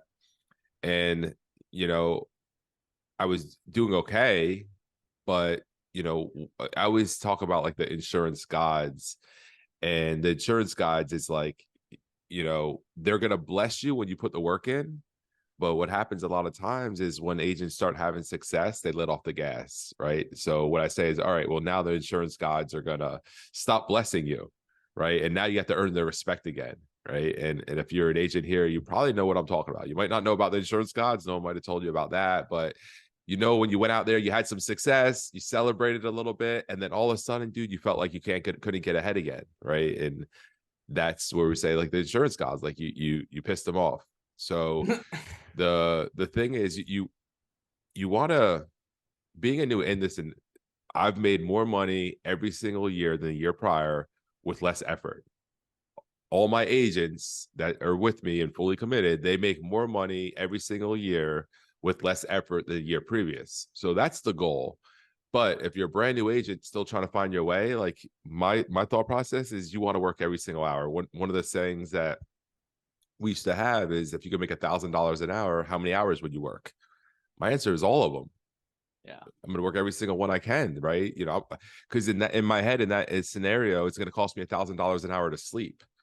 So I'm going to sleep the minimum I could sleep, and everything else I do is going to cost me $1,000 an hour, because I'm not working, I'm doing something else. And if you take that as your mentality as an entrepreneur, well, that's going to give you a better chance of being successful. And, like, yes, no one signed up for insurance to work super hard the whole life, but it's what sets the foundation. Again, like I said, I'm going on my 5th year. All my income is passive, right? So I passively make 6 figures every single month. So it doesn't matter. I mean, you guys are looking at my living room. This isn't a fake background. This is my living room in Puerto Rico. And if you could look through those windows, which you can't, but you would see the ocean, right? And again, the goal was to grind, right? So I could do whatever I wanted later on. And the activity, and that's what I like about this industry, is the activity can solve a lot of problems. If you don't know what you're doing, right, the fastest way to learn is by putting the reps in, putting the time in, spending the time. Again, like I said, I was a field agent, and my goal every single day was to knock on more doors than anyone else possibly could. And the reason why is, if I can knock on 10 doors a day when someone else knocked on 5 doors a day, well, guess what? After a year, I get 2 years worth of work when he got 1 year's worth of work. And that's really the way I look. So if you're on the phone, right, because let's transfer to the phone, my goal is, like, dude, no one's going to do more presentations than me today. Yeah. Right. If Jonathan can outwrite me because he's talented and he's really good with objections and he's getting 5 presentations today, no problem. I'm going to do 10 presentations today and I'm going to outright him with that. And through that process, you're going to get better. Right. Because they say 10,000 hours makes you a master. And I truly, truly believe that. So why are you going to take, you could have 10 years to get your 10,000 hours in, or you could try to get your 10,000 hours in as soon as possible. And I think it's really important to make that learning curve as short as possible, because once you get past that, this thing gets fun. Right. This thing gets really, really fun where I can't even watch TV anymore because I'd rather be working on my business. I'd rather be coaching and mentoring agent. I try to watch a movie. I'm like, dude, this is so boring. I already know what's going to happen. Like, let me get back into my life, which is interesting and fun, and building my business and helping agents and seeing like what my movie's going to look like and where I can get to with my story. So what, I want to touch on something real quick, because you said right when you get past that learning curve, it gets fun. And you and I had like an hour-long conversation a couple days ago, and we were talking, and you said what's the hardest, like what, like I want you to say it. Like you said something to me and you said that's the hardest thing to do. You see it all the time, right? You see agents do this all the time. What, I don't know if you know what I'm talking about. If not, I could just say, I'll just say it. Pretty much you're like, the hardest thing to do is stay focused. Oh, yes, yes. What, can you talk on that a little bit? Because in terms of like, for me, right? Like that's one of the hardest things for me. Like, I feel like I passed that learning curve in terms of producing, but a lot of people will get past that point and then change something. What's like, what are some tips to stay focused? Because you stayed with one product, one carrier, one IMO for your whole duration of time, and it worked. What are some tips to stay focused when most people won't? Yeah, absolutely. So, like I told you guys, I started on 80% commission, and I was doing probably about 100,000 a month, and I was very active on social media. So I started getting a lot of people's attention at these other IMOs out there. And of course, dude, they're in my inbox, offer me the world, bigger contracts and support, and I'll invest in your agency for you. And it offer me all these little things. And sometimes they seem like good deals, I'll help you build your own IMO, like you name it. I got offered every single thing. And I had to sit back and I had to look, and I had to really evaluate my business and where I was at and the growth I was having. And once I started looking at it, and I looked at why was I successful, first off, right? Because a lot of times people become successful and then they stop doing what got them there. And I had to look at it. I was like, all right, cool. One of the reasons why I'm successful is because all my top agents, dude, they like one carrier because it's simple and they know exactly what to do every single day. Yeah. They don't have to guess. They don't have to pick different things, right? Okay, cool. So why would I change that? Then I started thinking about, okay, what's the really most important thing in this industry? Anyone know the most important thing in this industry is? Leads. That's my opinion. It's my 2 cents, but leads, because the leads is a demand, right? That's somebody looking for the product that you're selling. And at that time, we have a super, super strong lead system. But at that time, I was getting out like hundreds and hundreds of direct mail leads because they're field agents. And I was like, all right, well, I don't think they have this problem solved. And I'm not going to bring my whole agency over and then not have leads for them. So it doesn't matter what my contract is. It doesn't matter what their contract is. If they have no one to talk to sell the product, they're not really in a better situation than they were. Correct. And so I had to really get focused on what got me there, and then continue to do that. But I would say, yes, Jonathan's right. As a leader, that's the hardest thing. I think as human beings, we just tend to self-sabotage ourselves. Yeah. And we have to realize, I don't care who you are, what company you work for, what lead system, what contract, whatever you have, whether it's the best out there or the worst out there, you're going to hit some kind of friction. You're going to have some type of issues. And unfortunately, what happens with a lot of us is as soon as we have an issue, we move to the next thing. or we look at solutions to move around. And 6 months into this business, so I shared you a lot of success I had. So let me share some of my losses. So my first 1099 in this business was $22,000, right? So May to the end of the year, it was a half a year, is $22,000. And I used to do disaster work. And the reason I did disaster work is when there's a disaster, there's a ton of work to do. There's a ton of money to be made. And Hurricane Michael just hit the Panhandle. I actually went out there for a short little 3-week job where I was running logistics for Verizon to help keep their cell phone towers powered up while they had no commercial power through generators and the manpower. I made $30,000 in 3 weeks doing that. What I just told you, I made $22,000 from May to the end of the year, right? So I doubled my income in 3 weeks doing that.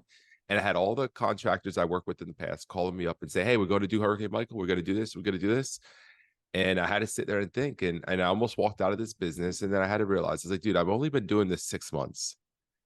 And I can't really say, I can't quit at 6 months and say I even tried. And that's the mentality. Lucky, like I had that. And if I was in my early 20s, I probably would have jumped. Right. But, you know, I'm being in my 40s now, I start realizing, you know, you start seeing those decisions where you made like those short-sighted decisions. And a lot of people, they make those short-sighted decisions that they gotta stick with something. So I think it's important to, once you find, you know, your home and that has a good lead source, I think a good lead source is really, really important. Well, then that's it. Like, you know, come to me in a year, then tell me you tried. Right. And that was my thought process. If I don't do this for a year, I can't really say I tried. So again, so what did I had to do at that point? I had to make a commitment to put my blinders on, stop talking to all these different people. Like, this is it. This is what I'm going to do. I'm committed. I'm going to make this work. Because if you commit to make something work, it's going to work. Right. I'm pretty sure every single one of us, we eat every single day.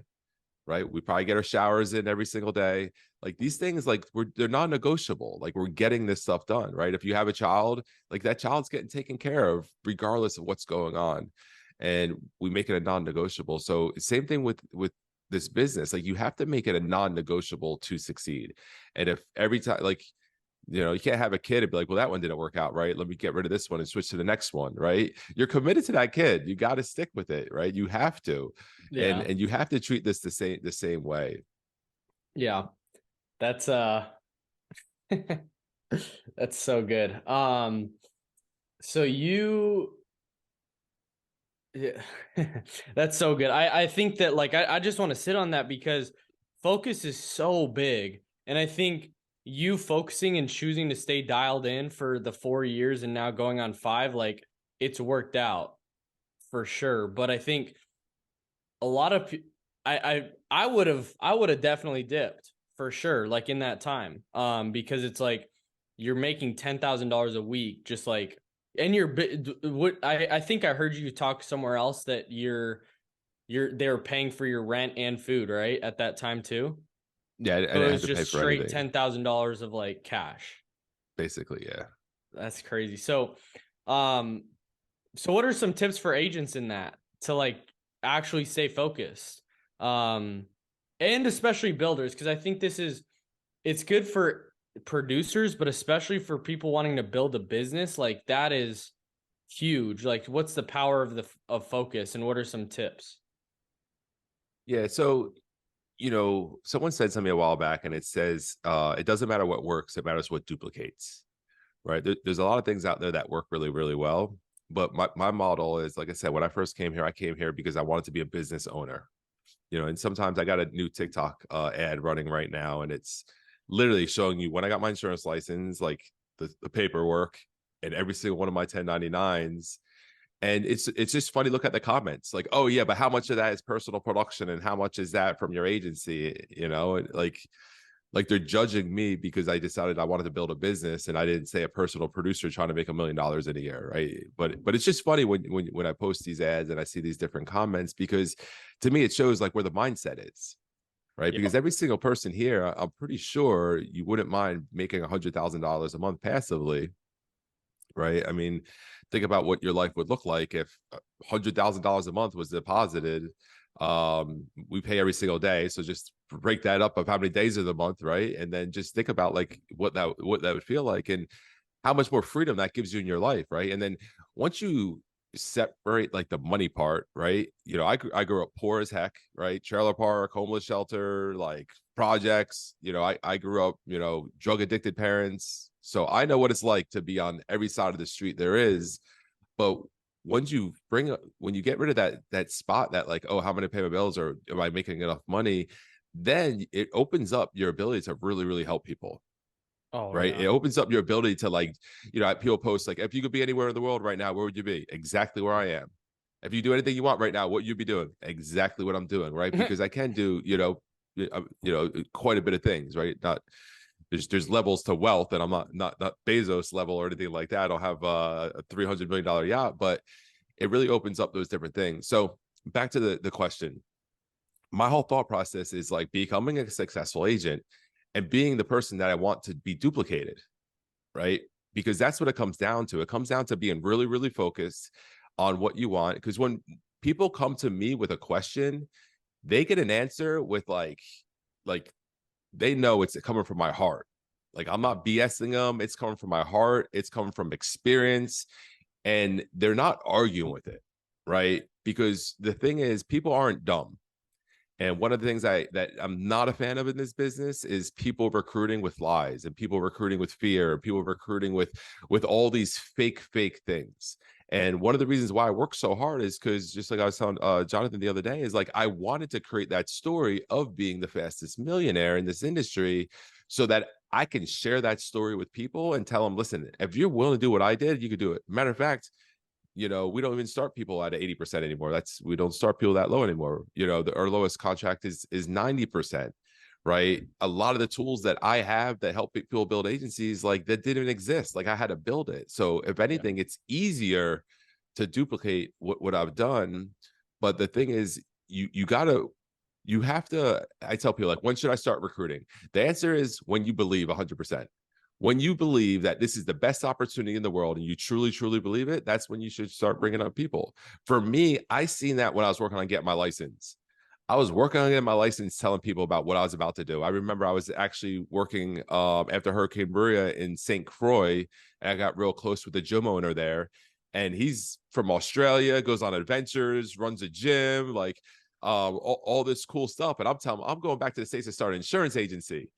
He's like, dude, I don't want to, I'm in an island. I don't want to talk about an insurance agency, right? Like, he didn't see the vision that I seen, and I'm excited about it. You know, I'm just waiting to get back to the States so I could take my exam. And he reached out to me about a year ago. He's like, man, I got to tell you, he's like, when you told me what you're doing, I didn't see your vision. You obviously did, and I see it now, man. Congratulations, you know, and just like message me, right? So the thing is, like, you want to get to that spot to where you're so confident, and that's from experience, right? That's from putting in the work in, that's from doing what you got to do. That's staying on the same track, you know, because if you keep bouncing around, then you don't ever become a master of one track, right? So get a master in that, and then it duplicates from there, right? Because now you could tell someone, listen, this is exactly what I did, and this is how you do. And when they come up to you and they say, hey, what about this? I'm like, I don't know what goes down that track. I don't know anything about there, but this is what I did. These are the results I got, right? You know, when people come up to me with some crazy questions, a lot of times my answer is, listen, I don't know the name of that question. I don't know the answer to that question, but I made $181,000 last month, not knowing that. So maybe if I need to maybe I need to know the answer to that to make more. I don't know, but I'm really happy to, you know, not knowing that. Again, just focus on the couple little things that we have to focus on. You know, at the end of the day, dude, we do presentations and we work leads. You know, we're in the lead working business, right? The more leads we work, the more presentations, the more money we make. And then through that, we're honing our skills of getting better with objections, better with our greeting, and all those other things that you know, that happen. That's so good. What are the key metrics that a builder needs to look at? What are the only metrics that you look at, as obviously that you've done what you've done? What are the only metrics that you really track? Yeah. So when it comes to building an agency, like I said, we're in the lead working business. The more leads your agency works, the more production they're going to write. The more leads your agents work, the more production they're going to write. If you tell me how many leads you're going to get if you're my organization and you tell me how many leads you're going to get this year, I will predict your production, and I'll be pretty darn close. You know, it's all mathematical, man. Just like the casino, right? The casino's got you all beat with math.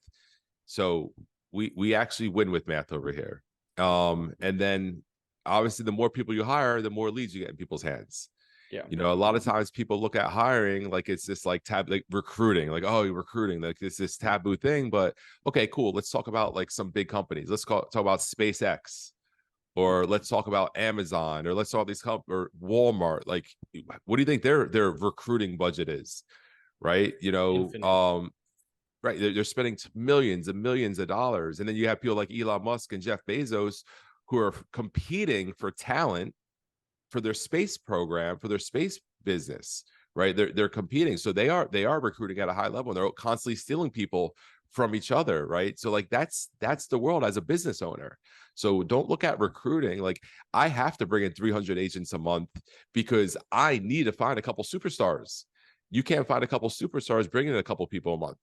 Right. It doesn't matter how much I vet you, what questions I give you. The thing I can't measure is your heart. And your heart's what's going to help you succeed in this business. Yeah. Right. I've had people that had the gold tongue, but when it comes down to it and they had some resistance to, they couldn't hang. I had some people that I felt like they could have put a sentence together, but guess what, man? They had heart. They knew how to relate to people. They knew how to help people. They cared about people, and they did amazingly, amazingly well in this business. So the only way you're going to find those people is by hitting those numbers and building a business that, you know, for me, my business recruits itself, right? You know, I got a whole recruiting team that goes out there and finds people finds talent. That's what we're doing. We're looking for talent. Yeah, all the greats. I mean, at the end of the day, I think recruiting is thrown around so bad, but you think about it, like all the greatest companies that you respect and look up to, they are all recruiting on a mass level. And I think of like a name that's like a buzzword right now is Alex Hormozy. I mean, that dude came on the social media scene, and one of his plays, he says it is like, he's at the level where his content creates so much inbound recruiting that's the play that he's trying to go with. Obviously, he gets like not brand deals, but like business deals from that. But the reason that acquisition.com is so like big right now and has millions of followers is because of that, is being able to recruit. So that's huge. So the metrics that you track are leads worked for your agency and amount of hires each month.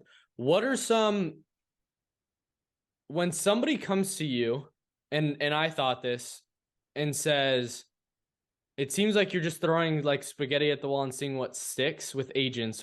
What's your thought process with that? Yeah, I mean, just like I told you, I'm throwing everything against the wall and see who commits. Because unfortunately, most people aren't going to commit, right? So again, if everyone's single person committed, man, you guys would make my life so much easier, right? Because I know a committed agent is going to be successful with me. I know that black and white. There's no ifs, ands, or buts about it. If someone's committed to working with me, they're committed to being coachable, they're committed to following my system, we have 100% success rate there. Not just 100% success rate, but within 2 years, you'll be a multi-six-figure earner. Right. And these are very conservative numbers. I use conservative numbers when I speak numbers because I rather beat those numbers. But the problem is most people aren't going to commit. Right. And that's everything. Everyone's dealing with that. Every single industry. People can't find workers. People are showing. I hired a W-2 recruiter the other day, and he didn't show up his second day. Right. Went through this huge vetting interview process, all kinds of stuff, shows up and didn't show up his second day. Right. Again, right. So we're looking for committed people. And unfortunately, most people are going to commit. And if you put all your eggs in the few people that you have, hoping that they commit, you're doomed as a business owner. Yeah. Mel asked a question here. What advice would you give a person that still has a 9-to-5 and is still head of a household with 4 kids and is scared to quit and jump in insurance full time? I'm sorry, say that question again. So what advice would you give a person that still has a 9-to-5 and is the head of the household, the breadwinner, that has 4 kids and is scared to quit their full-time job to jump into insurance full-time? Well, it's cool that you asked me that, because we got this guy on this call right now.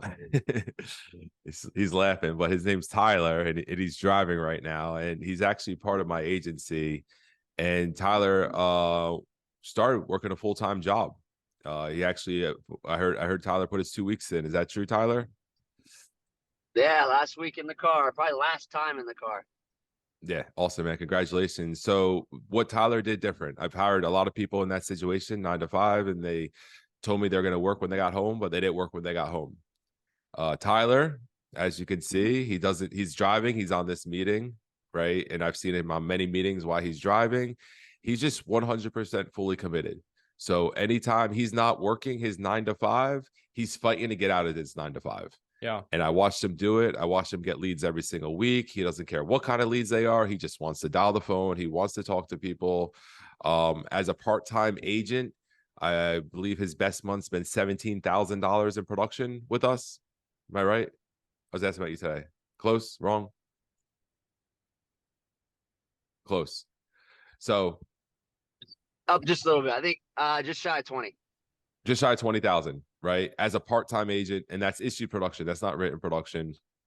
So it shows that you can do it. The thing is, it's going to be super, super uncomfortable because at the end of the day, you're working 2 jobs now, right? And if you're working a 9 to 5 and that's 8 hours, like you want to try to figure out how to get your 8 hours in the rest of the day.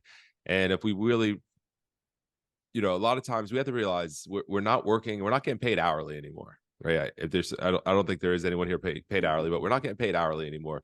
So we get paid for performance. So the reason I say that is if you're working your 9 to 5, guess what? You have 5 o'clock till 9 o'clock. Or if I don't know if you're on the East Coast or West Coast, you can work the time zones to help you, but work on getting your 5 presentations in every single day. And if you get your 5 presentations in 5 days a week, 6 days a week, 7 days a week, it just depends how fast you're trying to leave that 9 to 5 job. Because if you do this, right, I mean, first your income's going to go up because now you're working 2 jobs. You're working your 9 to 5 and then you're working in insurance. So it's just a matter of, again, remember, as soon as you're done with that 9 to 5, you're being paid for performance. And, just because you're sitting at a desk holding a phone doesn't mean you're actually working. Yeah. You just recommend calling West. Yeah, go ahead. Go ahead. I'll let you MC. Okay. Do you recommend calling West Coast states if you work a 9 to 5? Absolutely. Yeah. I mean, I would definitely work the time zone. You want to work every advantage that you have, right? Because you're trying to fight like heck to get out of the situation you're in. And that's it. Like your thought process is like, I am going to war. Like, I don't care if you put war paint on after 5 o'clock and say, dude, I'm going to war. Like put whatever you got, you put a Viking helmet on. Like, I'm going to war. I'm going to get out of this situation. I'm going to own my life. I'm tired of working for other people, and I'm just going to. And when something about me, I moved to Florida from Louisiana when I got my insurance license, and my girlfriend at the time, she decided to move with me, and we get to Florida. I was like, oh, by the way, surprise, I'm actually going to be working a year straight. So I'm not going to have a lot of time to go to the beach with you and do a lot of things with you because I'm going to be working. And luckily, she was working on being a nurse. So it worked out, right? She was very busy. I was busy. But sometimes it'd be like Saturday. Hey, Dave, you want to go to the beach today? He's like, no, I'm working. Like, why are you working? Like, because I don't want to have to work anymore. Right? Like, that was it. Like, why are you working? Because I don't want to have to work. Right? So my first year in this business, I worked pretty much every single day that I could. And like, yes, a couple days a year, I had to like get my head straight and maybe take a Sunday off or a half a day on a Saturday. But my goal was to get the heck out of that spot that I wasn't making money. I didn't know what was going on, like, and become successful in this business. And see, I look at it as like, if you're trying to get from like New York to California, right? You could drive real fast, or you could take the scenic route. And I was not taking the scenic route. Like, I was pedal to the metal until I got to my destination of success in this business. And too many people are taking the scenic route. Yeah. Markil asked, and we're going to open up to Q&A. I'll ask this and then just raise your hand in the chat, or put like a me in the chat if you want to ask a question, and we'll start going through this. So Markil said, what something that you changed in your second year compared to your first year in the business? So the story where I told you I almost quit, right? When I realized, and I got real with myself, and I realized my mindset was messed up. And I realized I was too busy looking at other people's grass. And I was too busy like looking at other reasons why I wasn't successful. Oh, the leads aren't good. I'm not working in the right area. Like my lead orders were like really specific to where I wanted to work, right? Which was normal for a field agent. And I turned to my lead orders was like, I need 30 leads this week. Where do you want them? I don't care. Right? Because my mindset changed from like, dude, I'm going to be an animal in this business. Nothing's going to stop me in this business. And it doesn't matter where I work. It doesn't matter. I'm going to succeed. Right? You know, having leads and literally parking my car, just cold door knocking neighbors' houses, you know, up and down streets, just to practice the skill of talking to somebody without a lead. Like I just became a student in the game. Every morning I woke up, I put on some motivational YouTube stuff, and I just got pumped up every single morning. I let go of what happened the day before.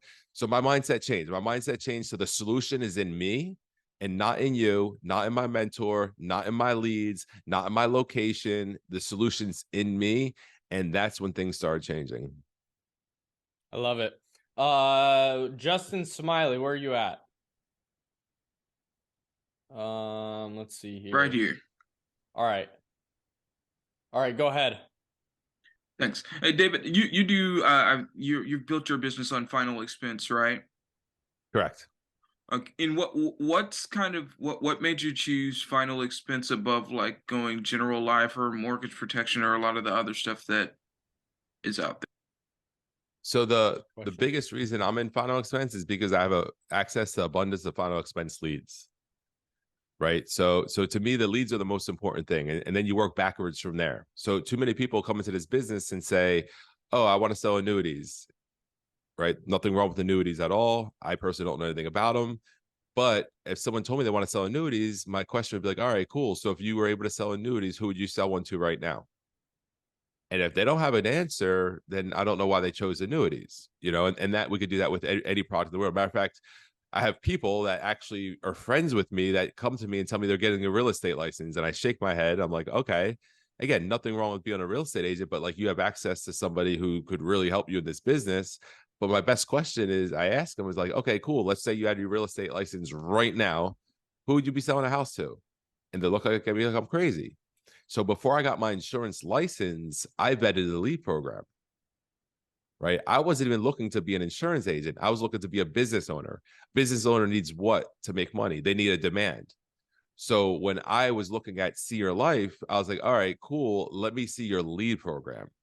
How are your leads created? How many leads do you have? What areas do you get them? Right. I was vetting the demand for the business I was about to build. Yeah.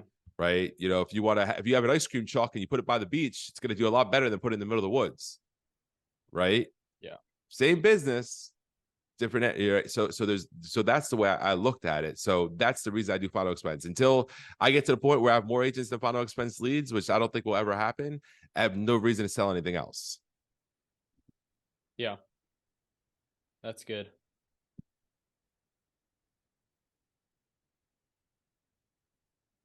All right. Austin, what's up, bro? Hey, David, what would you say like the best way is to become like a good leader and be able to guide your team in like the right direction all the time? Like, what are some tips to become a good leader?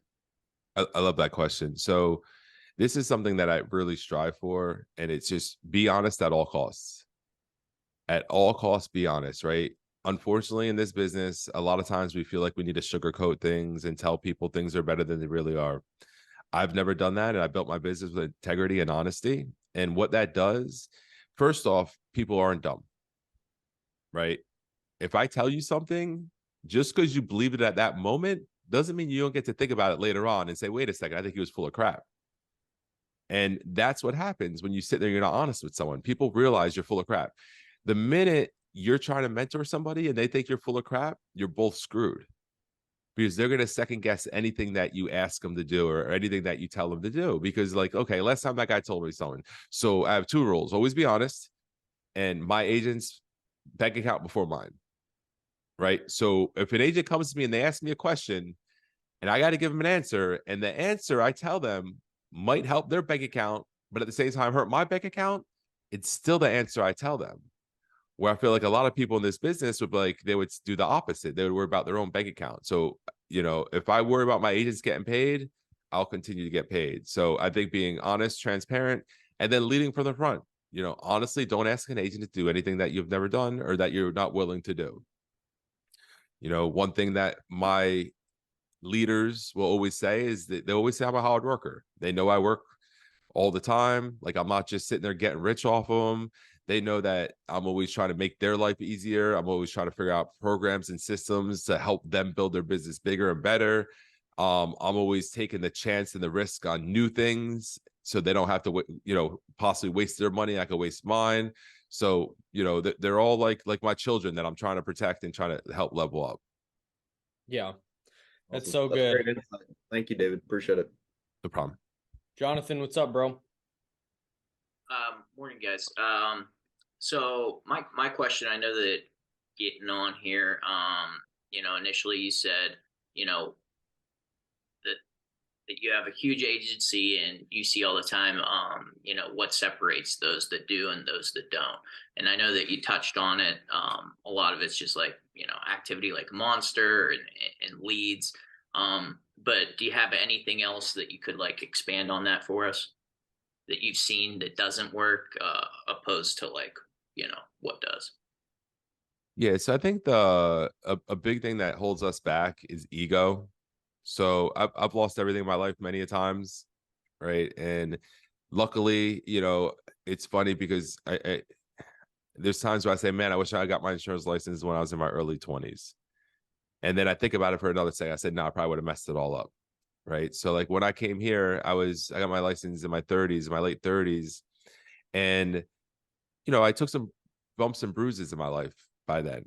So what it did is it gave me the ability to like show up and become a student. So my thing is, a lot of times we talk about ego and people look at ego like it means you're better than someone else. But when I look at ego, it's more of I know, right? So, sometimes you're having a conversation with a person, you're trying to tell them something. It's like, I know, and they're interrupting you.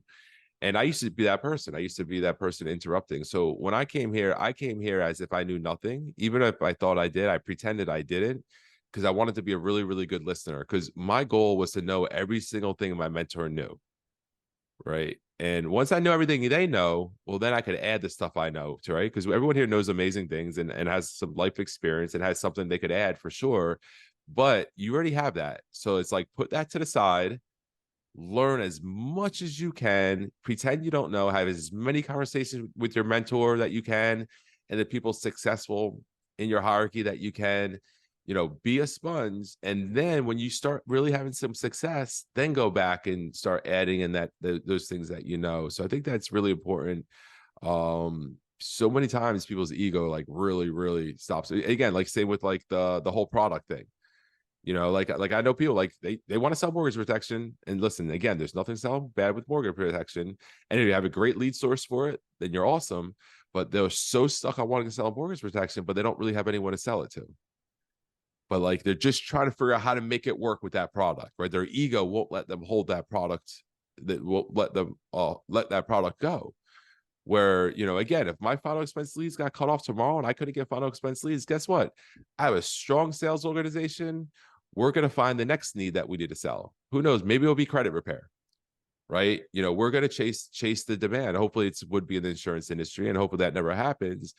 But again, don't let your ego control your decisions. And sometimes looking and just letting go and find somebody. Mentorship is super important.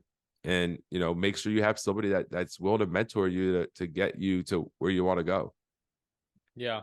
And kind of with that, if you guys are looking for strong mentorship training, I mean the leads, being able to like work like with us with the exact same system that, I mean, in my first really full month of like putting to push on, was able to issue $56,000 of business with Senior Life. I'm going to leave a link in the chat. If you guys want to go book on the calendar, we'll get you started. I mean, I got my what's crazy is the process was so quick. I got my writing number in 10 minutes, wrote my first policy an hour later on a live transfer, and got paid the next day. So that was pretty crazy. Got my writing number and then paid the next day, which is crazy. So if you guys are looking, want more information about what that may look like, there's a link right there. that David and I mean, you would be in the same organization that we're in. So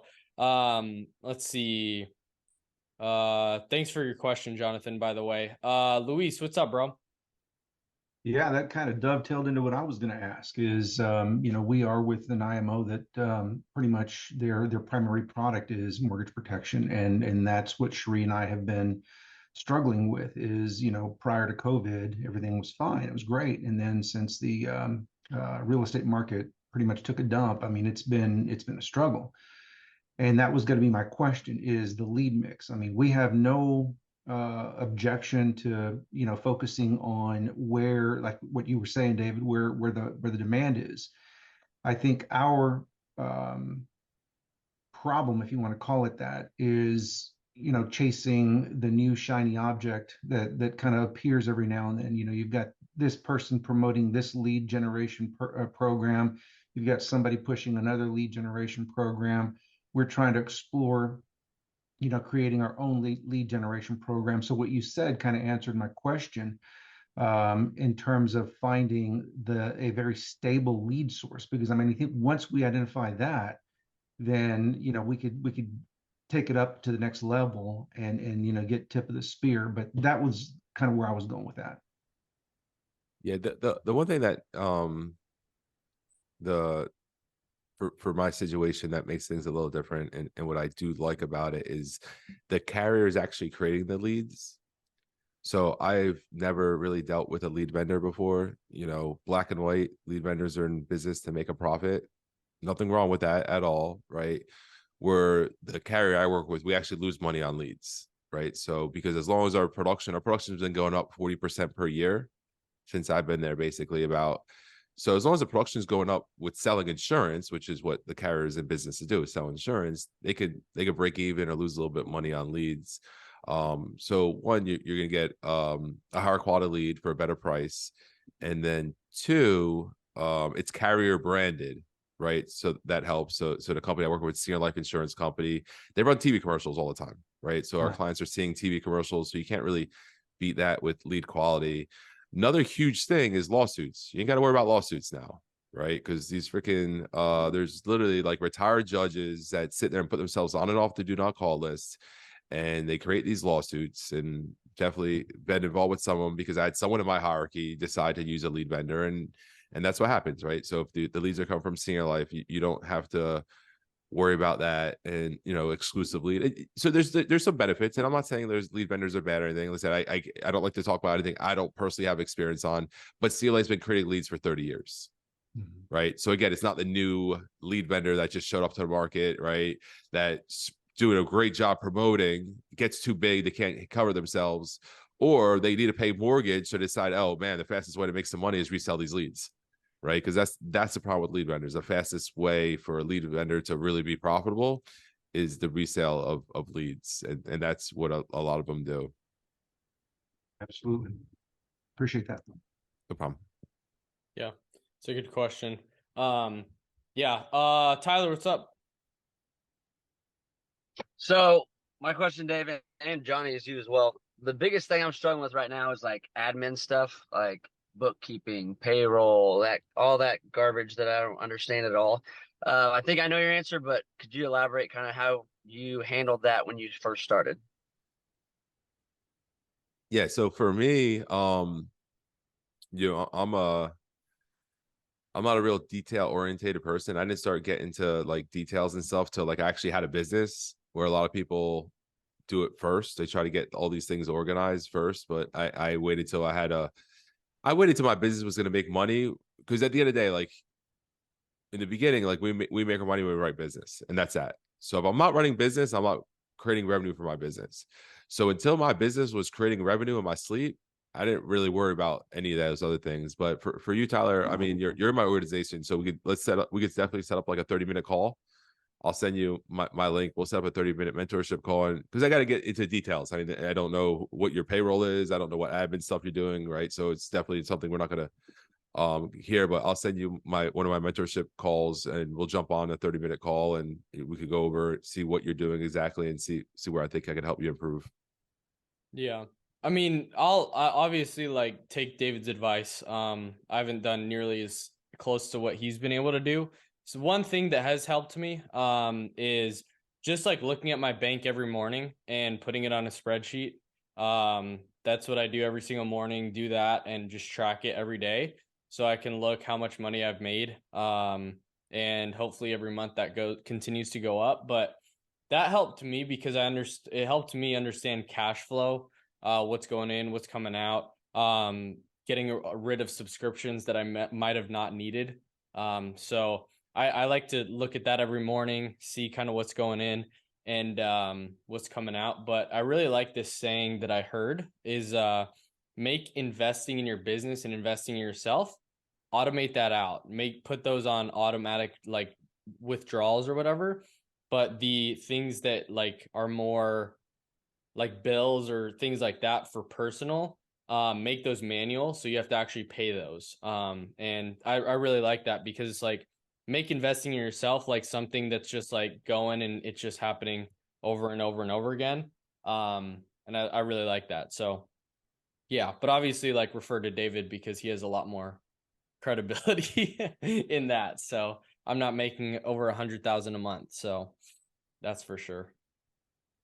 But yeah, if you guys are looking or wanting to continue to work with us or wanting to really grow your business with the leads, with the training, with the support, I mean, David there hasn't been a time that, I mean, I haven't called him and he hasn't responded. I'm not saying that like it just shows that like he's there for agents, which is really cool. So here's the link. I'll drop it in the chat again. Just schedule a quick 5-10 minute call, just see if it may be something that works out or not. But we definitely are doing some really cool things that are really special, because before it's like you have to worry about 30 to 40 different carriers, what the underwriting is going to look like for different carriers. And when I did this, like, I mean, I wrote that month, I wrote with a couple other carriers that month. But with Senior Life, I don't know exactly how many applications, but I wrote 56,000 and issued 56,000. So there wasn't I mean, it's really cool because the application is very easy and simple and it's duplicatable. So when I realized like, hey, what am I trying to accomplish? Am I really trying to be an insurance agent for life, or am I trying to really be a business owner? What I realized is that it's really hard to compete with that, to be honest. Because it's one application, one simple carrier. The carrier is the company. So I really like that. Tyler, what's up, man? Yeah, I just wanted to ask David a quick question. First of all, I appreciate you jumping on here and taking some time to be with us here. But to jump into my question here, what advice would you have for someone that wants to start making like a bigger local presence in their community, to create more organic traffic? How would you go about like networking and meeting with others? I do understand there are different like events to network at, but I feel like showing up at those events and trying to create those partnerships or referral partners like off the bat could maybe be like a bad vibe. So, and then, I also hear people talk about bringing value, to those in, say like a real estate agents or like attorneys, CPAs, etc. However, I never really hear what type of value, that say an insurance guy can bring to the table. So I was just going to see like what your thoughts were there. Yeah. It's a tough question for me to answer. So what product do you sell? Do you want me asking? Yeah, so right now I'm focusing on, on the final expense, but kind of my overall goal is to like create the client base with the final expense and then grow into a multi-line agency and, do stuff like with the PNC. The big end goal is to get more into the commercial space, but ultimately create like a brokerage to have all lines from life, to like supplemental to personal, home and auto, commercial, just all the way across the board. Okay. All right. So I apologize ahead of time on this one right here. You ready? So the thing is, what is your real goal? Yeah, the real goal is to like you say, build up a brokerage, and the real huge like vision and goal is throughout that, like you say, servicing many different clientele, especially on like the more commercial side has my interest, because then I think it could be cool to create some type of referral system within the agency itself where like these other commercial businesses or whatever can be working amongst and utilize each other. But then ultimately as well, at the end of the day, use the agency as a way to also like acquire assets. So stuff like commercial real estate. And then again, the thought is just to, we can insure our own buildings. From there, if some of the commercial tenants and clients want to work with us, awesome. It's really just like why I love insurance is there's just so many avenues to kind of cross it in with other ventures. I do consider myself more of like the entrepreneur, but I certainly think insurance will be something I'll always be a part of, but I think it's also like the foundation to get the starting point to do all these other crazy things. Okay. I got permission to ask you any question I want. Yeah, go ahead, man. This is gonna be good. I already feel it. So the first thing is, let's go back to like what I said, what your goal really was, right? And you're more than welcome to correct me if I'm wrong, but my goal, this is how I ended up here. I wanted to be able to do what I want, where I want, how I want. That was it. Okay. And if I was selling volleyballs on the beach, I'd be selling volleyballs on the beach, right? So I don't think your goal, it really has nothing to do with insurance, right? I think your goal is you want to be a business owner and you want to have freedom and you want to have money. So am I close? Yeah. No, okay. you're Right. right. And again, so this is what I was talking about earlier with the ego, right? So the ego, and I used to be the same thing. Like I remember like when I was a kid, I asked my grandma, could I have like 5 jobs? She's like, yeah, you have all the jobs you want, right? Because we think like we need to have all this like complicated things, right? Because you named a ton of stuff, right? Now, I know people that started working with me that were financial advisors, right?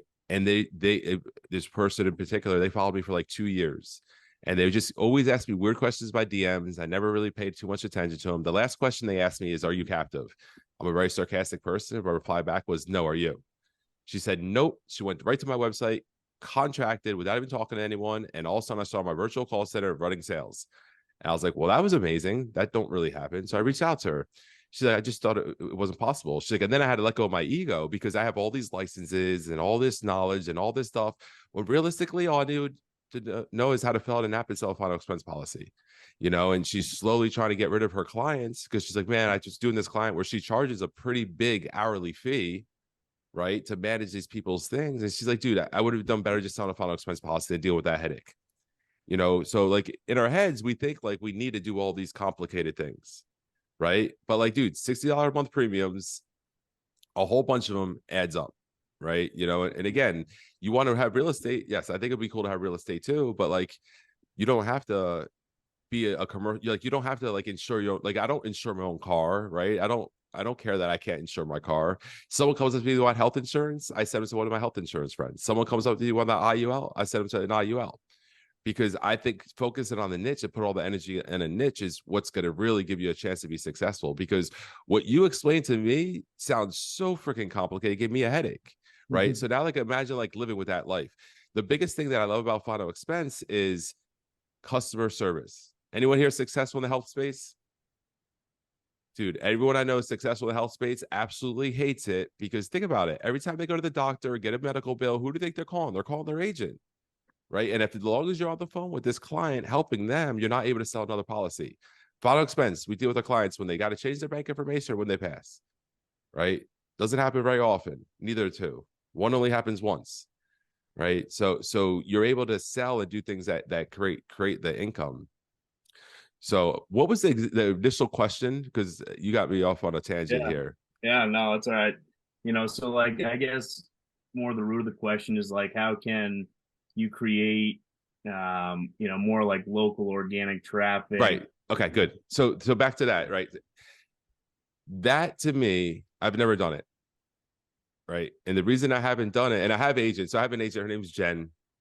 She's a super hard worker. She's a lead junkie. She came to me one day and she's like, I'm gonna have a bingo night at this like older living center place or whatever. I knew in my head she was going to absolutely hate it. Right. But sometimes you have to let people learn themselves. So she went there, she got everything ready. She had a bingo night, prizes, all these things. And I said, hey, Jen, how was bingo night? She's like, I'm never doing that again. Right. Because what did she do?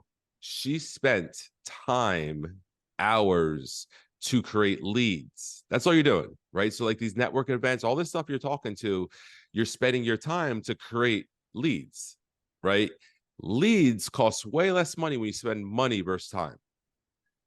And again, I went through this myself because I was in a lot of these big buildings because they would fill out the mailers and I'd be in there. I'm like, oh, I could do a presentation to all these people. I could talk to all these people and stuff like that. But again, it comes down to like you're doing that to create a lead source, and if you're selling, and that's why I asked what you're selling, right? Because if you're selling something else I can't really speak on, I wouldn't have spoke on it. But you're selling final expense. There's no shortage of final expense leads in the world, right? You rather go to set up some presentations and talk to the local community about them dying and funeral stuff, or you rather someone that just called a TV commercial that gets live transfer right to your cell phone. Like, yes, that costs you $55, which is way cheaper than the time that you put in. So I personally don't have any agents that are successful at a high level that don't do it without getting leads. Do I have agents that have tried things like that? Absolutely, 100%.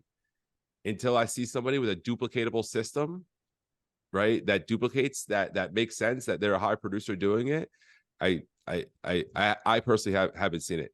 Do people do that with companies that don't have lead programs? Absolutely. I had a guy, he interviewed with me and he's like, I always made 6 figures with insurance. I never use leads. I don't know why you lose leads. I think you're retarded. I was like, okay, sounds good. Tell me how you sold then. He's like, all right, I would work 5 days a week. 3 days a week, I would go through the neighborhood and I'll stalk the neighborhood. I would talk on neighbors and I'll find out who's going to be when and this and that. I was like, hold on a second. You're working 5 days a week.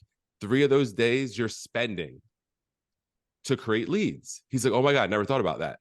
I was like, you're only working 2 days a week because you have to spend 3 to create the leads. Like, I'd rather buy the leads, work 5 days a week and make money 5 days. You can only make money those 2 days. It makes no sense. Right. So again, it's real simple to look at money like it has a value, right? When money's the thing that we struggle to get. But once you get that money, there's like, whoa, time's the important asset. Time's the thing. Listen, any minute someone's gonna be showing up to my house, they're gonna go in there, they're gonna bring my groceries, they're gonna cook my food. Like, you know what I mean? Friday, someone's gonna come clean my apartment. Like anything that isn't giving me income revenue, I'm going to outsource out. So that's my opinion on it. It's just my 2 cents. There might be, and the other thing too is like, now if somebody was on the Zoom and they told you that was their system and they told you they made $1 million a year and $100,000 a month doing that, then you plug into that guy and ask them exactly how they did it. But I'm just not that guy, right? So you want to find the person that's having the success, and then you want to just like duplicate them. Like Tony Robbins, I listened to Tony Robbins years ago, and he was my introduction to self-improvement. And he said, find something that works and models it. I was like, oh my God, that makes sense. Because what I was doing is exactly what you're trying to do. Like, I want this life. This guy just told me he did all that. That sounds cool, but I'm gonna do it this way anyway. I'm gonna look it up. I'm gonna Google it. I'm gonna use YouTube, right? Where it's like, all right, cool. So you did exactly that, and that got you this. Well, I like that, so let me just do exactly that, and let me just keep on following that path. Yeah. No, I appreciate that. Thank you. I hope we can still be friends. Yeah, absolutely. Daryl said, David, how many leads do you suggest your new agents work per week? I think a full-time agent should get to where they're working at least 40 leads a week. And I'm talking like, high quality leads, not like a bunch of old follow-up leads or something like that. I think that it's okay if you start with like 20 a week or 10 a week or 30, you know what I mean? But and eventually these are new. Yeah, right? new leads, exactly. Yeah. And so I think any full-time agent that's having success with me, they're averaging 40, 50 leads a week. And those are transfers or just leads? I mean, if it's transfers, it's going to be less because a transfer, I mean, you want to get, I would say you should work on getting 3 to 5 presentations a day. So if you take 5 transfers, that's 5 presentations, so that would definitely shorten it, right? So 5 transfers times 5 days a week, that's 25 leads, right? Because now you're paying for the conversation. Where 40 leads, a lot of people, we have to figure we're not going to get them on the phone. Yeah. 25 presentations a week. If you get 25 presents, listen, if you strive and get 25 presentations every week and you do that for a year straight, you'll be successful in this business. You know, and that's what it comes down to. So a brand new agent, I don't care what situation you're in, especially if you're selling something like final expense that anyone can use it. You find 5 people to do a presentation to every single day. I don't care if you do that by cold knocking doors, calling the phone book, you know, calling old leads, calling your uplines old leads, but like you fight to do that every single day until you start making some money till we get better leads, right? Because that's the thing. It's like whether we're starting someplace, but that's just a start spot, right? That's it. It's just where we start, you know. Like I was in the Army. Basic training was the worst part about the Army, and it was the lowest paid part of the Army. But that was the starting point. When I got out, that's when I made the most and I worked the less, right? Because it's just the progression of how life works. So in the beginning, we just do whatever the heck we got to do. And I think when you have that mentality that, listen, I'm doing whatever I got to do regardless, right? Because what happens is we're like, oh, well, he's not doing that, or he didn't have to do this, or he got lucky, or he had better timing, or he has a better contract, or he's got better leads. I get some of my agents that get accused of getting special leads, right? But like, no, they just work harder, consistently longer. Yeah, it's that discipline. At what point do you toss a lead? Well, at what point do you toss a lead if it hasn't been fully resolved? Never. So I knew you were gonna say that. I worked that's why you're laughing. I worked the heck out of my leads, and 2 years I would give my leads to agents if they're what they're selling on the phone. If they're like going to be next to me, I know they're going to call them. I would give my leads to agents for 2 years, and I passed the same exact leads on a spreadsheet to multiple agents, and every single time within an hour they had someone on the phone they closed. And I would shake my head every time, like, no idea. It'd be like 2 years later, I'm like, hey, let me try this again. Here you go. Okay, like, because people's situations change. And I'll give you a true life example. My mom didn't have an insurance policy with me, and my father didn't have an insurance policy with me. They were divorced before I could remember, right? And they didn't get along. They didn't talk. Well, my father passed away without insurance, and I had to deal with a funeral. And I'm close with my mom, so she saw everything I went through. I had to pay for everything, this and that. As soon as that was over, she wanted an insurance policy because she's seen the pain that I went through. So she wanted one for her and her new husband, right? So same way they that lead that hasn't been resolved. Well, guess what? The next door neighbor might pass away today, and then they might have to be asked to donate some money for it. Like, well, I ain't doing this to my kids, right? So people's situations change all the time. So you always keep the leads. You always recycle, go through them. Listen, I can't tell you how many times an agent said the 46th time I call this person, they answer like it was the first time, and they want the insurance. Like, I don't know what was so special about 46, but they did. Or when you start getting some agents, right, and you know this person's fully committed, maybe they don't have money for leads, but you feel like they really, really want it. You give them 20-year-old leads as a test. Here's 20 leads, and you wait. And if they don't call you and don't say anything to you, they failed the test. If they call you up and say, hey, I got a person on the phone, they said this is this, that hung up, they passed the test. Give them 20 more, right? And you work with that agent, you help that agent with your old leads, and you'll be surprised they'll be writing business with your old leads. So you're always going to get more money out of your leads. And that's why you can't be scared to invest in leads, because it's your inventory of people to call. Yeah, that's good. So good. All right. We're going to wrap this up. We have we could take two more questions. Gio said, how do you get a good retention rate? I mean, we're cheating over here a little bit at CL Life, because we have something called legacy assurance, where we negotiate the funeral services and we lock them in against wholesale pricing on inflation. So like the casket, the headstone, the vault, we like lock them in at today's prices wholesale. So that always helps, right? So I'm sure if you're an insurance agent, you definitely called someone or talked to someone who said, I got everything covered. Well, that's the goal. We want to be the one that says, I got everything covered. I got my casket picked out already. I already got my stuff in the system archived. My family knows where I to go. So that's something that we do as a carrier level to create more persistent business. And that's also why we're able to pay higher commissions, because we do have more persistent business through legacy. But if you don't have legacy, because this isn't a CL Life trading, being personable with the person, checking on them. Like if you wrote a policy, checking on them, right? Make sure they got the policy in the mail, right? So like setting a calling up 2 weeks later, hey, this is David. I was at your house, or I was on the phone with you. I just want to make sure you got your policy in the mail. Do you have any questions? Did you understand everything? Following up with them like before that second payment. Hey, just want to make sure any questions, anything I can help you with. Good time to get referrals at that time.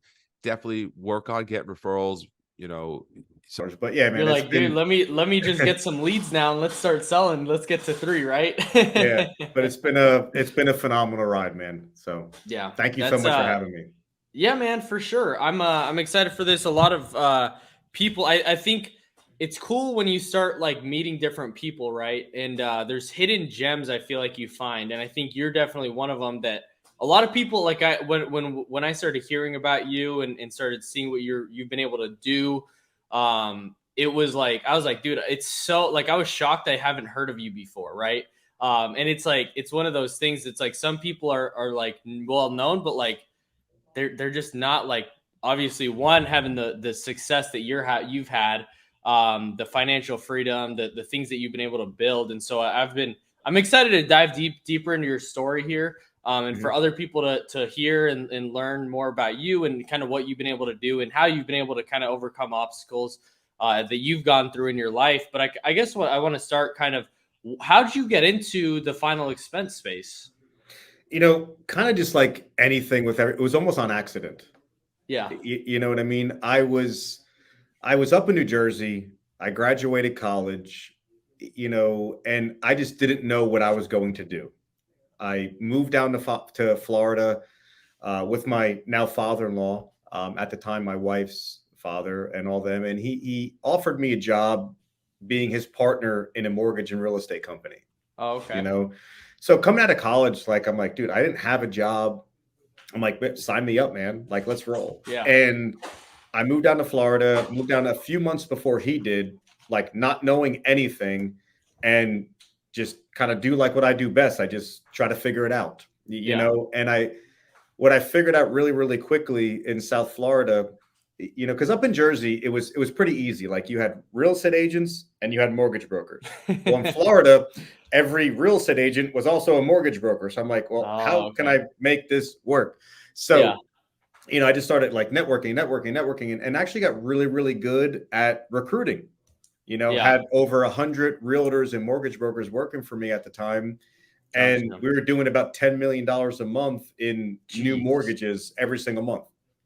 What would you say the translation is to like say final expense? Like what would just so we can kind of compare like in a way, because I don't know what that would look like in terms of doing final expense business. Like is it apples to apples, like 10 million if you're doing 10 million in final expenses the same, or would you say like it's like a lot tougher, or like not easier, but like I don't know, like kind of like share that. So say like $10 million in 1 month in new mortgages is probably going to be, it's going to be somewhere like 30 to 50 homes. It's probably roundabout what we were doing. We were transacting like 30 to 50 new homes, whether it was a refinance or a new purchase on a monthly basis. Yeah. So I was 25 years old at that time, and I had just got married, and I never forget, I Googled, I'm 25 and I have $100,000 in cash. What do I do? Because that's what Google was just getting big. Well, I didn't know, they didn't give me a good answer, obviously, because I lost everything.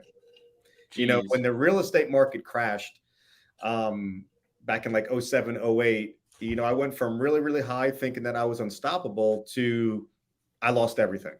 Yeah. Like when I say everything, like homes, cars, friends, money, everything.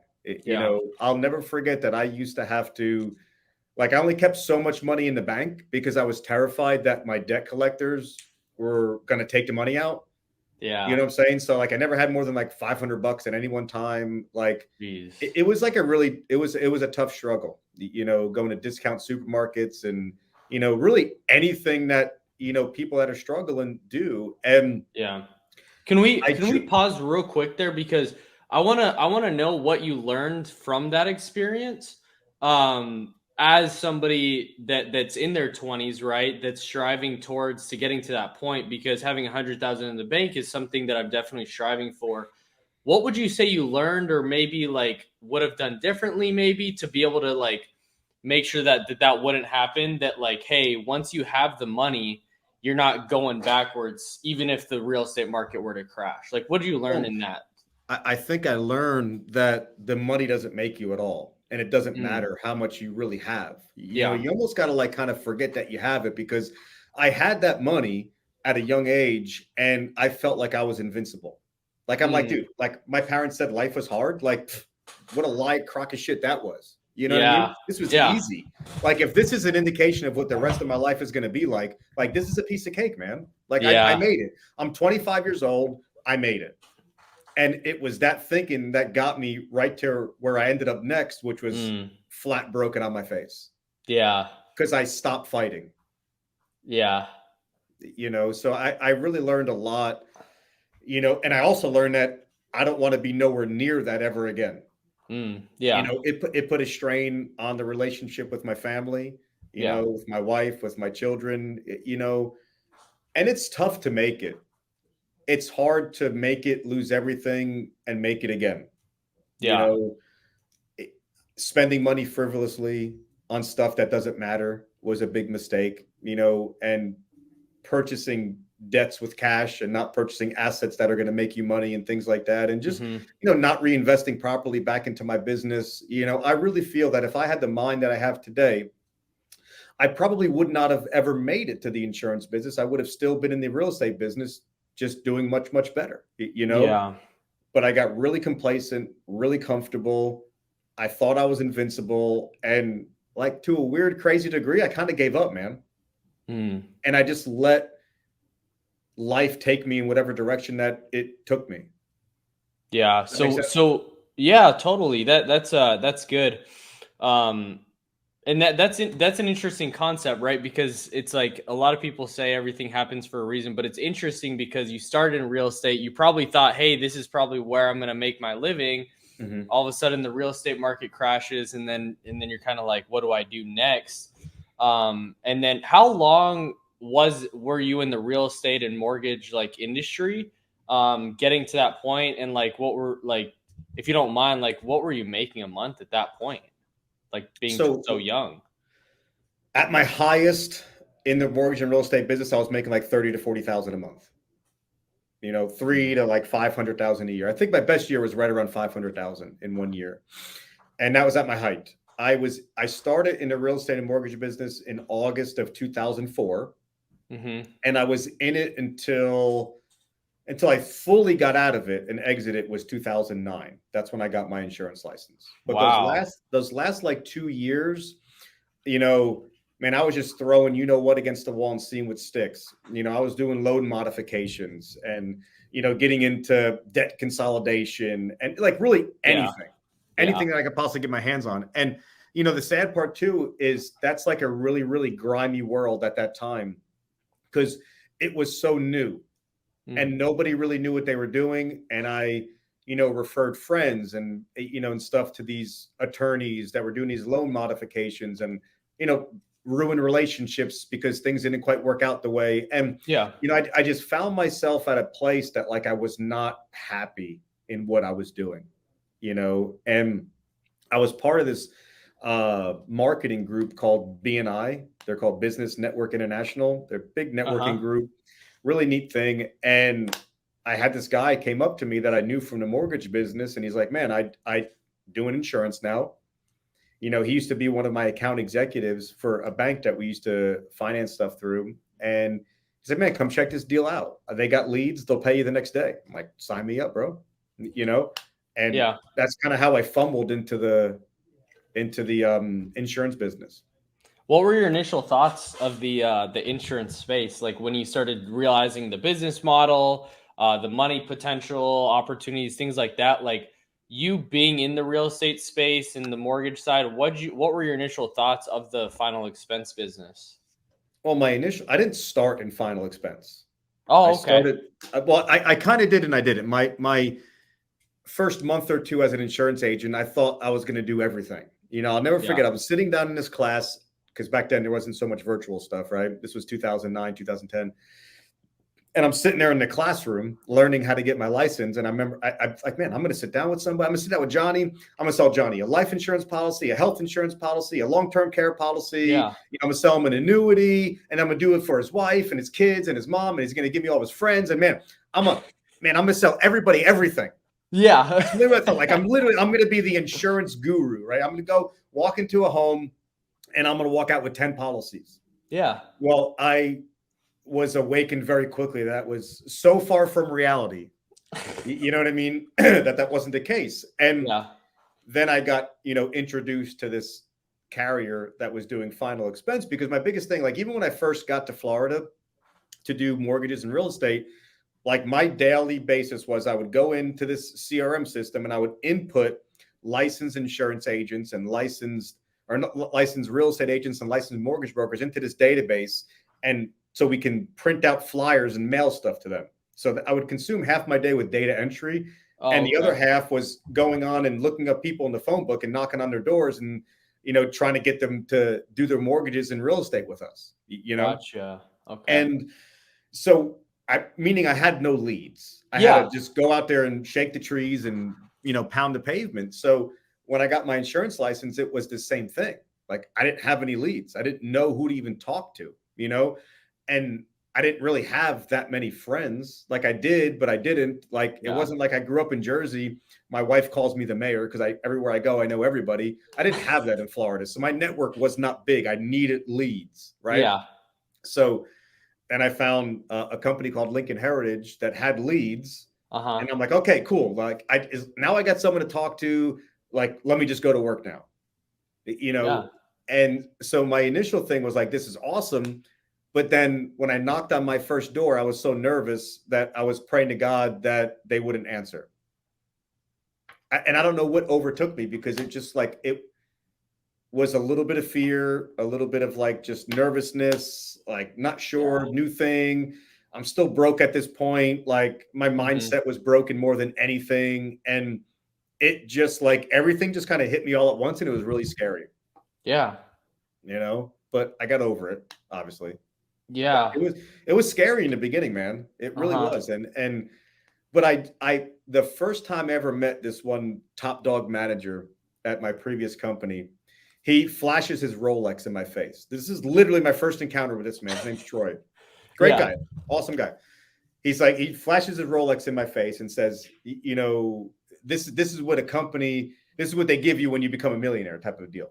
Like, no, hi, how you doing? Like, this is like, you just throw your watch in my face. I'm supposed to respect you. Yeah. But I'm sitting here and I'm talking to this man. I'm like, this dude ain't that smart. What does he have that I don't have? And I meet the next guy, the next guy, the next girl, and all these successful people. And I'm like, dude, you got all these people making hundreds and hundreds and hundreds, if not millions of dollars, like pro athlete salaries type stuff. They're selling these little policies. Like, what the hell do they got that I don't have? Yeah. And when I realized that, I made a commitment to myself that I was going to be one of those people that people looked at and said, if he could do it, I could do it. Yeah. What would you like? Because that obviously it sounds like in that moment it clicked. Did you see it like or like the opportunity, how you saw real estate for the first time, like the opportunity there, or was it different? What was the difference there? Because I think a lot of like, I think there could be, right, shiny object syndrome of like, hey, maybe if I go to start selling real estate that I'll be more successful, or like, oh, it's like different things. And I don't know, like you being on the other side of that, like what would you say you saw that was maybe different, or was it like similar opportunities? Talk us through that. Well, I mean, when I graduated college and my father-in-law made me his partner in this venture, I don't even know if I realized that it was an opportunity. Yeah. Like I was still coming from that mindset that I just had a job. So I never looked at it back then as, oh my God, I can grow and build this business. I kind of, even though I was his partner, I kind of viewed it as like I work for him. Yeah. Still to like a crazy degree. So I never really looked at that as like this opportunity per se. Like it was just a job. Yeah. Now as I grew into it, my mindset changed a little bit. But in the insurance business, like I saw something. Yeah. Like I saw an avenue. I saw my way out. Yeah. I saw like, okay, dude, like if these people are doing it and they got this system and they say, just do this, this, and this, that you'll get to where I'm at over time. So all I did was put my head down. It's what I do best. And I do what the more successful people tell me to do. And I know that over time, I'll be where I want to be. Yeah. So it was at first glance, totally different. Like I was Mhm. younger. I was just wanting a job. Just wanted to get by, go to the next party. Like, you know what I Yeah. mean? Hang out with my friends, like get off work as soon as I can, to where it's, man, I can really build a long-term meaningful career and put myself in a position to really help other people achieve that as well. Yeah. So when you said, like doing what the successful people were doing, when you started out as an insurance, like as a new agent, right? Mm-hmm. What were you doing that, like, what are those types of things? Because I think it may be obvious, but like I really want to like ask you that, and really like for you to share what you were able to do to, one, start like making money selling, but then when the right time to start recruiting and building is. What was that for you, or what would you say? So like the beginning for me was very difficult.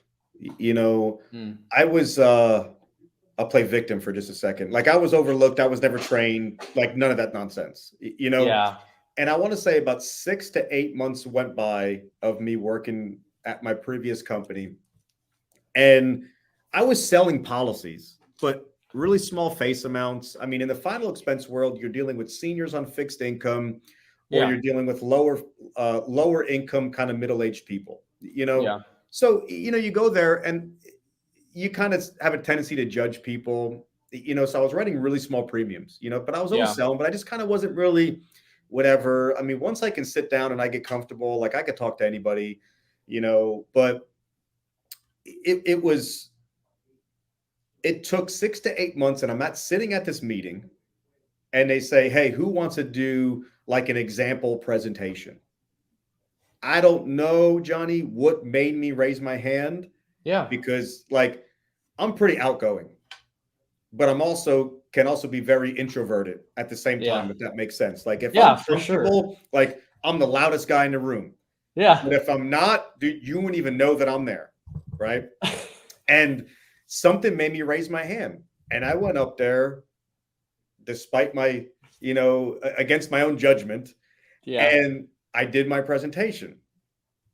And I'm like, all right, well, let's have it. You know, poke holes. I know it was awful. They're like, Doug, that was the best presentation I've ever heard in my life. Like, there's no reason why you're not a $20,000 a month producer. Like back when I was doing it in 2009, 2010, like you do 20,000 in a month, like you are the man.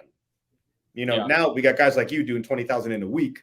You know what I mean? Making us all old timers look bad, but like you were the man. And like, Doug, Yeah. you should be at 20. There's no reason why you're not. And what I was missing, Johnny, was that confidence and that certainty that I could be one of those people, that I was doing the right thing. Because I was walking around, you know, had this great, eloquent, amazing presentation with zero confidence and zero certainty. Yeah. Like I couldn't even hardly believe the own words that was coming out of my mouth. And it took me that one time. And literally from that point on, I just started getting better and better and better. But it took me a whole year to have 1 month where I issued $10,000 in premium. So fast forward, you know, 20 or 13 years now, where we're doing close to 3 million a month, you know, rewind. And it took that same guy a whole year to where I can put together a month that was over $10,000. But once I did 10,000, I was able to do 15 and I was able to do 20 because I figured out the math. I figured out that if I were to get a certain amount of leads and do a certain amount of presentations, over time, I was guaranteed to get a certain result. It may not always happen every day, but at the end of the week, it always worked itself out. At the end of the month, it always worked itself out. And I saw something there. I'm like, okay, now it's just a matter of introducing other people. I figured it out now. I cracked the code, right? Yeah. And I really think like nowadays, once you can put together, and I like to say $10,000 a month because that's what did it for me, right? 10,000 made me open my eyes to say like, okay, you got it. Now it's just multiplication, right?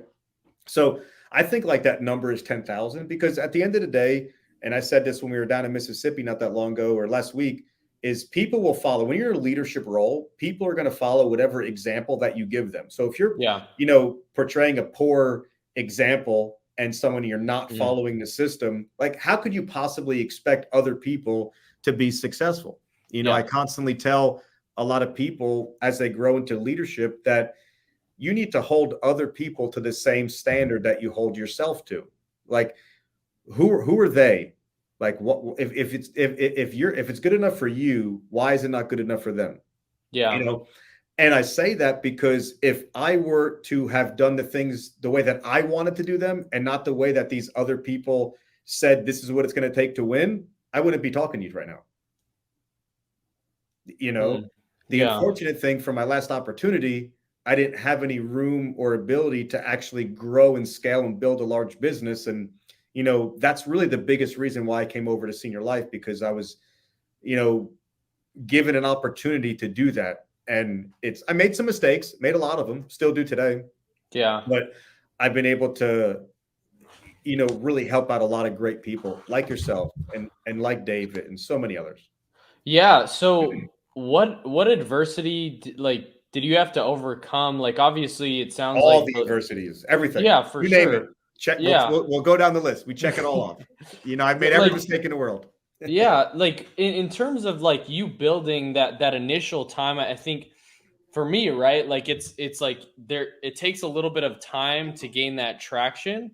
And I personally like haven't had that yet. And so like I think if you were to speak, like we'll say you're speaking to me in terms of like being able to like get that momentum off the ground, really, okay, I made the decision, want to build, want to get to where somewhere like you are. What would your advice, I guess, be to someone like me that's like built like a little bit? There's some writers, it's like inconsistent. Like, what would you say to like get to hit my first like $100,000 month? Yeah, awesome question. So, like, first thing is you must be a product of the opportunity, right? You have to be a success story. Now, that doesn't mean that you have to be doing $1 million a month and making $1 million a year or whatever the case may be, but you need to be having successes and be a product of the system of what you preach. And you must be the carrot that everybody's chasing. There should be no reason that in an early on stage, until you get to, you get to a certain point, you can't personally produce anymore. There's just too many things going on and too many people to help. But early on, like where you're at right now, where you're still personally producing every single day, every single week, every month, you need to be the number one on that leaderboard for your team. You need to be the guy that people look up to and say, I want to be like Johnny. I want Johnny's life. I want Johnny's income. I want his swag. I want his abilities. Like, I want all of Johnny. I want to duplicate Johnny. Yeah. Right. You need to be that person. I'll never forget. There was this guy's name was Ron Summers. I'll give him a shout out. Probably never going to see this podcast, but if he ever does one day, appreciate you, Ron. He got mad at me. He's like, Doug, it's not fair, man. And this is early on my career Senior Life. Is every week you're on the leaderboard as number one. It's not fair. I said, why is it not fair? I said, it's not fair if I don't put myself up. I said, Ron, if I'm not the best of the best, why would y'all even follow me, man? Yeah. Like, what am I, if I can't show you how to do it and be a product of it, what good am I, man? You know, and that's one thing that I love a lot about Senior Life is this is not like a race to see who can get the best contract and they just sit there and tell people how to do. You know, it's easy to tell people what to do from the sidelines. Yeah. But I don't think that lasts long enough. If we lock arms and we're like, Johnny, let's roll. Like, let's go. We're in this together. I'm going to fight with you. Like, we're in this together. You know, the relationships that you'll build with people and doing it that way will far exceed, you know, really anything that you can even imagine of. But again, you got to build meaningful relationships with the people that you bring on. You know, Robert Shiver, I'll give him a little credit, told me something a while ago, which is rules without relationships causes rebellion. Right? Yeah. And because there's got to be some level of relationship, there's got to be a level of trust that if you say, hey, do this, you'll get this. Like, they got to trust that what you're telling them is right. Like, I trusted those people. I don't know why I did, because I didn't really have much of a relationship. Maybe like I was that broken that I was just willing to trust anybody that told me anything and that can kind of show me something shiny, you know, like a fancy watch. Maybe that was the best thing for me, him throwing that watch in my face. You know what I'm saying? But I believed it and I did it, you know, because perception is reality. So if you believe it to be true, you're going to follow it, you know, and you have to give people a reason to follow you. Yeah.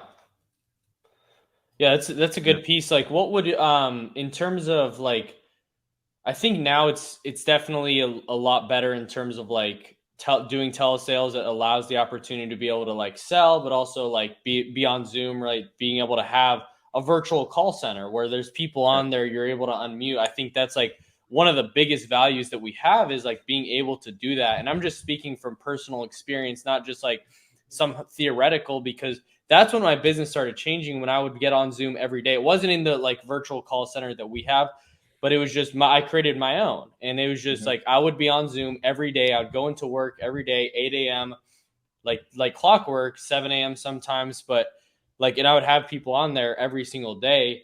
And that's when it really started changing for me. But like, what would your advice be like for somebody wanting to like in that producer and building stage? What like the schedule, like what would that look like ideally, I guess? Yes, I mean that's probably the toughest part. Yeah. Is when you're in between. You know, it's easy to be selfish and just write a bunch of business. Like that's not hard to do. You know, I mean, you can, I'm sure, agree with me on that. For sure. It's not that it's easy to manage a lot of people, but it's not so bad. But when you're transitioning from a producer to building, that like in between stage, that's definitely the toughest part of the business. Yeah. You know, my wife kind of calls it the dark years. And I'll never forget, we were up in Orlando at 2023's kickoff with Senior Life. Yeah. And, you know, my wife's my biggest fan. You know, honestly, without her, like, I would not be here. She's even made me get through college. Like, if it wasn't for her, my life would be totally different. And I have her so much to thank for that. I mean, yeah. But we were up in Orlando and she's going through, you know, on Facebook, you can see the memories, like, and they pop up. Yeah. And she goes, look, I'm looking at all these memories. You know, she goes, do you know how I know when you started at Senior Life? I'll give you a guess. What do you think she told me? Like she's going through all these memories, and she's like, you know how I can tell when you started working at Senior Life? I don't know. You know, most people think, oh, because you looked happier, right? And all stuff, but that's exactly it. I wasn't there. I wasn't in any of the pictures because I was always working. I was always out. You know, I missed dinners. I didn't miss birthdays. I wasn't that, you know, bad, but you know, I missed soccer games and baseball games. I missed a lot, but it was temporary, you know? And when you're in that moment, it seems like it's an eternity. But now looking back, it was over like that. It's quick. Now I don't miss a thing anymore. You know what I'm saying? But those couple of years that I was in massive, like just crazy stage, I was working 6-7 days a week. Like there was no hours, there was no breaks, it was organized hecticness. Yeah. If that's even a word. Like it was insanity. Yeah. You know, I would drop off my son early on, my son's at school. I'd go right to a Dunkin' Donuts, you know, and I would do my recruiting posts. You know, back then it was easier, you know, just go throw a couple ads on Craigslist and your inbox would be, you know, flooded with candidates, you know, or go call a couple people, make a post or two, whatever, you know, and I'd have to do all that, do a conference call in the morning for my team, get them all rallied and get them all ready to fight. And I'd have to be on my first door at 9 a.m. You know, and I always had somebody in the car with me because what I learned is, and I'll ask you this, Johnny, what would your team look like if you had 100 Johnnies? Would you like that? 100%. I think like that would like if you had 100 people doing the amount of production that you're doing right now with your it would. I mean, it would be the best team in the country. Like it would just that's how it'd be. So what I realized is if I want that, the only way to get that is by having people around me as much as possible. Because if they know what I do every single day, then I can duplicate it. But if I'm being this secret guy over here in the corner and I'm just writing it, because, you know, everybody has this like myth, man, Johnny, what's Johnny doing, man? He's writing all this production. He's got to be doing something different. Oh, Bianca, oh, man, she's writing all this production. She's doing what is she doing? Well, I was such an open book. Man, I'm doing what y'all do every day. Come watch me. Come on, let's lock arms. So I always had somebody in the car with me every single day, whether I was training a new agent or helping an agent kind of get out of a funk. So it was just, dude, it was balls to the wall. It was insanity. Worked all the hours, as many leads as possible, whatever it took. Yeah, so you were constantly doing that, and then you briefly mentioned that you're throwing ads on Craigslist. Like, when did you start really? When did you start feeling the traction coming? Like, okay, like you can start feeling the overrides a little bit. You can start feeling the momentum growing. Okay, people are starting to produce without me. Like, not like we talk obviously on a day-to-day basis, but they're not asking me what medications is this for? Like this popped up, or like those like beginner type questions, I would say, not in a bad way, just like inexperience, right? When did you start feeling that momentum start going to Well, in your favor? I really started feeling the momentum pretty early on, within a couple of months. Now, I came here with some experience, so I knew how to sell by the time I got here. So selling was not the issue. You know what I mean? So I can go out there and sell as much as I wanted to write, almost kind of whenever I wanted to write it. So that, that part I was good with that at that time. Now, it took me a couple of years to get to that point, but by the time I got here, I kind of got that. So I think it was my third month. I started in September. We had a conference, a leadership conference at the home office in November of 2013. And I want to say it was like 70 something thousand that we were doing in a month by then. And I was only doing about 15,000 at that time, because I was spending, time helping, and I'd give away policies. Like, I was writing a lot more than 15,000. I was giving it away, splitting it, whatever the case may be. But, pretty early, but it wasn't enough. But I saw it, but I'm like, okay, again, duplicate and more and compound and multiply it. And it just kind of been trending upward since then. I haven't had to write a policy probably for about 7 years. Wow. It's probably about how long that we've been really, really rocking and building hard. But again, so a lot of mistakes. I mean, so you started, like, you felt that momentum really going. Your team was doing 50, 60,000 a month outside of you, which is awesome, right? And so so you started feeling that momentum, you're growing. Like, were there any things that you, like, I guess, changed in that time? So when you're obviously producing, you have agents coming with you, you're going in the home. When you start hitting that 100,000, 150,000 a month mark, things like that, what changed so that you could have more leverage? Did you still keep doing that, or would you like have leaders that you would pour into and then they would go train, or like talk us through that?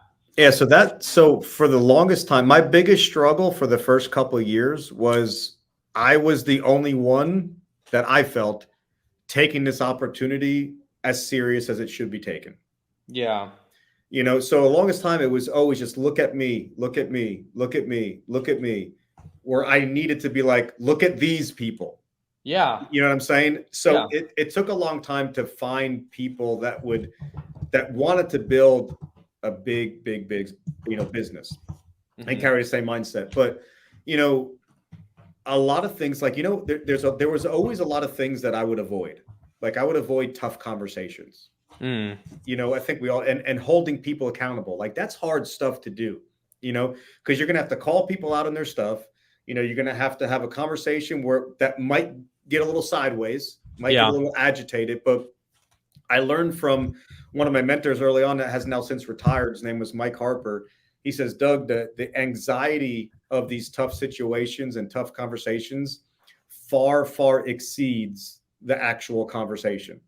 Yeah. And I'm like, yeah, dude, you're just telling me that to make me feel better. And I'll forget, like, the first one that I really had to have, I'm like, man, that wasn't so bad.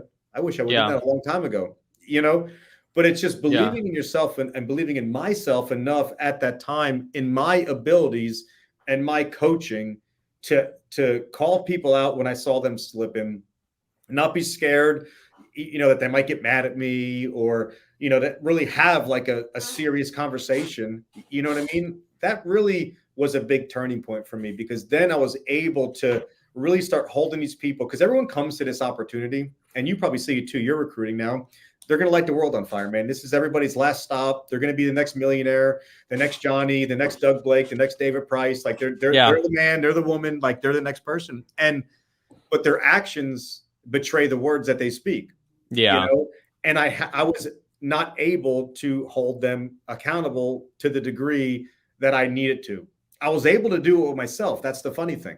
You know, I was having a conversation with an agent the other day, and I think I might have said it just a few minutes ago, which is you need to be able to hold people to the same standard that you hold yourself to.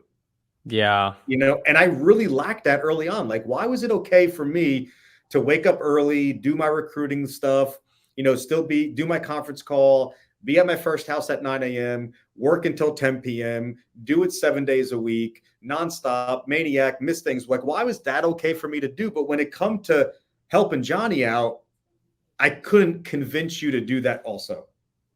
Yeah. I wasn't confident enough, you know, and it just, but I had no reason to not be confident. That was what the crazy part was. Yeah. I had such a hard time telling people, no, this is what you got to do to be successful, you know? And this is exactly what I did. And I finally realized that those conversations weren't so bad. People actually appreciate being held accountable. You know, you build a lot more loyalty, you build a lot more relationships with people. And I found myself that, hey, there wasn't anything that you've been through. Like, there's nothing that you, Johnny, will experience from this point on that I haven't experienced already and got through. And that's what I love about this business, because it's the same things that happen over and over again. Like, you're not going to stumble across something that David and I haven't already stumbled across. And we got through it. You know, it may hurt still, but, you know, and it's just getting that confidence and that certainty that you're able to do that was a big turning point for me. And I was really able, once I figured that out, I made a lot less mistakes. And the ones that I made were very easily fixed. Yeah. So when you got out of the field officially, retired your pen 7 years ago, what did your schedule look like at that point? Way busier. I figure, honestly, I figured you were gonna say that, right? But like, what's that actually like practically look like? You know, so at that time when I first retired, say my pen, I was working out of my office in Boca Raton, Florida, and I had about 12 or 15 guys in there selling on the phone. Man, I was married to that place. I mean, I left every day when it was dark out, and I got home every day when it was dark out. And it just, that's just the way it was, man. And, you know, in between, we're doing leadership meetings and conference calls, and man, it was just like nonstop. So I'm not saying it was more work. It was just different work, same activity, you know, just, or same hours, just different stuff. You know, I found myself just, you know, sitting down and having, you know, I wasn't pounding the pavement and sweating my tail off, knocking on doors, but I'm sitting down, I'm coaching, I'm sitting side by side. I'm like, Johnny, say this, do this, try that one, you know, and just coaching people constantly, try to get them to where they needed to be. Yeah. So just a lot more coaching, man. So there's a lot more coaching, a lot more, I mean, helping people, other people build agencies as well, I'm assuming, and things like that. Yeah, for sure. And getting them to see what I see. And then, you know, then there's the whole, you know, back then there was a lot more. I mean, we didn't have leads the way, you know, or anything like that. So there was only 3 types of leads back then. There was TV leads, there was yellow page leads, and there was direct mail leads. And since we were all working in the field, 99% of what we did was direct mail. So I was the guy that had to manage that direct mail inventory. You know, that in and itself is a job, you know, and coordinating drops and, you know, analyzing the counts to make sure that, you know, you get returned what you need. You know, a lead program and having to manage it is like glasses, right? It's a blessing and a curse at the same time, because, you know, if you have too much leads, then the people that are working the leads, they're going to get older, right? And then by the time that your agents get them, they're older. Or if you don't have enough, then they don't have enough. And it's like, it's so hard to find that balancing act. But I have something, Johnny, that I'm very, very proud of. I've been with Senior Life now for 10 years in September. And I've never once, not 1 week, went a week without giving every single agent the exact amount of leads that he or she wanted to work and needed to work. Not one time, you know? So managing, you know, a lead program is pretty tough. It's a lot easier now, you know, with so many different types of leads and leads the way and stuff. You know, we've kind of almost gotten out of the direct mail business to a certain degree. And I think we're down to like 2 or 3 field agents, maybe a few more, but there's not many at all, you know, which, you know, is a big relief for me. It's that takes a lot off of the plate because, and we have help with it, but someone's still got to oversee it and manage it and make sure that it's done properly. And because again, leads is the bloodline. Yeah. Without those, like that 3 million is not even, there's zero chance, you know? Yeah. So that's a big part is, and then again, too, making sure that agents are taking the right amount of leads so that way they have a chance for success. Yeah. You know, you can't just go get a couple of leads. Like how many leads you work on a daily basis? I'm sure probably over 10 or more. Yeah, tons. it's a lot. You know, so, you know, if you go out and you look at this agent and they're only averaging taking 10 or 15 leads a week, I mean, how can they have a chance to be successful? They can't. They can't, you know? So it's also making sure that the secret sauce, the leads, are getting worked.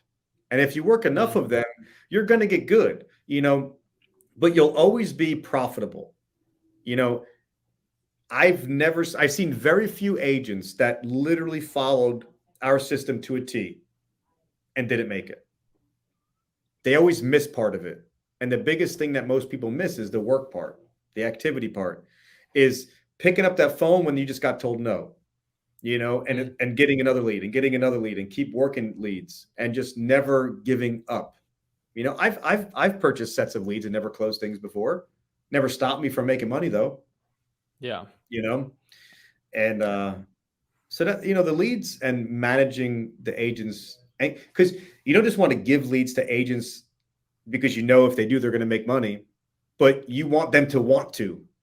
Yeah. You know, yeah. You know what I'm So saying? what's that conversation look like so that I don't know if it's conversation, like, are there steps to be able to like help that be a reality, or what's that look like? Well, I mean, it varies from person to person because it all comes down to belief, you know, and if they believe when they pick up that phone that they're going to make a sale, they're more likely to make that sale. But if they look at that like, oh, this is, you know, what's going to happen. So a little bit's in the conversation, but a lot more of it, Johnny, is let's just say if we were on Zoom together right now, Yeah. let's call them together. You know, let me show you. I had Rachel Boatwright is in our organization, and she had an agent that was struggling. This agent said that, you know, she's done with these leads. She had a high lead balance. I said, here's what you need to do, Rachel. You need to take those leads and sell them in front of her. So she grabbed her stack of leads. They went on Zoom together, and Rachel made it. I think the first or second person she called, she made a sale. And you need to prove to them that it's all them. You know what I'm saying? But you have to be there for them to help them get through it, you know, and give them the word tracks to say and coach them up. And, you know, and that's what I love a lot about the virtual call center is you can do all that together as a group. You know, you hang up the phone and say, hey guys, man, I couldn't overcome this. I got hung up on here. What would you guys do differently? Yeah. And now we have like a whole bunch of people mentoring all of us all at the same time. So, you know, that makes it a lot easier, but really it's grabbing someone by the arm, you know, putting your arm over their shoulder and be like, come on, dude, I got you. Let's go. Let's do this together. Yeah. What are the, I just lost my train of thought. What, I don't know why I just lost my train of thought. But in terms of like, oh yeah, what are the metrics that you track or look at like in your business now? That if somebody's wanting to get to, I mean, $100 to $1 million a month, like what are the metrics that like an agency builder should be looking at and tracking and being able to like hit so that they kind of like see that they're on the right track? Okay. So here at Senior Life, our math doesn't make any sense. Okay. So I'll start off by saying that. So 10 times 12 equals 100. Okay. Makes no sense, right? Yeah. If you hire 10 people a month for 12 months, you will be doing $100,000 of production a month. Okay. If you hire 100 people a month for 12 months, you'll be doing $1 million a month. So we call it the rule of 10. Okay. And every block of $100,000 is broken up into the number of recruits, which that magic number is 10. But you can't just do it 1 month. It's got to be for a duration of 12 months. Here's what I can promise you, Johnny. You start hiring 10 people a month for the next 12 months, you will be at least $100,000 a month in the next 12 months. guaranteed. Okay. Now, in addition to that, the leads that you work, we work on this thing called a premium per lead. I don't know if you've ever heard that before. It's the amount of premium that you're expected to write off of one lead. Yeah. The average person, if you want to be profitable, is going to be about $250 of annualized premium per lead. You can get to $250. You're profitable. You will never, ever, ever, ever have money issues for the rest of your life. Okay. And that's like profitable. Okay. Extremely profitable. Like, just say that means if you worked, 20 leads, you're doing 5,000 a week. You're writing 20,000 a month. Like you're doing well. You're making money. Okay. Now, on a broad standpoint of a large agency, right? I break that down to a ridiculously low level, and I call it $100. $100 premium per lead. Gotcha. So if I want to do $1 million a month, how many leads I got to work? 10,000. 10,000 leads. I want to do $2 million a month. I got to work 20,000 leads. I want to do $100,000 a month. I got to work 1,000 leads. Gotcha. So you have a choice. You want to do $100,000 this next month. You got a choice, Johnny. You could either take 1,000 leads yourself, or you could find a group of people to work those 1,000 leads with you. Either which way, if you work 1,000 leads, you're guaranteed to make $100,000 next month. So those are like the two most important things that I keep track of. How many people we hiring? We're hiring about 300 people a month. And it's so funny because we're doing about 3 million a month.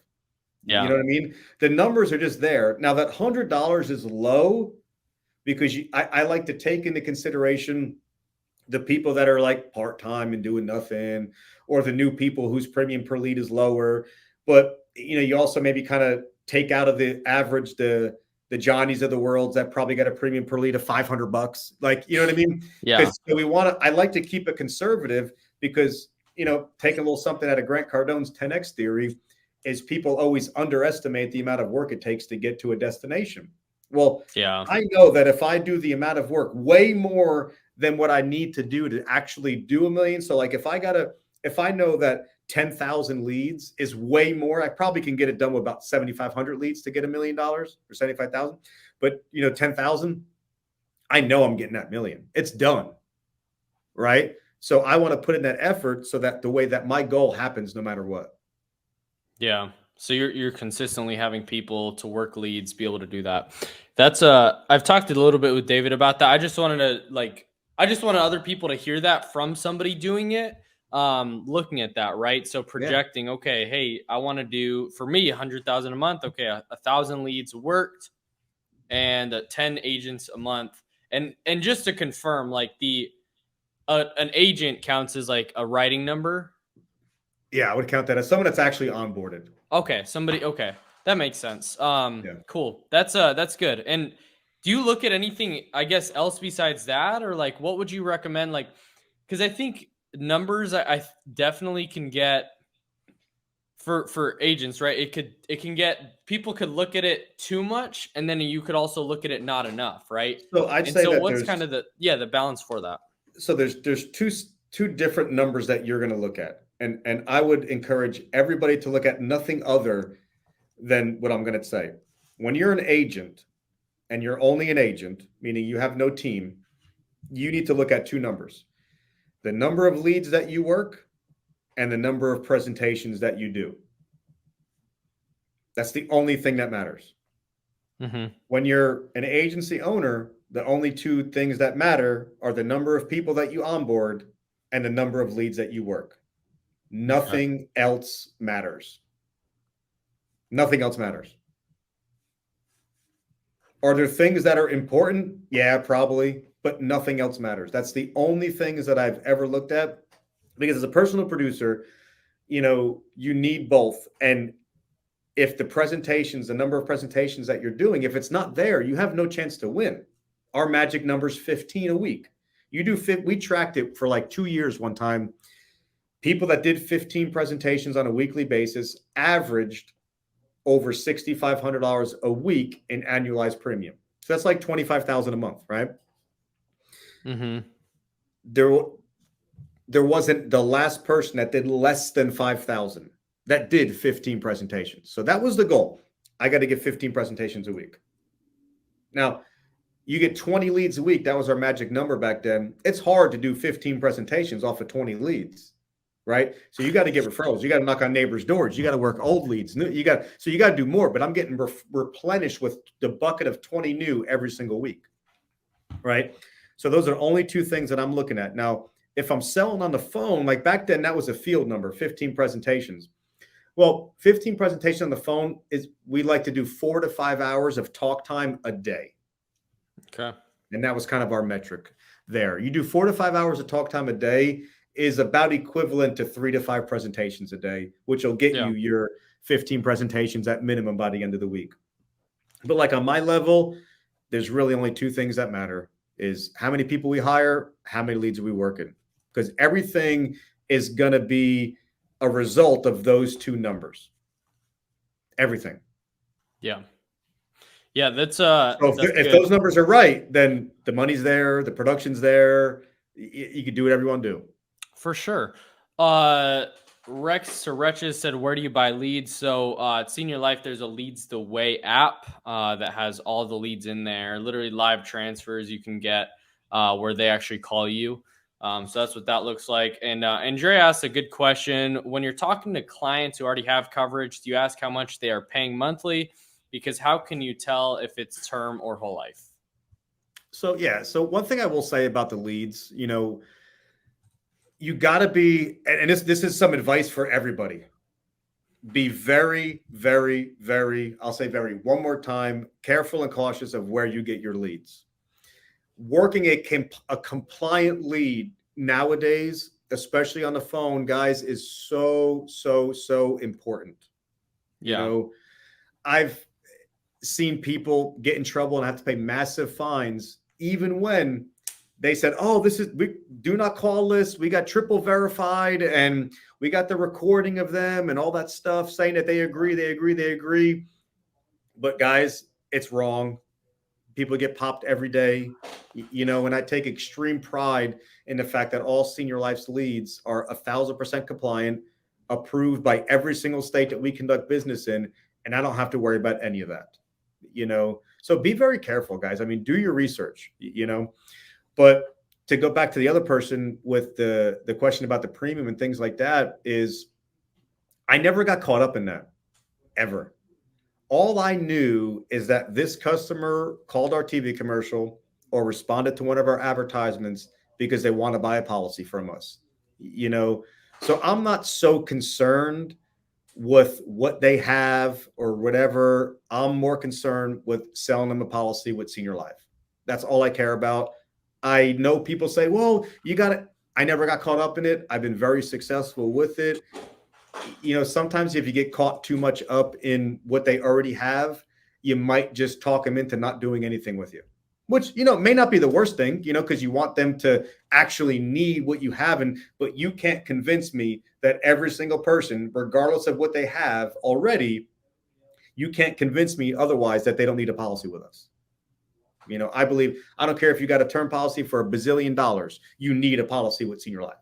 If you have no insurance, you need a policy with Senior Life. You got an accident plan, job insurance, you need a policy with Senior Life. So I tend to try to not get caught up in there. Now, it doesn't always happen that way, but I really try to not get caught up in what they already have.